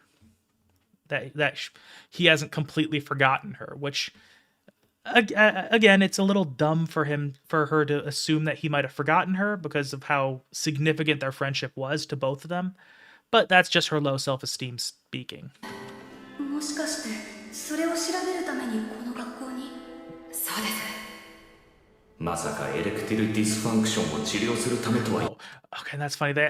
I didn't realize that erectile dysfunction was actually a loan word in Japanese. So that's why they call it ED, because it's literally written out in English in Japanese. Like that, I mentioned this earlier, but Japanese has a lot of English loan words. Like an absurd amount of stuff just sounds like you're speaking English with a racist accent.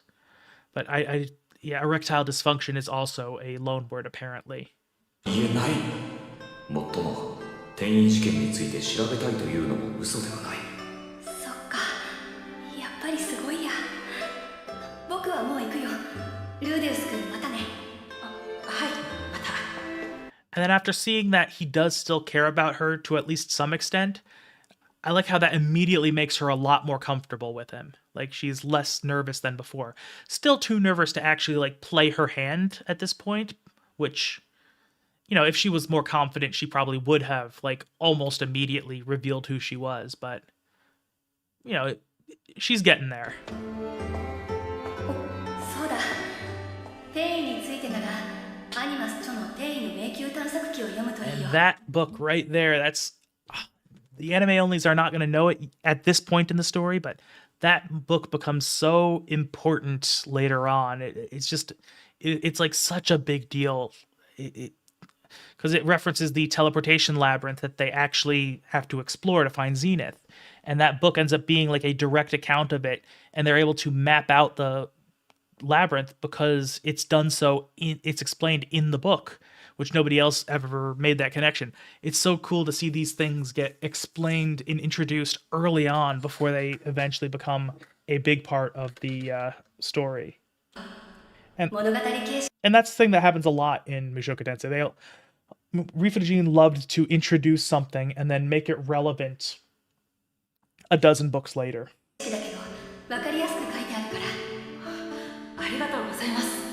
And of course, aside from that, teleportation magic does become a very important part of the story going forward.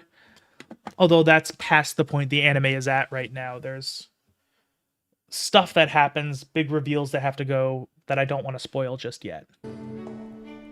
優しい。試験であんなことがあったのに根に持ってないなんてサングラスで誤解していたが実はいい人なのかもしれない。殿下は留学されてきたんですね。はい、日々を土魔術の訓練に費やしております。そうですか。では落ち着いたら一緒に人形を作りましょう。は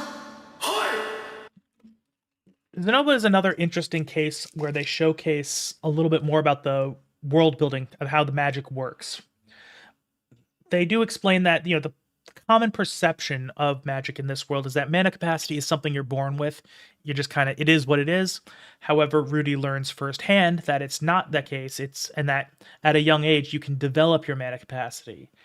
What has not been clearly explained yet is that there comes a point where you are locked into wherever you're at. I think I mentioned once you're like 10 or 12 or something like that. So Zenoba, even though he is practicing, his mana capacity is so low that he just never really ends up developing any significant skill with it. Certainly doesn't develop the mana capacity needed for the earth shaping that Rudy does for his figurines, which is significant. It's not simple magic. It uses a lot of mana, so he never gets there. They explain the difficulties he's having as being too strong for delicate work, but it's more than just that. この学校だと殿下が先輩になるんですね。殿下や先輩などとは呼ばないでください。どうかザの場と呼び捨てに。師匠は世の師匠ですゆえ。ザの場。はい、師匠。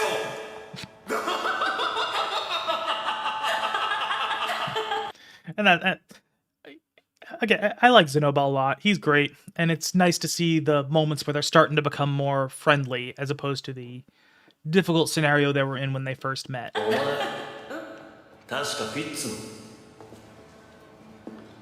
はじめまして、ルーデウス・グレイラットです。本日からこの学校でお世話になります。よろしくお願いします、先輩。ああ、知ってるよ。フィッツから聞いた。物忘れが激しいらしいな。物忘れ And that line is funny because it mentions that he's forgetful just because he does not recognize Sylphie at all. Although it is an interesting dynamic when you consider the fact that, Sylphie's hair was a different color when he last saw her, even though her other features are very similar. And she was also 7, so 15-year-olds look different from 7-year-olds, which is a very good thing. But yeah, Luke is... I do like Luke as a character. He is a bit of a dick. で、お前は俺の名前知ってるのか？すいません。よろしければお名前を聞かせてもらえますか？そうか、眼中にないか。そうだよな。いえ、そんなことは。ルーク・ノトス・グレイラットだ。Yeah, so I am interested to see what they do with Luke going forward, because he never becomes like a really likable character. But he does get a little bit more complex as time goes on. You get to see a little bit more of how he ticks and realize that he is fundamentally a good dude. But these kind of interactions are rough just because they make him not particularly likable here. Yeah. And I mean, part of it is just his view of himself is that he doesn't realize that Rudy just doesn't really care about nobility and that kind of thing, so he doesn't bother to learn essentially what are the local celebrities. But he views that as Rudy being so self-important as he looks down on the people who are less than him in his eyes, where that's just not kind of how he operates. It's like when some minor celebrity goes to bitch about, like, tries to throw their weight around at like a restaurant. It kind of gives off that same kind of energy with Luke. グレイロット。ノトスって確かパウロの実家な。ってことはあいつ俺のいとこか。ふん。奴はアスラ王国の上級貴族です。一応は生徒ですが、学園に来た目的はアリエル王女の護衛ですな。アリエル王女ってアスラの第二王女ですよね。なぜこんなところに？なんでも王位継承争いに敗れたとかで留学を名目に逃げてきたそうです。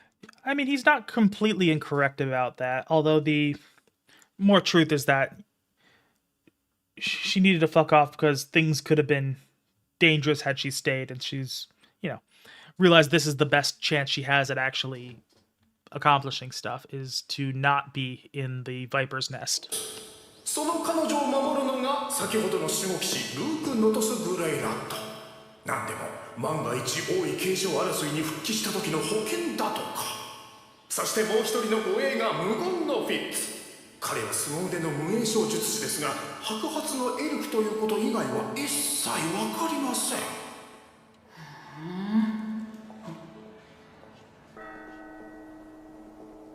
あの後、再び図書館で本を読んでいたらすっかり遅くなってしまった。調べ物をするにしても次からはノートくらい用意しないとだな。Yeah, I always did find that kind of interesting, just again how his entire experience at the university is more about, what do you call it, research than actually learning stuff, even though his stated reason for doing stuff is to overcome his plateau.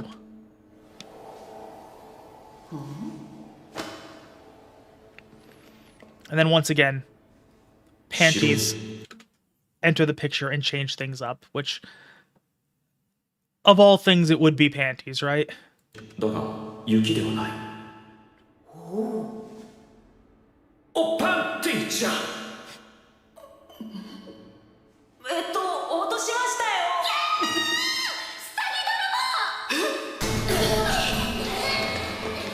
よ。Okay, so I like this scene for a couple of reasons. I mean, the obvious one is, first, it's funny. It's a funny way to have this confrontation happen and show Sylvie standing up for Rudy and all of that good stuff. How, it brings things full circle, where Rudy stood up for her when she needed it, and she stood up for him when he needed it. That, brings closure to that whole dynamic there. But also, as funny as it is, you see people surrounding him, calling him names, pointing at him. That's like exactly the type of thing that traumatized him, being ostracized, being bullied like that. Even though they have an understandable perspective, it's still, you gotta consider that, Rudy's innocent, he's being picked on. You gotta kind of wonder how he would handle things if Sylphie didn't bail him out here. Like, would he just kind of freak out and lose his shit? Or would he approach it in a different way? Would he withdraw again? You never really know, but it's an interesting question.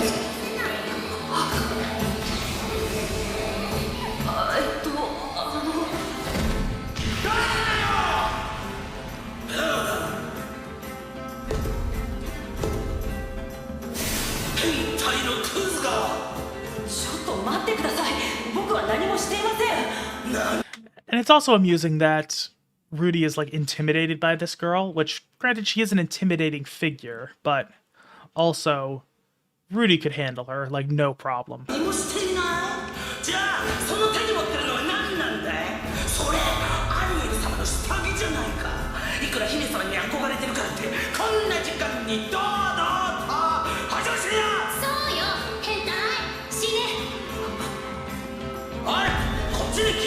Yeah, they are just, again, those direct parallels to how he was treated beforehand. It's like, I like it a lot.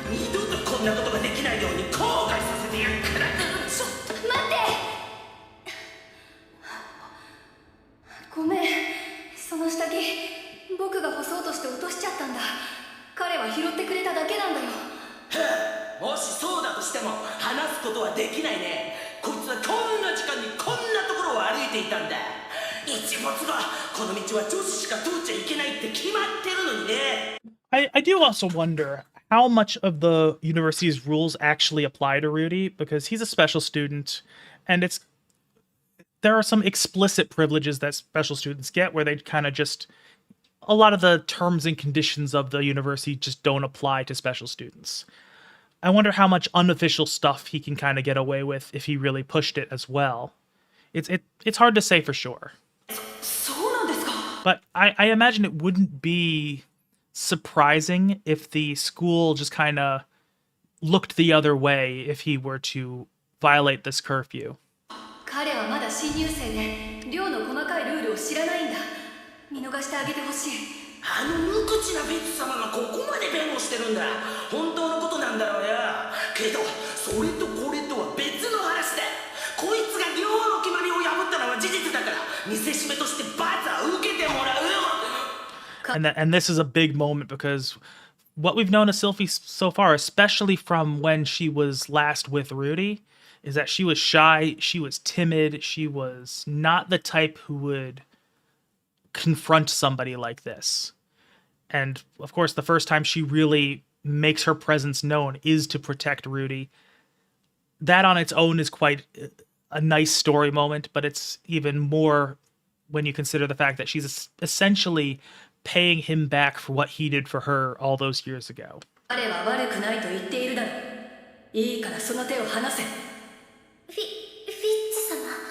それともここにいる全員医務室送りになりたいのか。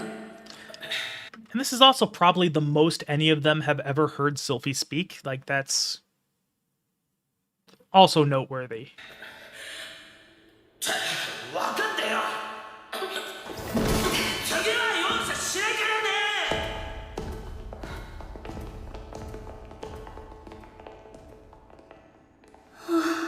まったくゴリアーデさんは人の話を聞かないんだから。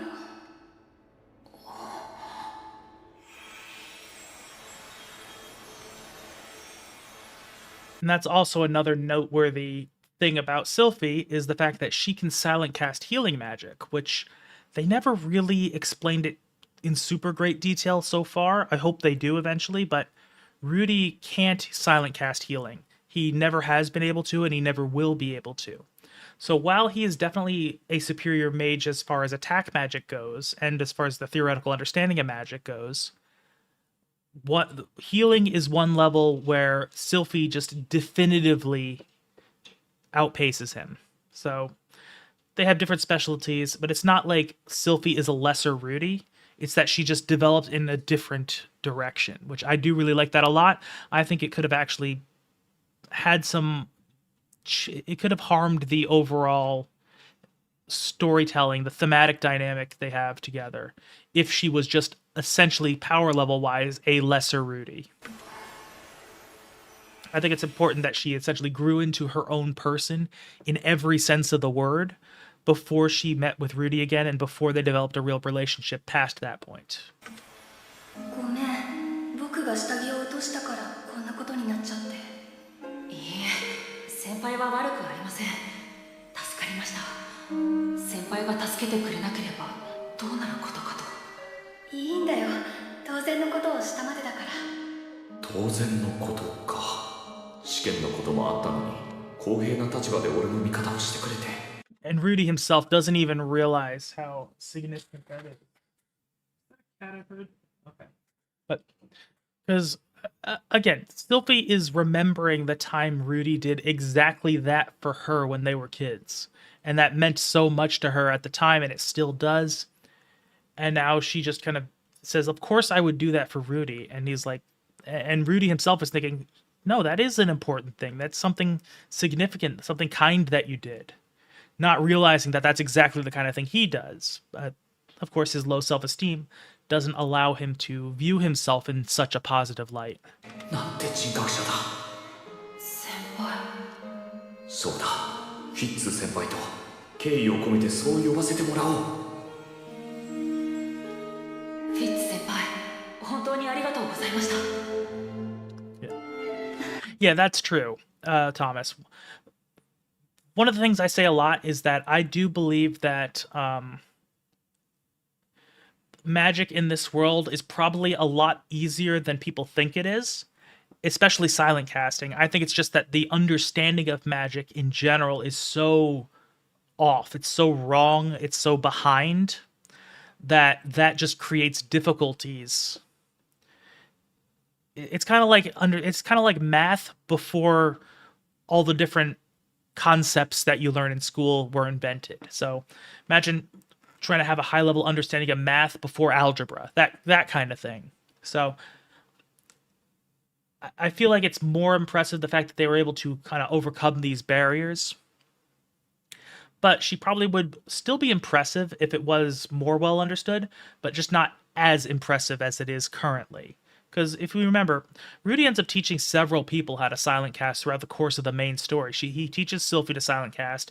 He teaches Julie to silent cast. Pretty much every child he tries to teach to silent cast, he succeeds in. And do we think that every child he interacts with happens to be a genius? I kind of doubt it. I think it's just teaching them from the right perspective really goes a long way. And, you know, much later on, past the point of the main series, he mentions he gets a job as a professor of silent casting. So that's kind of... It does seem like a thing that's a lot more teachable than people make it out to be. And, of course, Sylphie and Julie both end up learning pretty high-level magic, like at least advanced level, possibly saint level for Sylphie, probably advanced level for Julie, which, again, that's considered to be very, very impressive, which makes me think it's more that they're being taught improperly in general. People in the world are being taught improperly, as opposed to it being something that's actually genuinely difficult. Yeah, and again, it strains hearing you thank me because she always spent her life thanking Rudy. It's cute. どうしてそう思うんですか?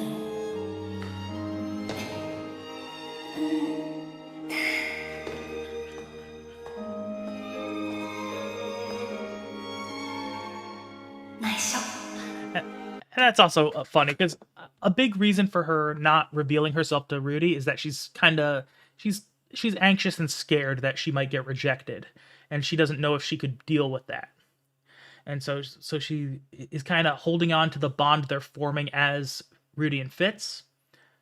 But also, I do like that she's kind of grown the level of confidence where she's like kind of having fun, just kind of teasing Rudy a bit, where they didn't have that dynamic in the past because she was always kind of subservient to him. But now, you know, she can hold her own. She can stand next to him as opposed to standing behind him.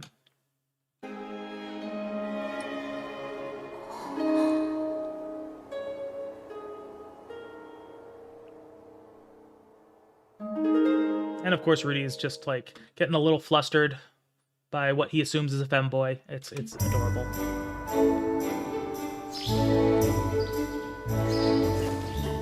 I will also note, it's not really important to the analysis at all, but it's interesting how they don't have that little orangey pink pattern at the end of the end cards, and they just have a black screen with the text on it directly.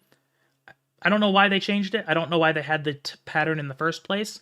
I do find it a lot easier to read when it's just a black background, which is actually, if you've ever watched my videos, you'll notice that my member credits are always over a black screen, just kind of at the end of the video. I used to try to do other stuff with it, but I realized it just looks better on a black background, and I always just kind of assumed that, oh, it's just because it's so much easier, that must mean it's not as good. But no, it actually is just the best way to do things in my experience. Maybe that'll change if I get more members when it doesn't all just fit on one screen. But I mean, that's the one benefit of having like 5 members total, is that I can put them all in one screen very easily. That being said, the difficulty of having to figure out the logistics of member credits from having a lot of members, that's kind of that's a very good problem to have. So it is a little bit of cope that I'm just saying how it's good that I don't have to deal with that. 学校生活は単調である。まず朝起きると日課となっているトレーニングを始める。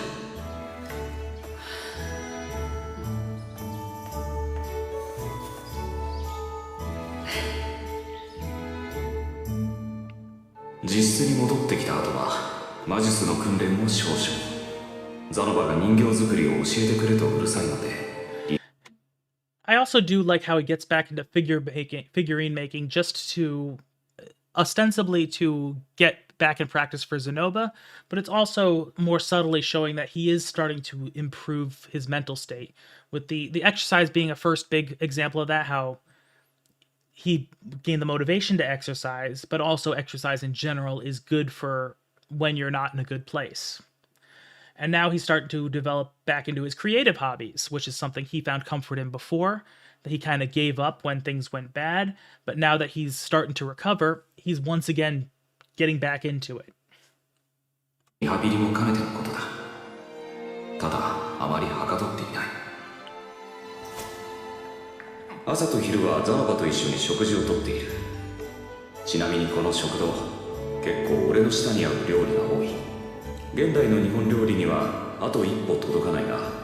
Yeah, and that is another little note. I wonder how much they're going to play around with this, because it's not the most important thing story-wise, but Rudy in the books does miss Japanese food.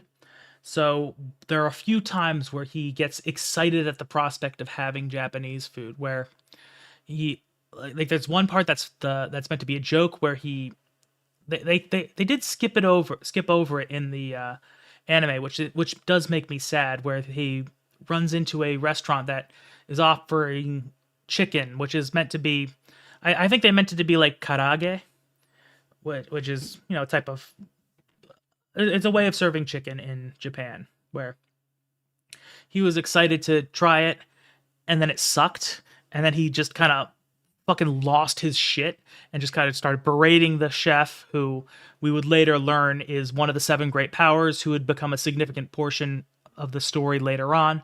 And Rudy's complete rejection of his food made him realize that I guess my cooking isn't very good. I guess I can't make a career out of this. And that is kind of the final push he needs to go back to his job as, you know, a warrior. And that's why he's in the position to be influencing Rudy much later on in the story. That was very funny. And that was, I am sad that they skipped over that in the anime, but that was the first thing of Rudy being really into Japanese food. And then later, one of the things that really makes him super excited, and this is closer to the end of the series, where he, exactly. I didn't remember the exact words, but that was what it was. But yeah, and then later on, he realizes that in the ogre territories, the alcohol that they drink tastes exactly like soy sauce. So he's like, holy fucking shit, I can have egg on rice again. And he just absolutely loses his mind, and he is so excited to finally be able to do that. He makes sure all of his party members can try it as well. None of them are particularly impressed by it. And I will say that section of the book is actually what got me to try egg on rice for the first time. I was like, I wonder if Rudy is like, he seems to like it so much. And I always knew it was a thing, but like, you know what? I have egg, I have rice, I have soy sauce. I'm going to try it. And my reaction was basically exactly the same as Rudy's companions, like Rudyard and Eris at the time, where it's like, yeah, it's all right. Not something I would really go out of my way to eat, but you know, there are worse things in the world. So I was completely like neutral on it, like everybody but Rudy. But again, that's a part of Rudy's personality that it's minor, it doesn't really affect all that much, but it's nice little bit of flavor to his more significant character elements. しかし似たようなものが出てくるので個人的には満足だ。エリナリーゼのあれの方は昼は大学、夜は町の方でしっぽりやっているそうだ。Yeah, I will say, like, we were talking about this earlier, so I'm not gonna harp on it, but like, Elise, man, she's we're gonna have to call Chris Hansen at some point, because I imagine her text messages are very uncomfortable. 昼も夜も活動するとはタフなやつだ。午後には中魔術と進撃魔術、結界魔術の基礎についての授業を受ける。昔、結界についてロキシーに教えてもらっていたが、当時の俺は分かった気になって多少聞き流していた部分がある。なので、最初から聞くというのが勉強になる。And I do definitely like how his experience with things like barrier magic and later teleportation magic, and to an extent healing magic, he's forced to learn it in a much more academic way, because he can't just feel it like he can with attack magic. 授業がない時間は図書館で転移のことについて調べを進める。いろいろと文献を漁ってはいるものの、転移術というもの自体が禁術として指定されているせいか、あまり詳しいことは載っていない。 And I do also like that because having read Old Dragon's Tale, that actually comes with a lot more context to it because teleportation magic back then, that was back when the six-faced world actually still had six faces properly and they all kind of existed separately. And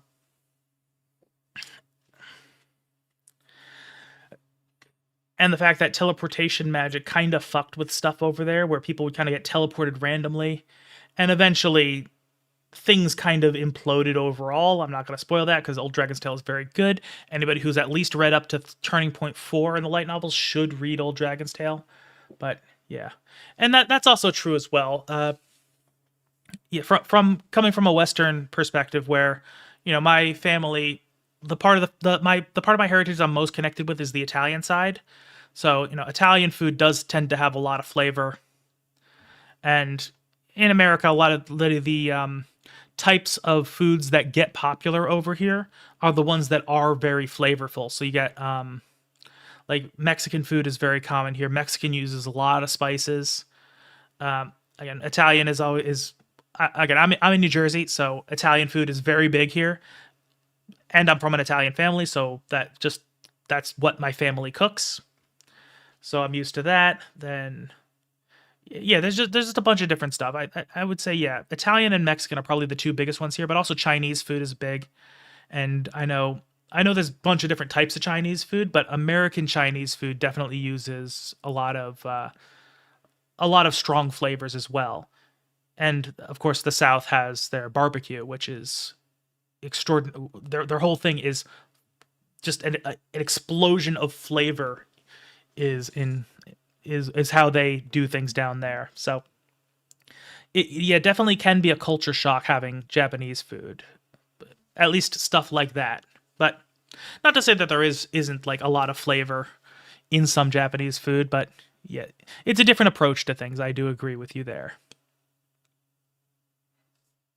Yeah, exactly. Yeah, garlic and basil, dude. I put garlic on fucking anything that's not sweet. I will usually put garlic on it, and usually more garlic than is recommended. That's how I grew up doing things. And hell, with basil too. One of the things I grew up eating that I don't eat very much anymore because it's kind of expensive to make unless you're literally growing basil yourself. Which my dad likes to garden, so he grows basil for himself.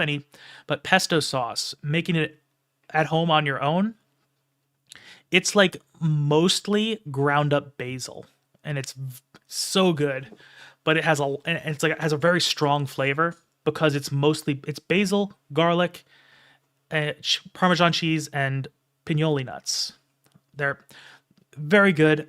Unfortunately, basil gets kind of expensive if you want enough to make an actual sauce out of it. So that's why, you know, I don't eat it very much because I don't garden. I live in an apartment. I don't have space to garden, but it's good and it's strong flavors. Definitely a different way of doing things than Japan does.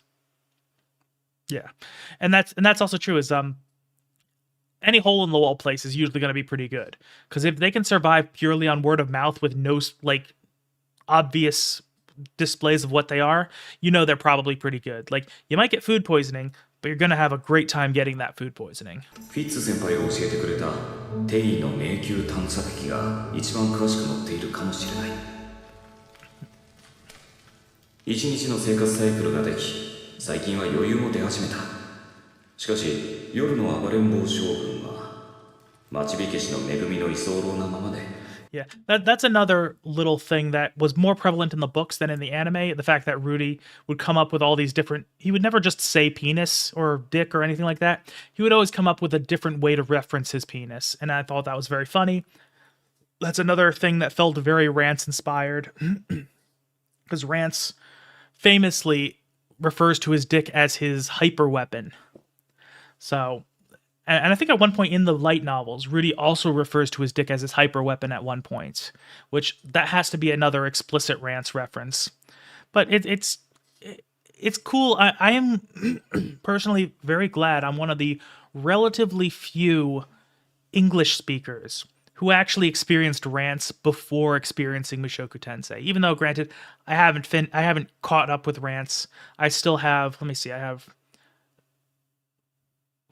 3.5 games in English left to play that are currently out, and then there's going to be the finale that's coming out whenever they're done with it. But yeah, even without finishing it, there's a lot that I'm noticing with that experience, and I'm glad that I have that framework of rants before Mushoku Tensei. Although a funny thing was I did mention I was ages ago I was talking oh, excuse me for a sec, I got a cough run. Excuse me about that. Sorry about that. Might be developing a slight cold, but or allergies, I don't know. But so a while back, I mean, a lot of you guys watching the stream now, I know the stream watchers have a decent amount of crossover with Natalie Hunter. I know she's popped into the stream a couple times in the past. I know most of you know who she is. She does a lot of Mushoku Tensei content on her channel and all that.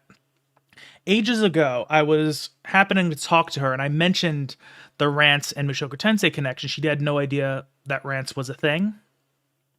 Yeah, and like that, Thomas. A lot of people, Mushoku Tensei in the West is much more popular than Rants, and Rants is actually really highly influential in Japan. It's very niche here in English-speaking lands. But I did happen to mention to Natalie that Rants was the inspiration for Mushoku Tensei and mentioned it. And I gassed up Rants because I think Rants is a great series. I think it's worth playing. I do encourage people to play it themselves.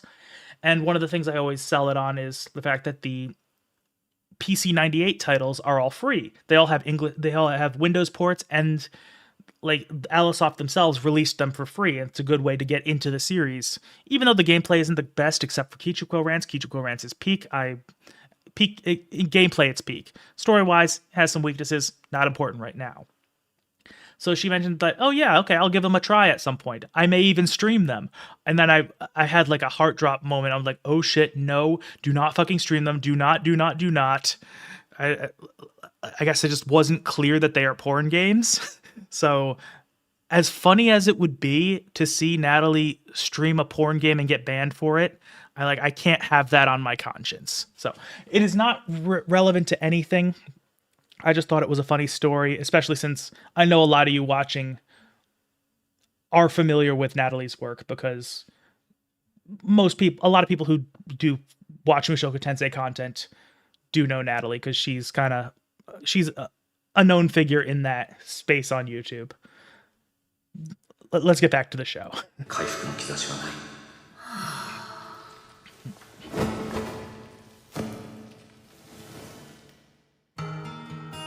Oh, I gotta. Wait, that.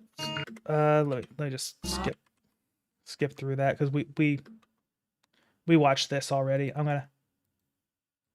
Yeah, let's go. And I don't want to play it too much. There we go.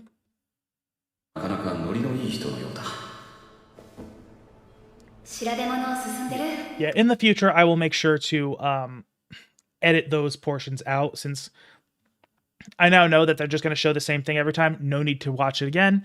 And of course, the music is not distorted enough by the reverb for me to be comfortable playing it on stream.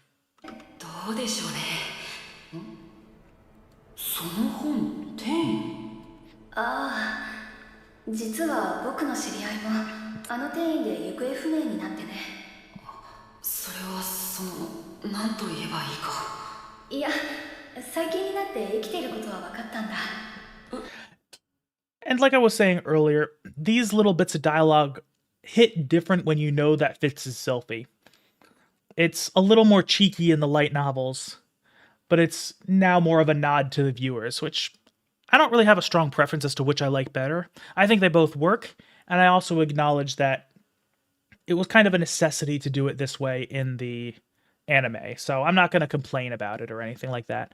I'm not one of those people who hates creative liberties and adaptations just because they're different. I'm the person who usually hates them because they often end up being worse.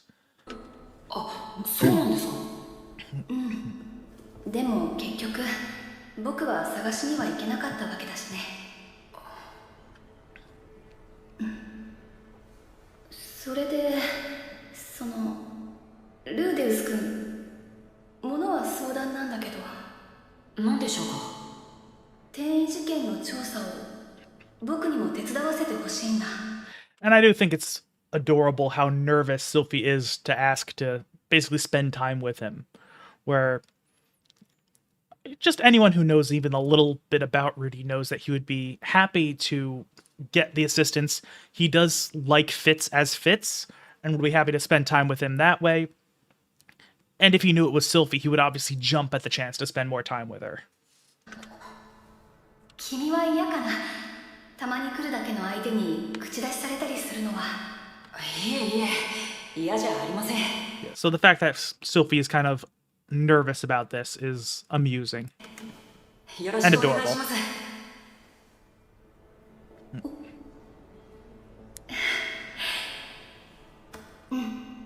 よろしく。じゃあ早速だけど、この文献で転移の出現先の傾向とかが分かれば。 And I will never stop thinking it's funny how Sylphie manages to make Rudy think he might be gay twice in his life. 何か役に立つかもと思ってさ。男相手に。いや、まさかな。気の迷いだろ。Yeah. Granted, don't forget that Rudy was a massive otaku in his past life, who was horny as fuck. There very much is a non-zero chance he busted one to Astolfo. I would not be surprised if femboys were something he was not completely averse to. フィッツ先輩とは仲良くなってきていると思う。もっとも彼は謎が多い。 And I could also definitely see him accepting the logic of, hey, if it looks 98% like a girl and 2% like a boy, is it really gay? I could see Rudy convincing himself of that. 先輩はどうしてサングラスをつけているんですか？サングラス？ Yeah, and I do somewhat agree with you, Thomas. I think the way Rudy kind of engages with Sylphie, both as a kid and as an adult, is his intellectual side kind of is saying guy, male, boy, that kind of thing. Whereas his instincts are like, do kind of intuitively understand that the person in front of him is a girl or a woman. And he can't really reconcile the two right away. And part of it is because Sylphie has elf features, and stereotypically male elves are viewed as somewhat more feminine than would be normal. So I can see Rudy like kind of seeing the femininity that Sylphie expresses and still saying, oh, that might just be an elf thing. Which is why he mentioned how pretty Sylphie was when he thought she was a boy, and how he's starting to get an attraction to Fitz, even though he doesn't realize that she's a girl, even though just to the viewers it's kind of obvious. And well, I also believe that with Rudy's old habits, I don't think it was purely a physical thing. I think it was mostly the case that his emotional state had degenerated so much that his sexual desire grew as his emotional connection to people faded. So he started viewing more and more as just like sex objects in general, where that's why he ended up kind of becoming a lolicon before that eventually kind of faded away as he grew up in the New World. So I think like he kind of developed a number of paraphilias and just had that barrier between him and other people that caused him to be a sexual deviant with just so many possible outlets for that. And like the only thing that I think pretty much the only thing he really completely rejected would be like masculine men, just because that is so counter to what he is interested in. His psychology can't overcome his biology in that regard. But yeah, I could imagine that just about anything. I mentioned in my 5-hour video on Volume 1, I mentioned that Rudy was the kind of guy who, at the time, would probably fuck anything with a pulse, and the pulse might be optional. So I think it's just a case where his urges kind of took over everything he was, and he became much less discriminatory in that regard as a result of just how far he fell. And as he developed emotionally and grew human connections in his new life, his inappropriate urges started to fade away. Like how he starts out the series attracted to children, some children, I should say, not universally.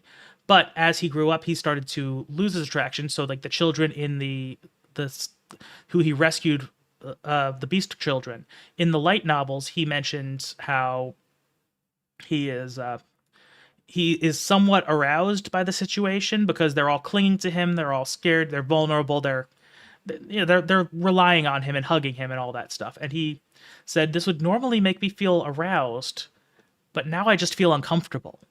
So that was the thing where he was growing up and he was starting to not completely lose his paraphilia, but enough that the fact that he was aroused made him uncomfortable because he knew it was not right.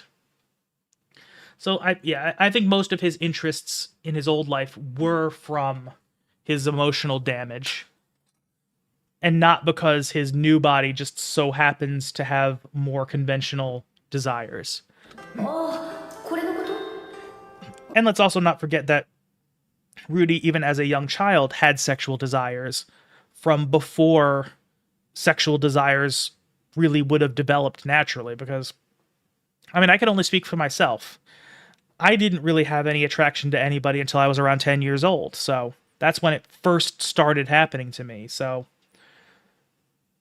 I could see it, if I were to reincarnate and be attracted to people, I would realize that's more of a psychological thing than a physical thing. ちょっと理由があって言えないんだ。ごめんね。いえ、先輩って寮の何階に住んでるんですか？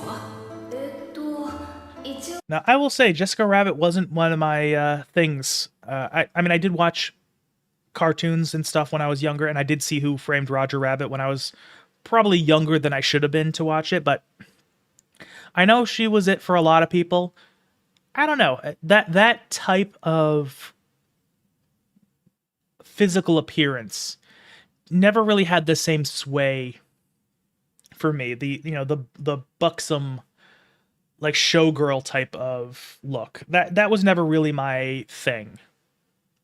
Not to say that she's unattractive. Absolutely she is attractive. But it doesn't grab me. It's not I don't find it unattractive. It's just not my go-to type.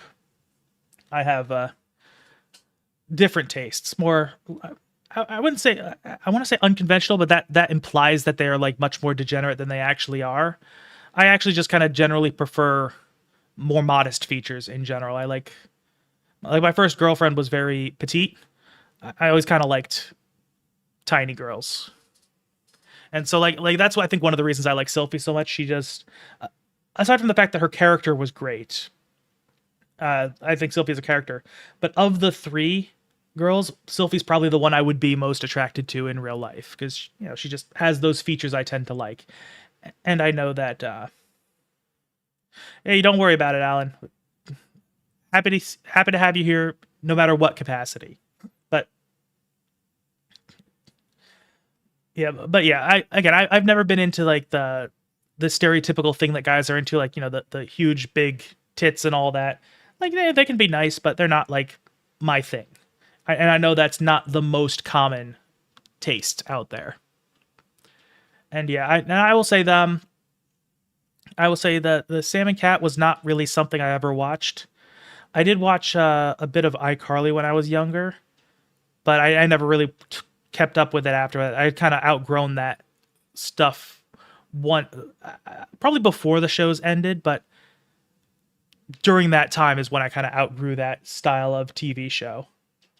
Growing up, my thing was Drake and Josh, so it's hard for me to see Miranda Cosgrove as Carly. I still think of her as Megan. 女子寮の方に寝泊まりしてるんだ。アリエル様の護衛だし。それは問題は起きないんですか？大丈夫。許可は取ってるし。僕もアリエル様のご迷惑になることはやらないよ。 Yeah, and that's a yeah, that's also true. That's just emotionally, I will say, I also really like Sylphie as that far as somebody I would find myself actually developing a connection with. Sylphie is the type I would click with the most. Somebody who is, just open and accepting in that regard. That's the kind of thing that I tend to like. That's the kind of thing I tend to resonate with. Again, of course, people are much more complicated than that. There's more stuff going on, and that's not the only feature I like in a woman. But yeah, the warm and loving part is definitely like something I really like. Like when I'm like playing a dating sim or reading a visual novel or anything like that, that type of character is usually best girl for me. 一応寮では許可を取れば従者や奴隷と生活することが可能だ。男子生徒という例外が許されているのはアリエル王女とフィッツ先輩個人が信頼されているのだ。先輩って僕とは普通に話していますよね。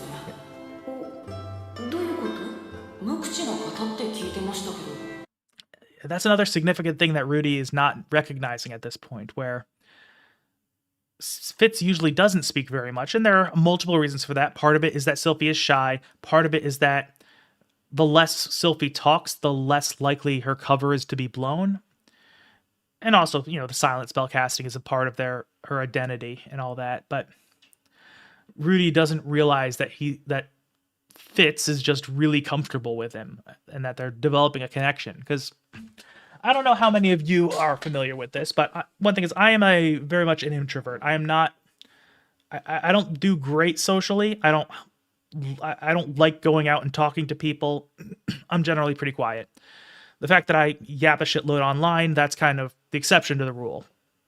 And actually, I've noticed I've actually become a lot more comfortable speaking since I started streaming, since I'm having to force myself to continue speaking, and I'm also actively trying to focus myself to speak in a way that is clear, concise, and more suitable to an entertainment medium, as opposed to the more rambly way I tend to speak in the regular world, that's actually why I started out saying that I'm definitely going to be scripting all my videos, and why that has continued into the modern day, is that I tend to lose track of my words. I tend to overthink my words, and I tend to not really express myself super well in words. And one of the things I tried to do with streaming was to try to overcome that. But that's why I script all my videos, because I can put my words onto paper, organize them, get them ready to go before putting them out into the world. So I can really understand how Sylphie is, where I don't usually like to speak, especially to somebody I cannot fully categorize, that I don't really know. However, once I start to know people, I get much more comfortable speaking with them. I open up a lot. I start talking a lot more. I am more willing to take social risks in the sense that, I'll poke fun at a friend that I won't do for a stranger until I know how they're going to take it. And I appreciate the compliment, by the way. But yeah, and I do think, again, streaming, I think was a very good idea for me, not just because I enjoy it, because I think I actually am improving in that regard, which was always a weakness of mine, and I'm definitely happy to be doing that. Because that's something I think I do need to... I need to kick myself in the ass to the point where I realize that I can speak without thinking so much that it gets in the way, because my mouth works a lot slower than my brain. And also being medicated for ADHD does help substantially, I will say. Those of you who don't have ADHD don't understand what it's like for your brain to constantly be on turbo mode to the point where it's moving so much that you can't actually grasp onto anything. So definitely a big help for me. But so getting back to what I was saying, I definitely relate to Sylphie in that regard, where she is very quiet, but with Rudy, she's comfortable. She cares about him. She likes him. She trusts him. That's when she really opens up to him. And that's why Rudy finds it weird when she says she's shy, because she is, but not around him. 僕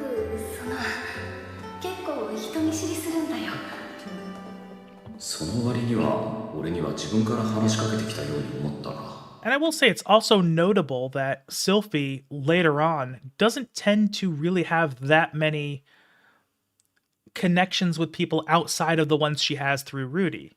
And part of that is the fact that she has to spend her time at home. She's watching the family. She's, of course, married to Rudy.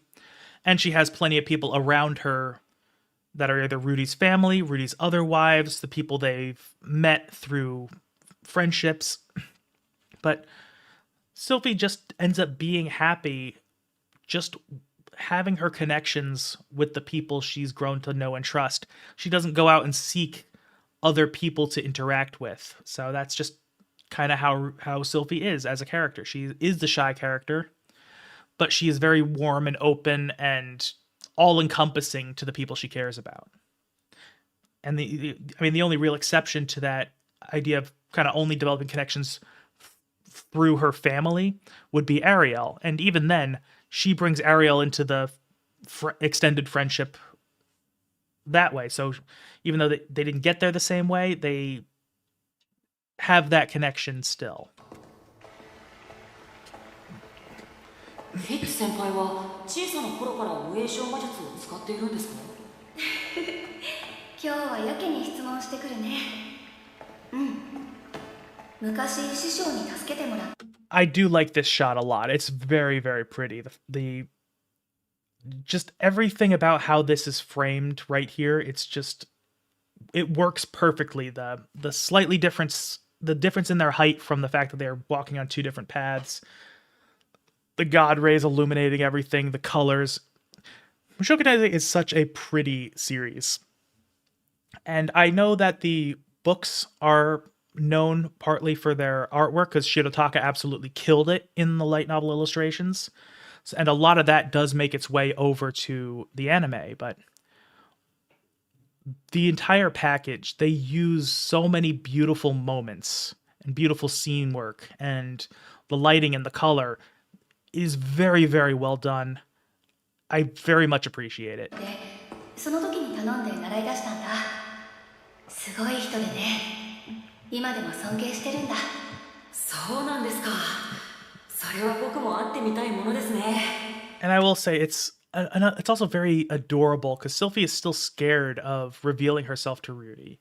And she's kind of held on to these feelings for a very, very long time. Rudy is someone who's very, very important to her. And part of that is the fact that he was a significant figure for her who did a lot for her when she was a child, kind of similar to how Rudy idolizes Roxy for similar reasons.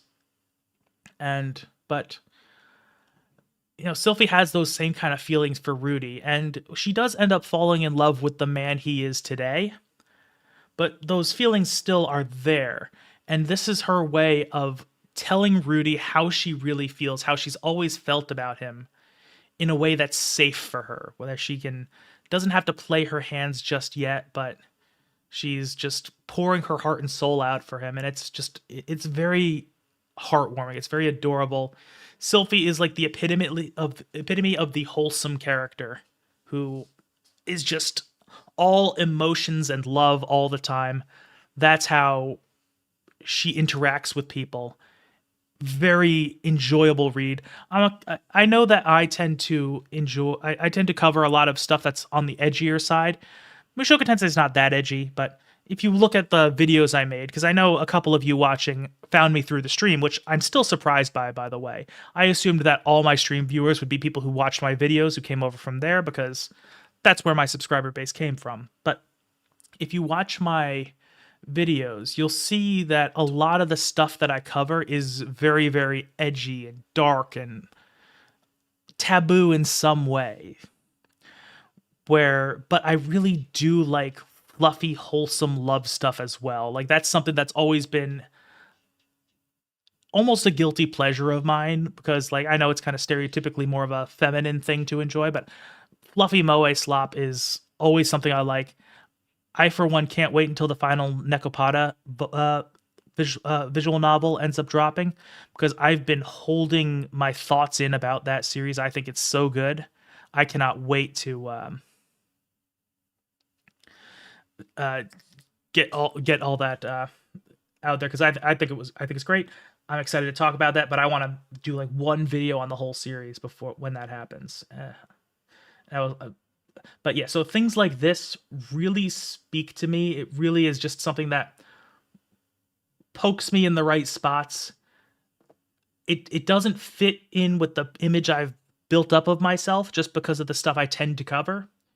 And I do like my edgy stuff as well. I like really dark stuff. One of the things I started reading, but I need to get back to, is Maggot Baits, which is like really uncomfortable to read, but like there's something there that's really good, and I'm excited to really explore that. But so I follow both paths. I follow the really cute, fluffy, wholesome stuff like this, which I really do like. Like my first visual novel was Katawa Shoujo. It left a big impression on me in multiple ways. I actually do have a video planned about how that influenced my views on media in general. But that's one half of me. The other half is like really dark, fucked up shit. Like another one of my favorite visual novels is Euphoria. That is one that I have to give like a preface when I recommend it, saying that it is really fucked up. Not everybody can physically handle it, and a few of the scenes really pushed me to my limits, and I have thick skin. But yeah, I encompass both ends of the spectrum, both extremes, and people only kind of usually see one half of that from me. This is the other half I really like. So I do need to convey that I really do appreciate this style of storytelling, how it really does mean a lot to me, and that's where my perspective is. So it's not just I think it's well written, it actually does like speak to me on an emotional level. And as someone who is an analyst, I think it is important to acknowledge those types of biases that I do have. Because and the reason I'm saying that is that my perspective on reviews and analysis is that it is not possible to be unbiased in general. People will try to say, I'm going to do an objective, unbiased look at things. I don't think that is physically possible for anybody to do. However, the way I kind of approach analysis in general is I take note of how something makes me feel, and then I say, okay, what are the things why is it that I feel that way? What about this made me feel that? And there are often a lot of objective things you can point to. Things like shot composition or little writing techniques.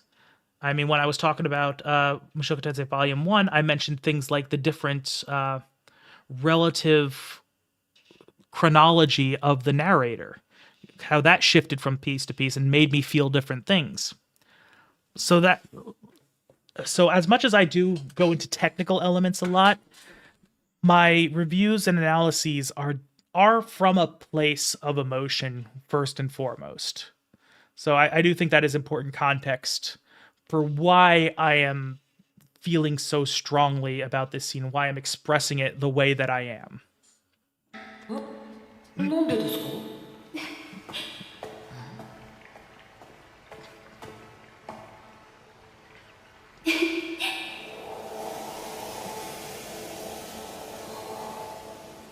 なぜこの笑顔を見ると胸が高鳴るのだろうか。俺は決してそういう趣味ではないはずなのだが。Again, and of course, it goes from that really wholesome, cute stuff to more of Rudy questioning whether or not he's gay. He's like having, an existential crisis there. It's. 僕はアリエル様に用事があるから。はい、また今度よろしくお願いします。謎の多い男、フィッツ先輩。彼が俺に協力的なのもやっぱり謎だった。ただ人神の助言に従って動き、出会った彼と接することで、いつか病の治療に関する手がかりがつか。And again, I don't think it's a mistake that he's still continually bringing up the fact that he is following Hitogami's plan. That he's starting to really genuinely trust him, and it's building up to stuff that I can't talk about, but oh, it's so fucking good.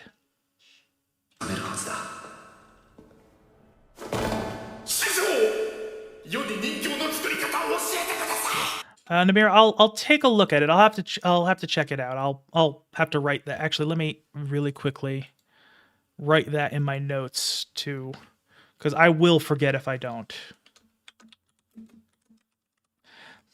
That'll probably be one I check out on my own time, not on stream ever. Because I don't know, I don't know enough about it to be comfortable saying it's a good topic on stream. 彼は変態である。行き過ぎたフィギュアオタクとでも言うのだろうか。You know, it's funny because Rudy is definitely one to talk here, where he used to be sexual about everything. So he shouldn't really be judging Zenoba about having one passion that he gets a little horny over.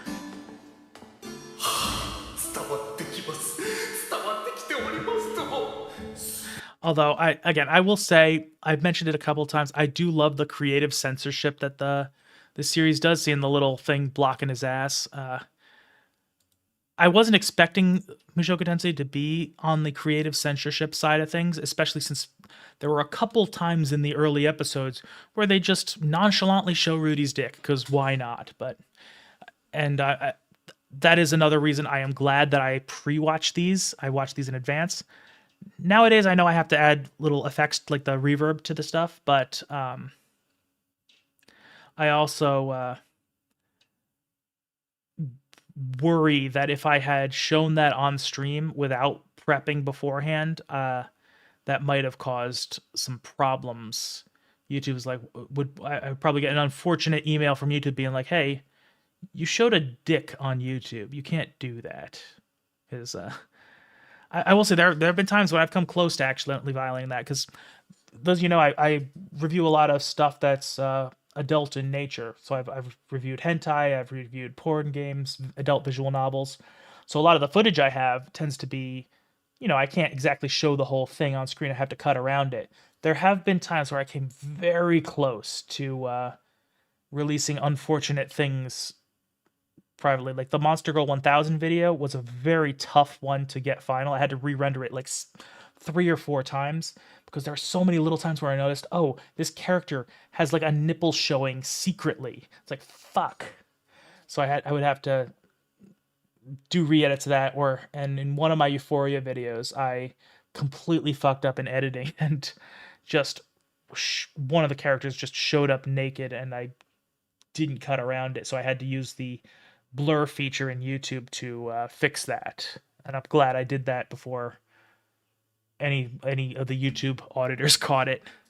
But yeah, I'm going back to say, I'm glad that they are not just showing dicks anymore in Mushoku Tensei, and I think the creative censorship is funny. 彼は人形を愛している。偏愛している。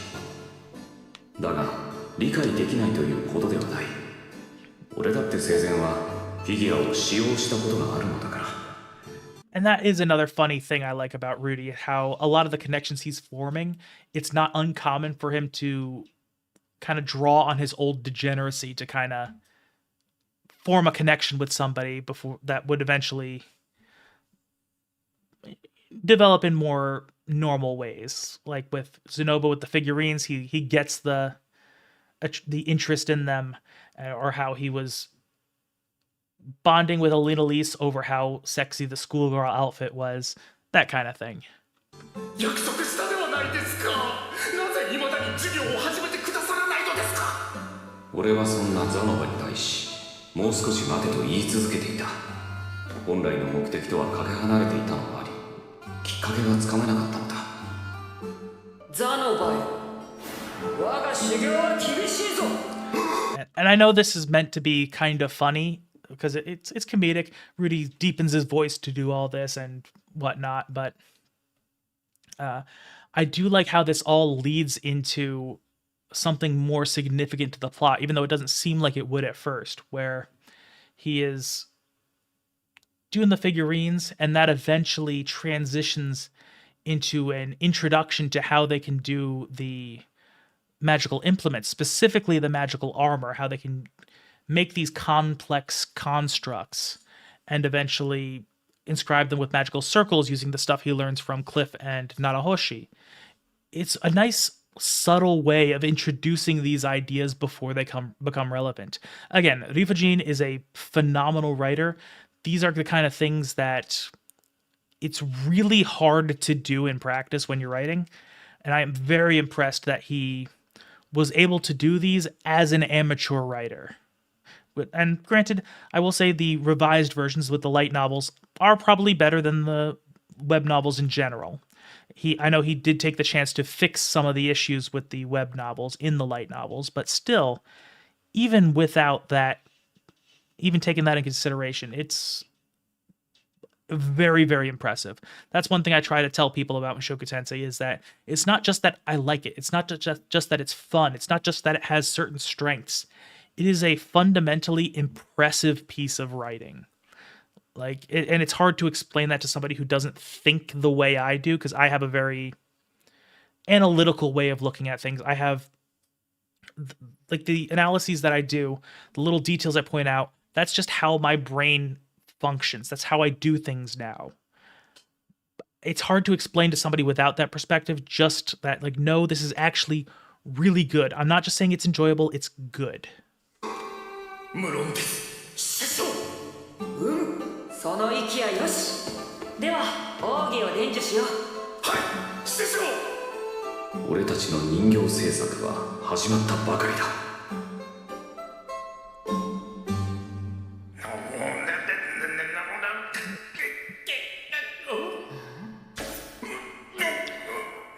I do also really like this time lapse. It's very funny, but it also does a good job showing, just in a few quick moments, just that they spent a lot of time trying to figure this out, and it just wasn't happening.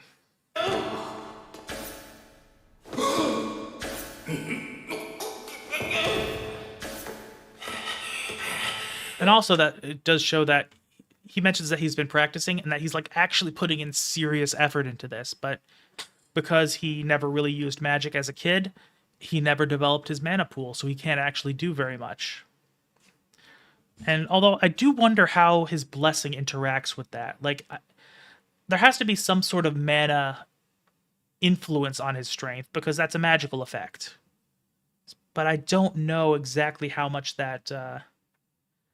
if it's just a thing he absorbs magic around him and that's kind of how he does it, or is it all of his magical energy goes into fueling his blessing? Who knows?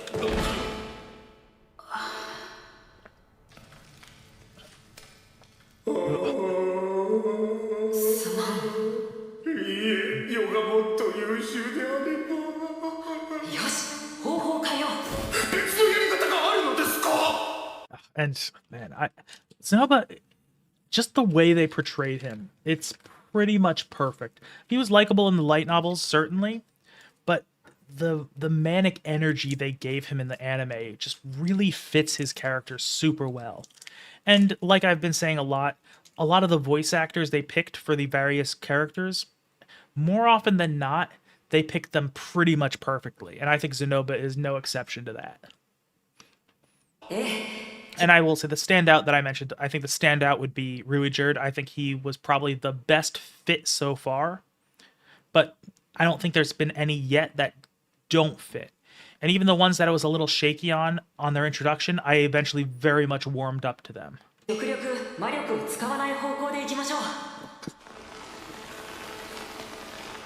それをどうするのですか削り出しますそれは最も現象的で最も確実なしかし難しい方法だそれなら魔力のないものでも可能なはずだなるほど師匠これならよりもできそうですな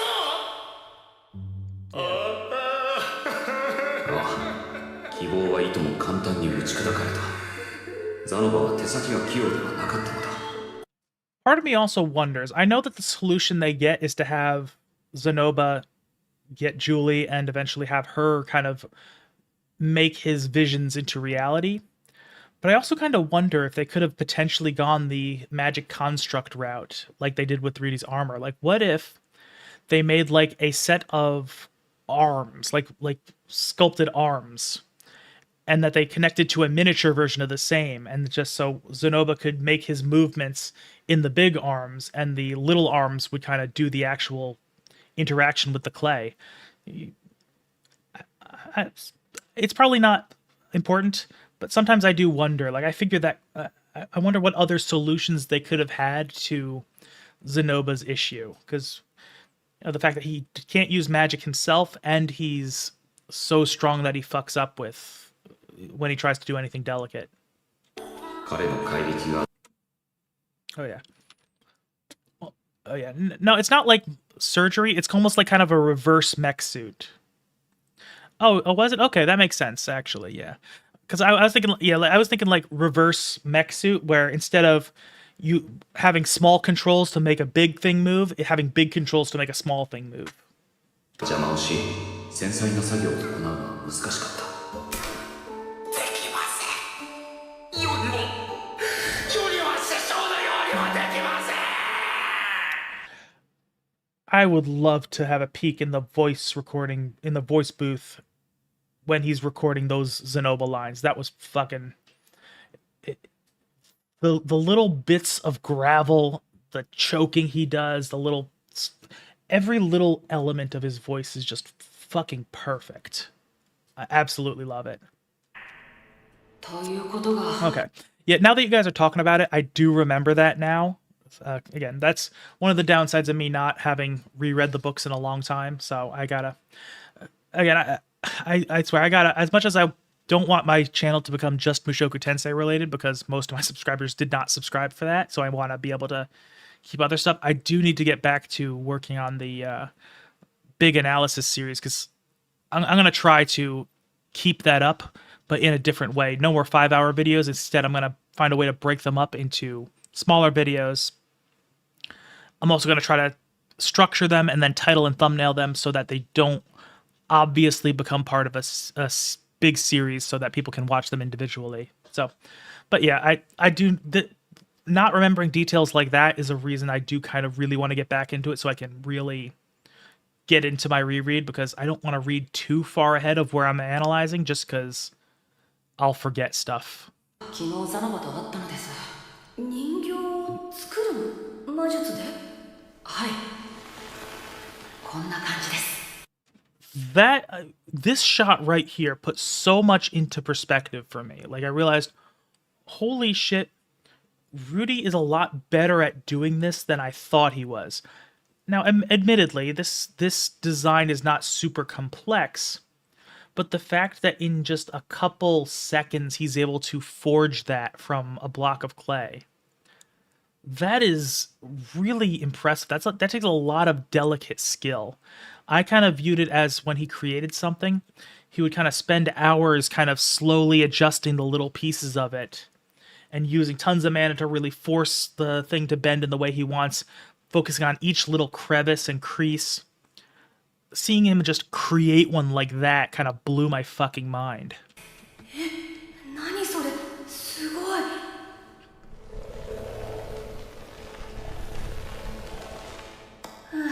And that's honestly not even that, and that's not bad for Sylphie from for a first attempt, honestly. I think she could get pretty good at it if she really actually had a desire to. できないや。これは普通の人には真似できないよ。そうですね。別の方法としては土の塊から削り出すというものもありますが、手先が不器用だからできないと。そうだね。参考になるかどうかわからないけど、アスラのオートにも似たような人がいたよ。Yeah, I mean, there's also the factor that creating the figurines, just kind of plopping them together like that, it's more than just the raw magical ability and the control to be able to do that. It's the fact that he visualized all the little pieces of it individually and actively made efforts to make it all form into place at once. Because it's not like you can just come up with an abstract concept when you're using earth magic to create something. You have to physically form it into the shape you want. So, like these little joints right here, he had to know that those joints would exist in that form. It's not like they could complete the picture by just looking at it. And yeah, that's also a factor, is the fact that what Rudy is doing is kind of brute forcing it with mana. So he uses his obscene mana capacity to be able to do stuff like that.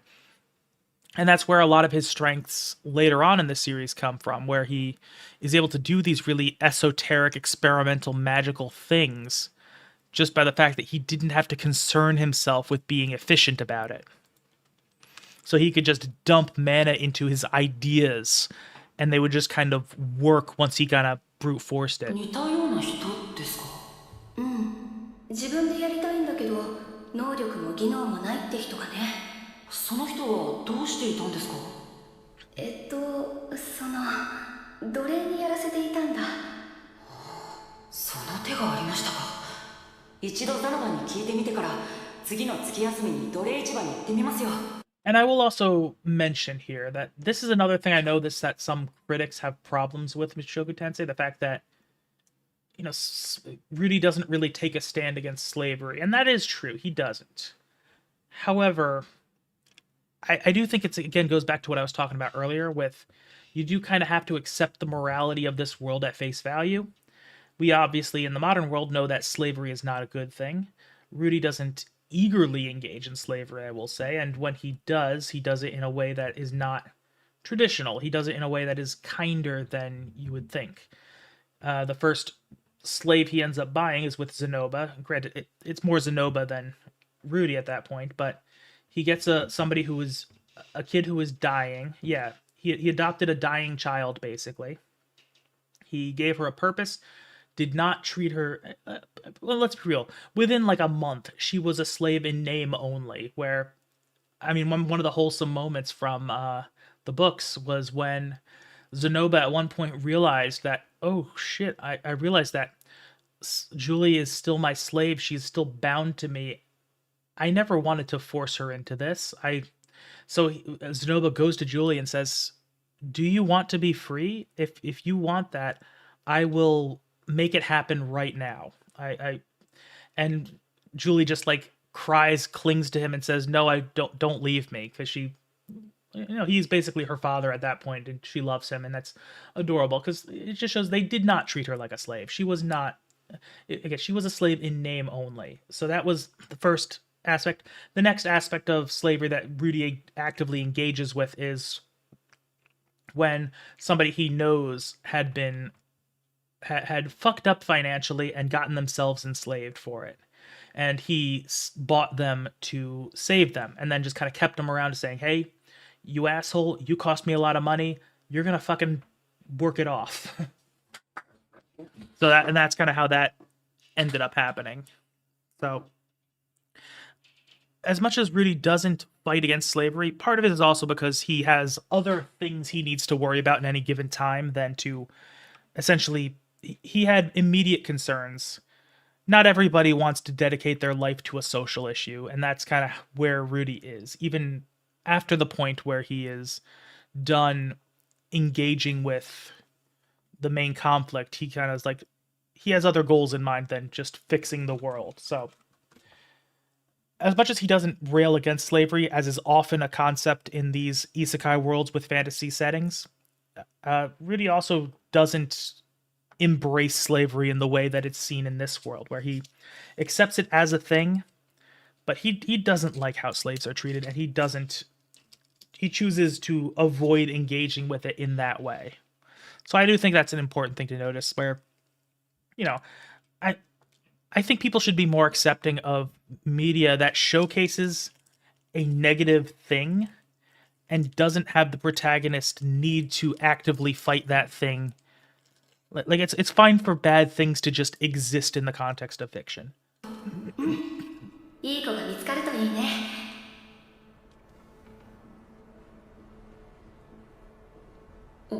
どうしましたか？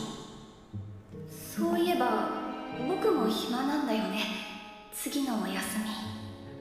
And that's another thing that is kind of bold of Sylphie to kind of try to get herself invited onto the trip. Like that's again that's not something that younger Sylphie would have ever done.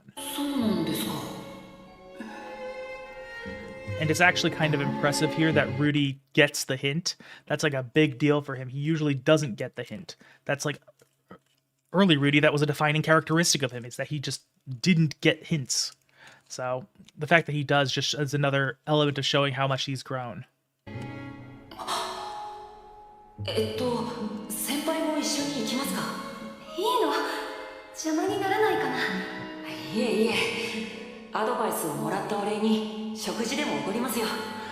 Yes and no. It's kind of I view it as kind of an in between view of like in between indentured servitude and slavery. More like it took more like the old like the Greek and Roman type of slavery, where I mean, let's not forget that for those of us speaking English, when we think of slaves, we think of the American historical like chattel slavery.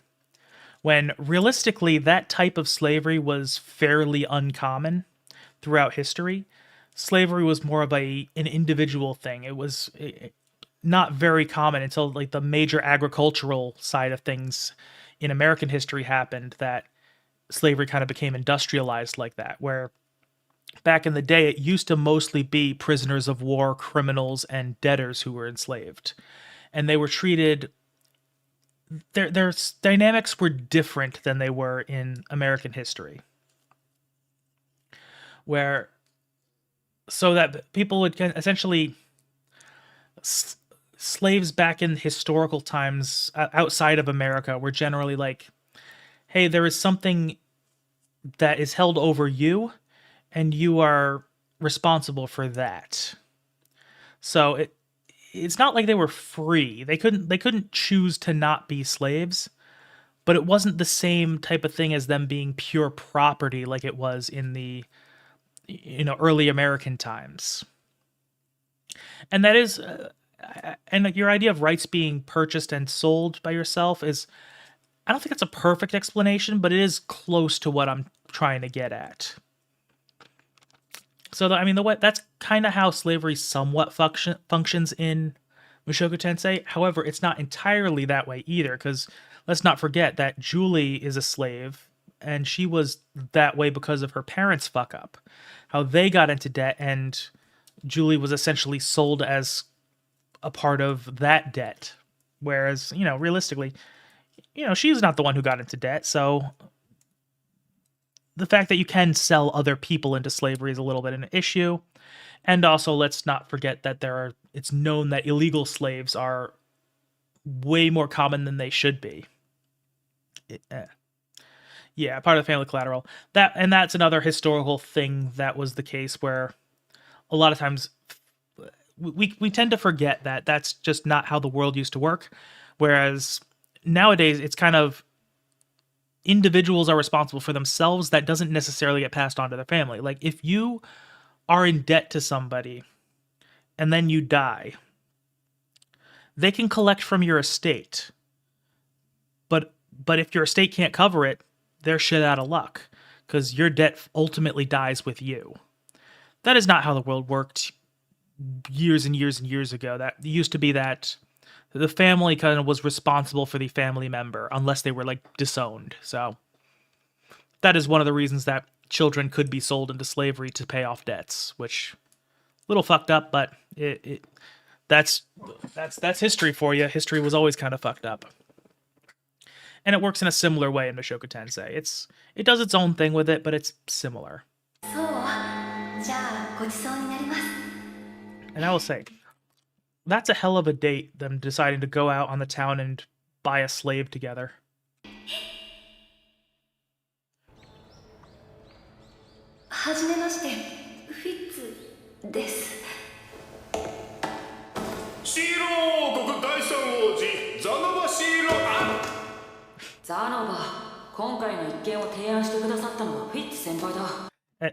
And it is funny to see Zenoba just code switching like that. He's such a fun character. I can't help but enjoy every scene he's in, where he's trying to, he lets the mask slip around Rudy, but he tries to put on his demeanor around other people, and it just, it never sticks. And this is also a great moment just for getting Zenoba and Sylphie to kind of warm to each other early on, by Rudy kind of forcibly putting them on the same level so that they don't have this kind of perceived power dynamic.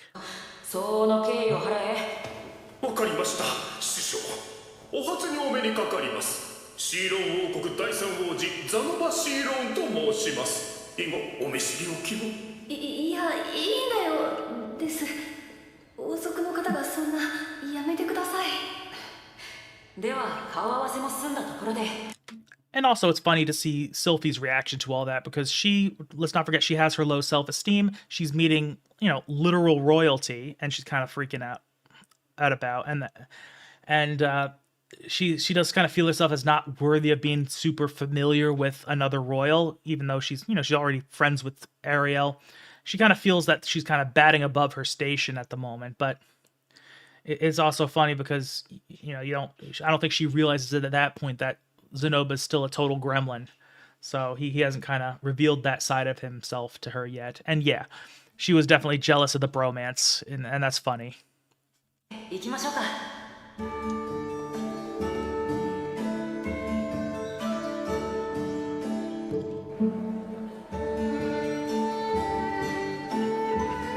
And I will say Sylphie in this little montage, she's adorable, seeing how she gets excited and points at stuff. Having her own mask slip a little bit because, Sylphie is at her core just adorable, and that's just how she is. 売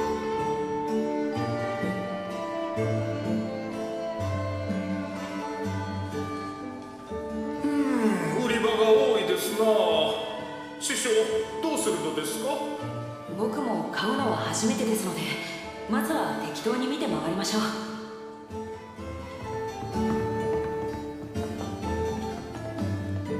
And I will say it's hard to not feel a little uncomfortable by this scene, just because seeing the people all sad, the cute Kimomini, like you don't want to see them sad. You want to give them a head pat. 本当にみんな裸になるんだ。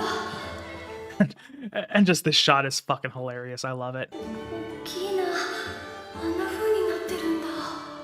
実に DD らしい反応だ。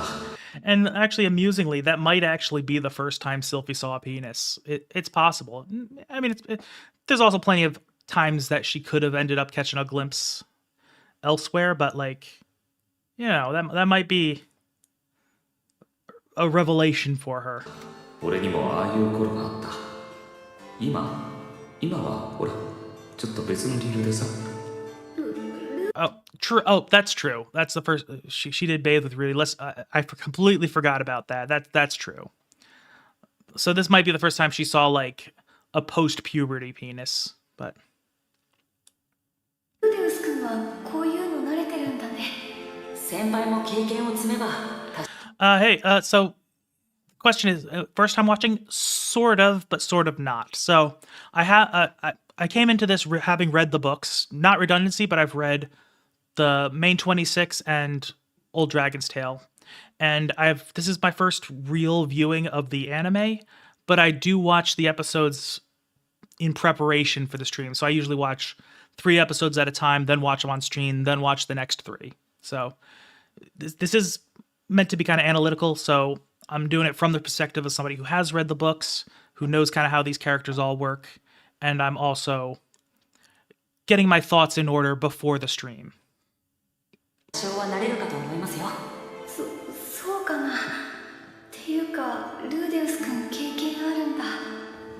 師匠、戦士には用はないでしょう。我々が探すのは魔術の使える手先の器用な種族ですよ。 Yeah, and again, these dynamics between Rudy and Sylphie, they take on extra layers since you know that Fitz is in fact Sylphie, which again, you didn't necessarily know it in the light novels, depends on when you figure it out personally. There's not a single time you're meant to figure it out. You just kind of figure it out eventually before the actual reveal, but it's funny to think of how these two are thinking about these things, like how he where Rudy is probably now of the opinion that Fitz has a tiny dick, and Sylphie is a little upset that the idea that Rudy might have been with another woman, which he was, but she doesn't necessarily know that. And yeah, I will say I prefer the light novels to the anime by a lot. I do really like the anime, but I think the light novels are way better. And I tend to come from the opposite perspective as you. I grew up reading a shitload, so I'm usually the person to read books before watching it. Well, before I was a weeb, it was always the books before watching the movies, where I also grew up when movies that were adapting books were getting like very popular, Like that was when like Harry Potter was like the big thing. So that's kind of the culture I grew up in. And I've almost always found the books to be better than the adaptations. So that's kind of where I came from. So I can understand why this might convince people to watch to read the books, because even though I think the anime does leave out a lot and it's missing a lot of context and it doesn't do certain things as well, the stuff that it does do, it does really well, and it tends to, I can see how it could push people to read the books. Kind of like how the early Game of Thrones seasons got a lot of people to read those books, which it's a good thing I don't talk about Western TV on this channel, because I would have so many things to say about how they fucked that one up and how George R.R. Martin just refuses to work on anything that people want him to work on. Like, okay, I'm not going on a tangent right now, but let's get back to it. 手先の器用な種族というとやっぱりドワーフですかね。ルーデウス君が魔術 Yeah, that's true. I mean, it's hard to completely blame them. The Game of Thrones completely fell off as soon as they stopped having source material to work off of, and that's because George R.R. Martin seems like he wrote himself into a corner that he doesn't know how to write himself out of, and he keeps himself busy, but he works on everything except the actual series that got him so much money and fame. Where at this point, I know he doesn't want anyone to take over after he dies, but I have a feeling that it's such a valuable IP that whoever ends up inheriting the intellectual property rights is probably gonna be like, see dollar signs and say, okay, I'm gonna get somebody to finish this. を教えるなら魔術の使えない幼い子の方がいいと思うよ。 Because there is zero chance Martin ends up actually finishing the books. He's just not going to. I doubt he's written a single word in the past 5 years of the on Winds of Winter. なぜですか？無影小魔術って小さい頃の方が覚えやすいんだ。 Yep, and here's more world building stuff for あと magic, 5歳ぐらい showing から that 魔術を使い始めると魔力総量が that early training is what kind of got them to where they are. 爆発的に増えるんだ。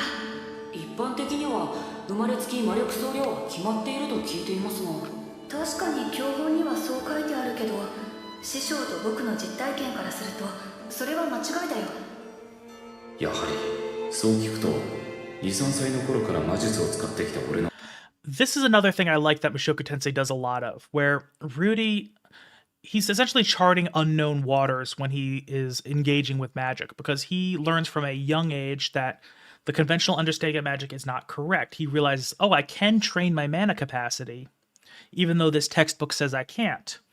So he's operating on where he always kind of second guesses what people know about magic, and he's more focused on the stuff he can figure out through his just experimentation and his understanding of magic in a practical sense.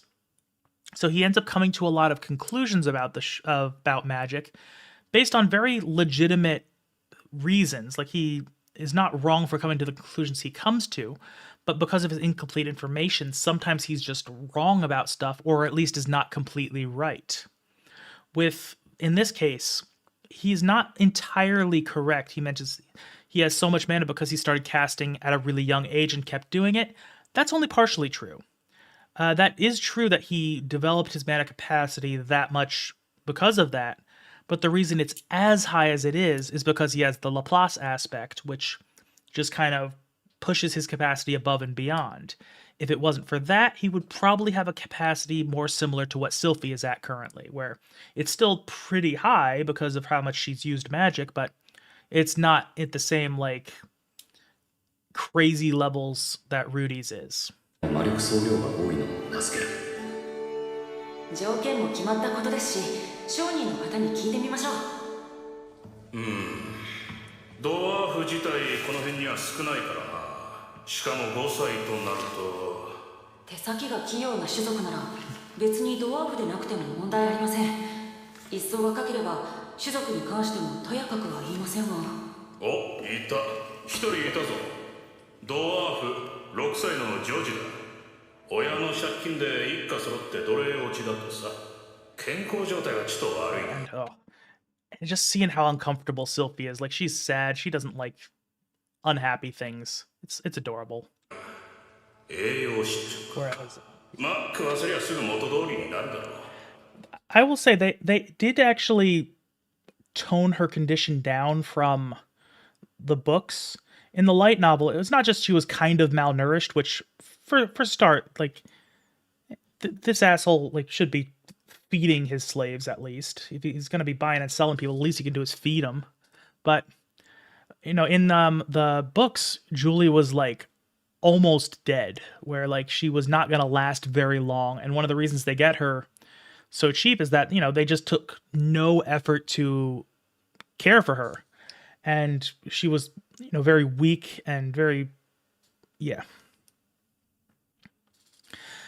Yeah, and see, yes, Julie was just in a very bad position. And that's one of the things I think really softens the way this scene can come across to people, where it's not like, oh, they're just kind of bought a child. It's that, you know, this child was like almost was going to die if they didn't. So yeah, exactly. That's yeah, he was like too kind to not do it. It's because he couldn't see a profit necessarily with her. He didn't even bother to maintain her properly, which is like honestly just made things worse. Honestly, it just kind of confirmed that he was never going to make money, because, you know, who wants to buy a dying kid? Where, you know, who knows? She might have been more, it's fucked up to even say this, but like more marketable if she was healthy. But that did allow them to acquire her at a very low cost and also gave her a very good life, which is great because Julie is a very adorable character in general. I really liked how she ended up in the story, so I'm excited to see her moving forward. 人間語は喋れねえ。6歳じゃ当然だが文字も読めねえ。とりあえず会ってみましょうか。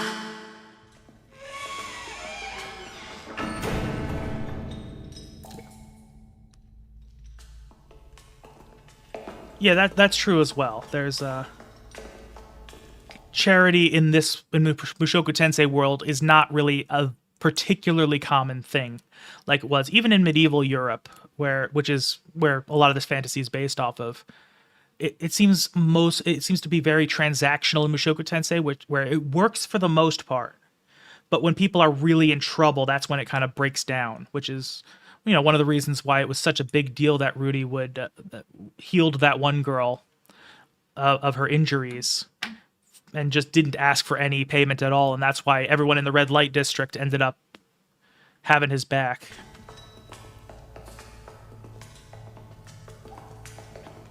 Yeah. And little scenes like this, as much as people want to say, oh, Rudy's just excited to buy a slave, you can tell he doesn't like it. Like, and let's not forget that he had spent time in previous arcs freeing slaves. So, like, as much as he is engaging with this out of perceived necessity, he's not thrilled by the idea in general. And I think that contributes to why they end up treating Julie more as a daughter than as even a servant.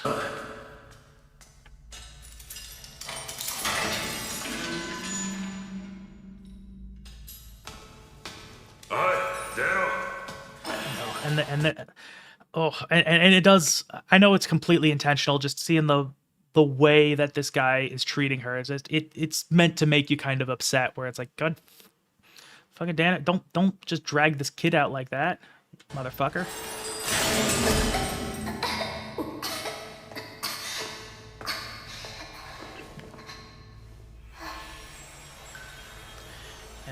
And again, another nice little notice, just confirming that Sylphie can in fact silent cast healing magic.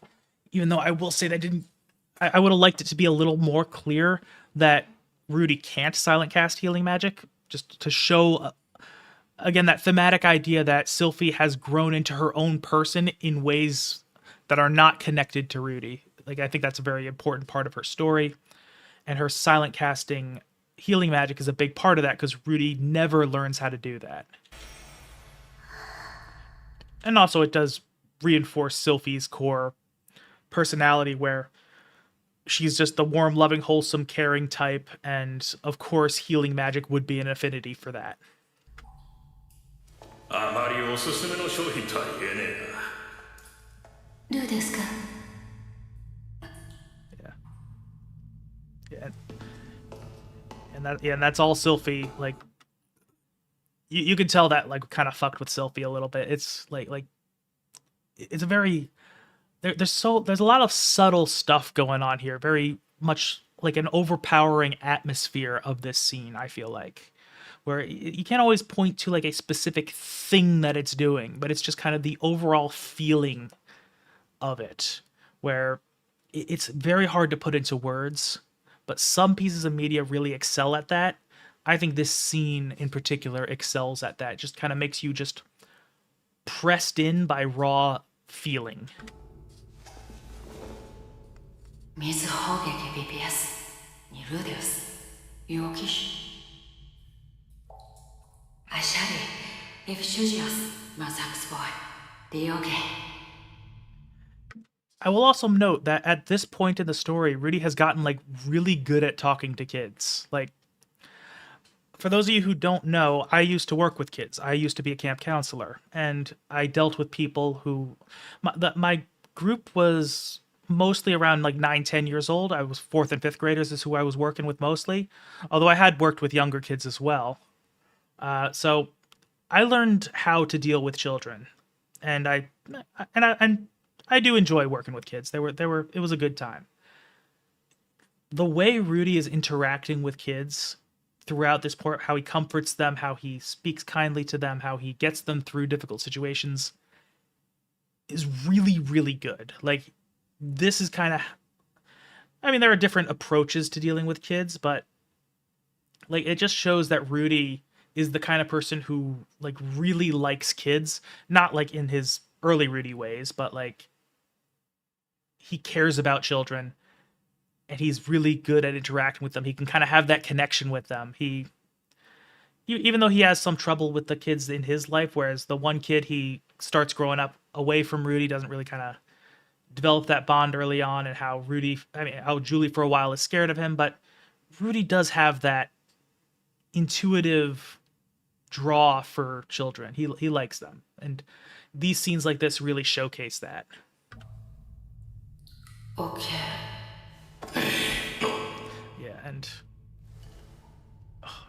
And I gotta say, if that guy didn't stop when Rudy put his hand up, which, again, the fact that Rudy didn't use his words right there is like another thing that shows he's kind of emotionally invested in this. Like, I can imagine if he did actually hit the kid, like, Rudy would have lost his shit right there. どうしました？かなり絶望してますね。希望も何もなくて死にたいやつの顔です。師匠はそんなものを見たことがあると。昔何度もね。And of course, Rudy also has the connection of like, I know how that feels, which makes it even more important for him, especially when he hates to see that in a child. You know, this is all pretty self-explanatory stuff, but it's like it's very important. 俺もこんな目をしていた。現状を絶望し、何もかも投げ出したいと思っていた。陽子、押してこい。 And this is also a very major thing when you really, really think about it. Obviously, it's a big deal that he's willing to end this child's suffering if that's what she really wants. But we also got to consider that at this point in the story, Rudy has never taken a human life, at least that he knows of. And also, he still, every time he sees somebody die, it upsets him like a lot. This is like the fact that he's willing to have his first life be that of like an innocent child, like just out of her interest. Like he's like willing to make a huge emotional sacrifice for himself. Like he's willing to essentially traumatize himself for the benefit of this kid that he doesn't even know. Like that's a really significant thing.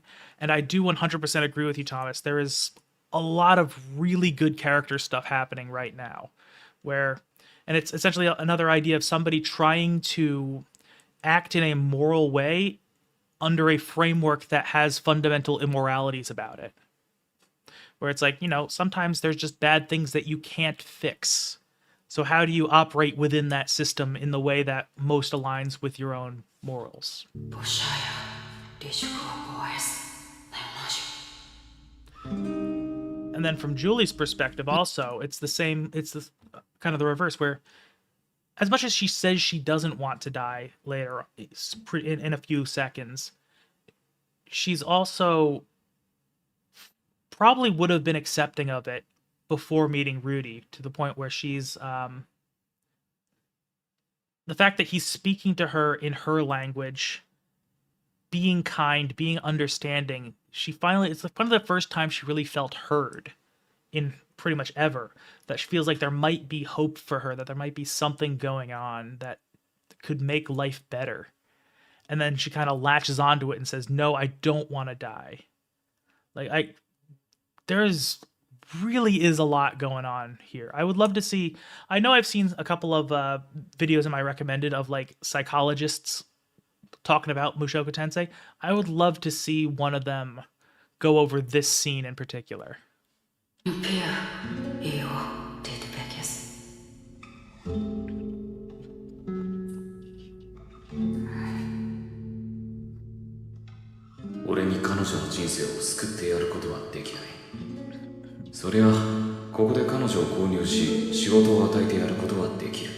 this is more of Rudy's low self-esteem happening as well, where he doesn't realize that no, he can be a positive figure in this person's life. He actually can bring her out of this environment and into a better one, give her a good life, and that be what she needs to thrive. But he doesn't view himself as capable of that. So he part of him is thinking, the only thing I can do for her is to end her suffering. けど、それが救いではないことを俺はよく知っているつもりだ。やりたくないものを無理やりやらされても決して救いではない。むしろそれなら終わらせてやった方がいい。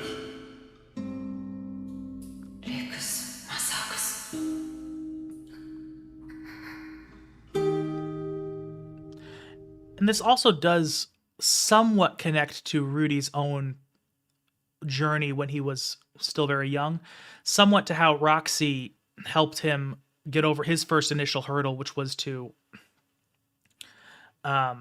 get him out of the house and into the world so he could kind of face his fears head on, where he needed that one big push to exit his comfort zone and experience things that he wouldn't have done on his own.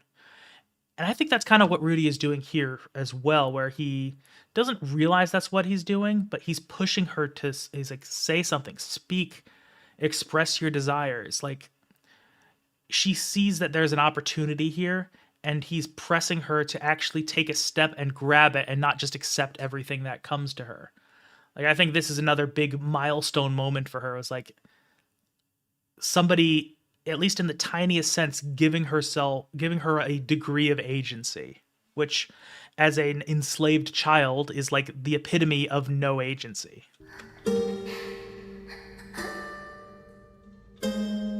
And now of course she's probably overwhelmed by the fact that she lived almost her entire life in misery and probably being abused physically abused. I don't think she was ever sexually abused, but the guy obviously treats her like shit.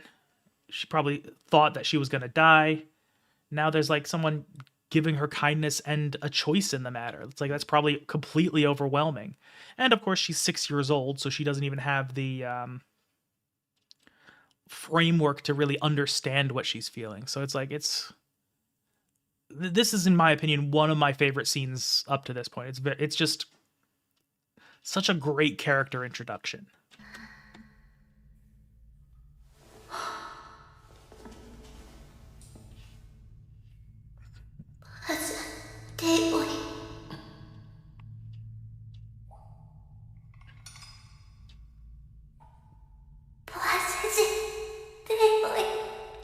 Oof. For that being the first complete sentence we hear from her, that's like Oof, I'm still getting I get chills from that, like legitimately. いいだろう。そんなもんだ。それでいい。生きたいじゃなくていい。死にたくないで。とりあえずいい。 And that line right there also just it's everything for Rudy. It's not. It's like, I want to live. It doesn't have to be I want to live. You can start out with I don't want to die, and like consider what Rudy had just been through, where he was really hurt by Eris, even though she didn't intend that, but that's what happened. He was hurt by her. He completely shut down, and then when he realized that Zenith was still missing and he had to do something about it, that was his moment of, it's not, I don't want to live, but I don't want to die. And that was kind of what got him out and got him on that first step to where he eventually was able to get some improvement with Soldat and with Counter Arrow until he got to the place where he is now, where still not better, but better than before.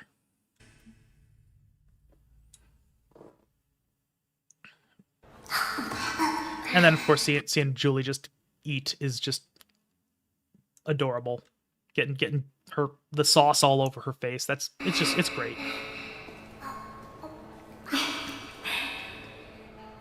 ところでルーデウス君、この子の名前は何ていうの？エハウス・ヨーヒディ。ネクサージエハウス・ヨージアイエリ。ジビュエサイエス・キャディキスイワハイキュエス・バサラリリテラサイエス。製鉄のバザルと美しき。あ、そうか。ドワーフは7歳になるまで正式な名前をつけてもらえないんだ。Yeah, and that's a nice little bit of world building that, not relevant really, doesn't really ever come up again, but it's, a neat little thing to note. And also it is kind of an interesting thing where the number 7 has a lot of symbolic importance in this world. They show it a bunch of times. There's 7 powers, 7. The way he kind of convinced the Boreas Grey Rats to give Eris a weekend by saying, okay, give her a day off every 7 days. 7 is just a important thing in the world, with the exception being age, where since 15 is the age of majority, they break things up into 5s for significant birthdays that they celebrate. So 5, 10, and 15 are the years that you usually celebrate your birthday with.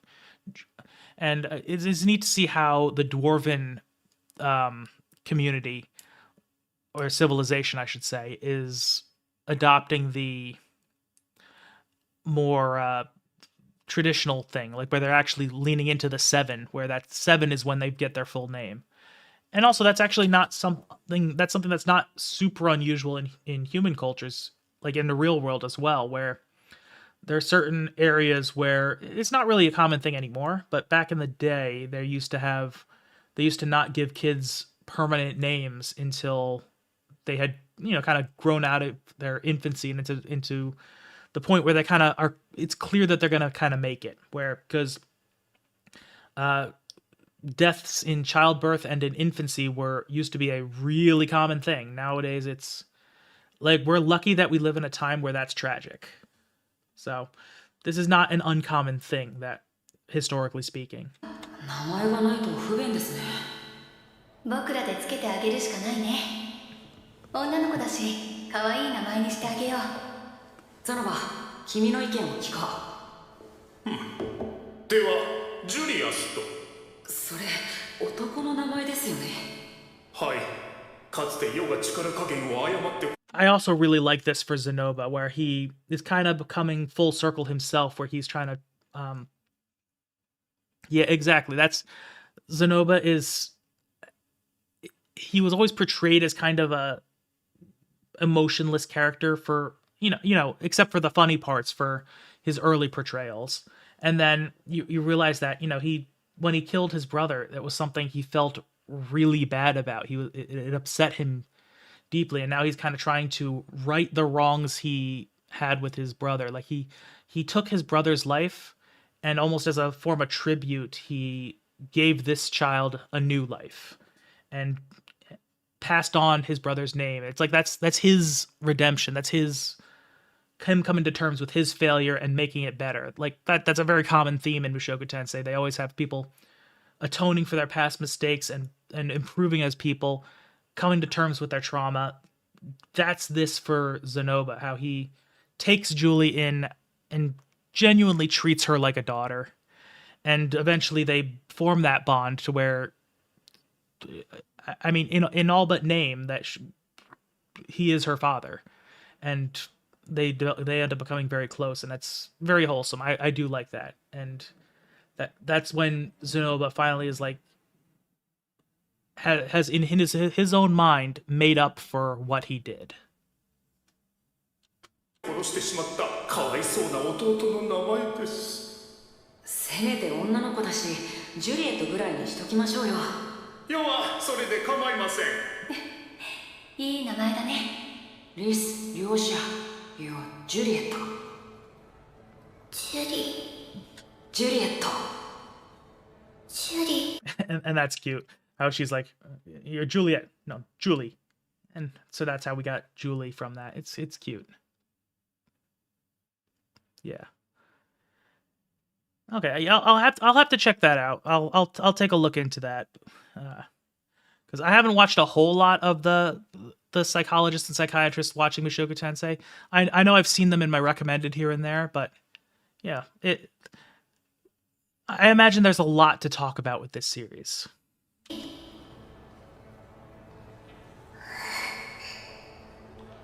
And then, of course, the first time we see Julie smile, she's fucking adorable. It's great. ザノバと一緒に生活することになったジュリは普段はザノバの世話をし、昼には俺から語学と無影響魔術を習うことになった。こうして俺とザノバの人形計画はここから少しずつ前進していくこととなる。 And like I said earlier, it's a nice way to get things started for how magical constructs are eventually going to be created by these groups. With, I mean, not just Zenoba, Julie, and Rudy, but Cliff and Nanahoshi will also become significant features in that. So it's nice how this is all getting set up now. And that's one hell of an episode title. I Don't Want to Die. Yeah, Shinitaku Nai. Yeah, I like that a lot. So, one thing is, unfortunately, I will say that I do think I'm either having allergies or a bit of a cold because my throat is absolutely killing me. So I don't think I'm going to watch a video essay today. That being said, I am off of work tomorrow for the holiday. I did not watch that. I didn't actually record anything beyond that, so I don't actually have it available right now.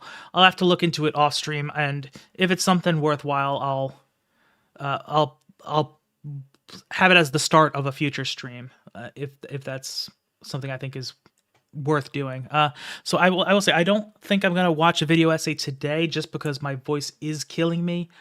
I don't know that I don't want to damage my voice essentially, but also I feel like since I'm going to be recording these, and I do intend to eventually put the reactions I'm doing to video essays, I'm going to edit them and put them on my channel as standalone uploads eventually.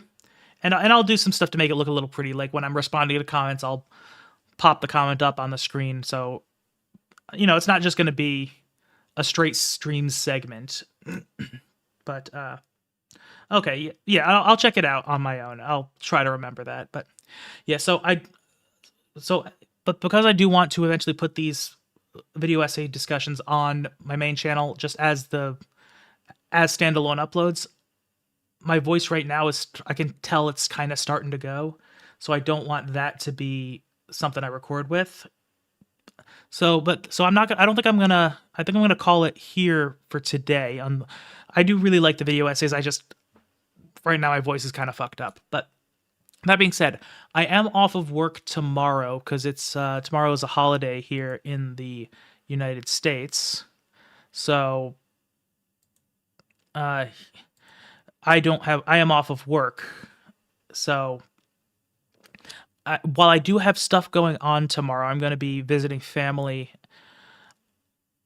I'm thinking if my voice is feeling better tomorrow, I'll do a stream early in the morning, a short stream, just to essentially watch a video essay or something, just to have that recording. Maybe I'll do something else as well, just, kill a couple hours before I have to get out and go to hang out with family, because again, I do have stuff going on, so I can't do a full stream tomorrow, but just to make up for not being able to do it today, and also because I do want to have something recorded every week. You can probably expect it either this week or next week is when I'll start having those uploads happening. So yeah, I want to get into the habit of having something recorded every week so that I can have a bit of a buffer just in case shit happens, so I have time to make up for it without interrupting the upload schedule. So maybe tomorrow, depends on how I'm feeling. If so, I hope to see some of you there. I understand it's a weekday, so I know some of you are going to have work or school or something like that. I just happen to be off of work because that's just a day we get off. Aside from that, next week for sure, whether or not I stream tomorrow, next week for sure, 9 a.m. Eastern, that is when I will be streaming next. And also, for those of you who care about my edited content, I do have a review of Bible Black going public tomorrow morning. So actually, maybe tomorrow morning might not be the best time to stream. I don't know. I'll figure something out. Maybe I'll do it after work one day. Because I usually get home at around 6:30 p.m. So I don't want to be streaming too late, but I'll try something like that. So yeah, I got a Bible Black review coming out tomorrow morning. So if you're interested in that, check that out. I'm going to see if I can stream sometime this week just to get the video essay out and going, to have something. And what did you miss? So what happened is I'm going to kind of call it for today just because my voice is kind of fucked up. I'm going to see about sometime in the rest of the week. I'm going to do the video essay then. Maybe tomorrow, depending on how things work out. Although I don't want to stream while I have a video coming out tomorrow, because it's out for channel members, but tomorrow is when it goes public. I probably don't want to cannibalize my own viewership, so I don't think tomorrow morning is when I'm going to stream. I'm going to see sometime this week after work, see about streaming a video essay reaction and recording that. And sometime either this week or next week, I'm not sure when, that's when I will start uploading the reactions as a standalone and edit them and all this stuff. The original hentai is Bible Black. I know that there's a visual novel for it, and I know that there's other Bible Black animations out there, but I just watched the main 6 episodes, and that was what I ended up covering. The review was shorter than I would have liked it to be, but I don't know. I explained why I didn't have as much to say about it as would be normal, but ultimately I thought the video was pretty good. We'll see if everyone agrees. So if you're interested, tomorrow morning, that's when that's going to happen. I will hopefully see you sometime this week for the video essay thing. I don't know when that is. When I can decide on, if I decide on a time, I will I'll make a community post about it. But because I'm also not against potentially having like weekday evening streams become a thing, but I'll have to figure out a time that works consistently, because I'll only be able to stream for a few hours that way regardless, just because I live in an apartment, I have neighbors, I don't want to be waking people up at like midnight, even though I don't have a problem staying up that late. But so that's how that's going to happen. And then even if I don't stream this week, which I'm going to try to do, next week, 9 a.m. Eastern, I will be back like I always am. And assuming my voice is feeling good at that point, I may try to make it a bit of a longer stream to make up for what we did not cover today. So we'll see how that works. Because I know I got a bunch of video essays. I don't even know I'm going to get through all the video essays I have just in the backlog now before we get through Mushoku Tensei. But yeah, we'll see. So hope to see some of you guys tomorrow with the video release. If not, I hope to see some of you guys on the next stream. Thanks for stopping by. I appreciate all the chatters, all the lurkers, and everything in between. It's always a good time. No matter how you got here, I appreciate you getting here. See you guys later.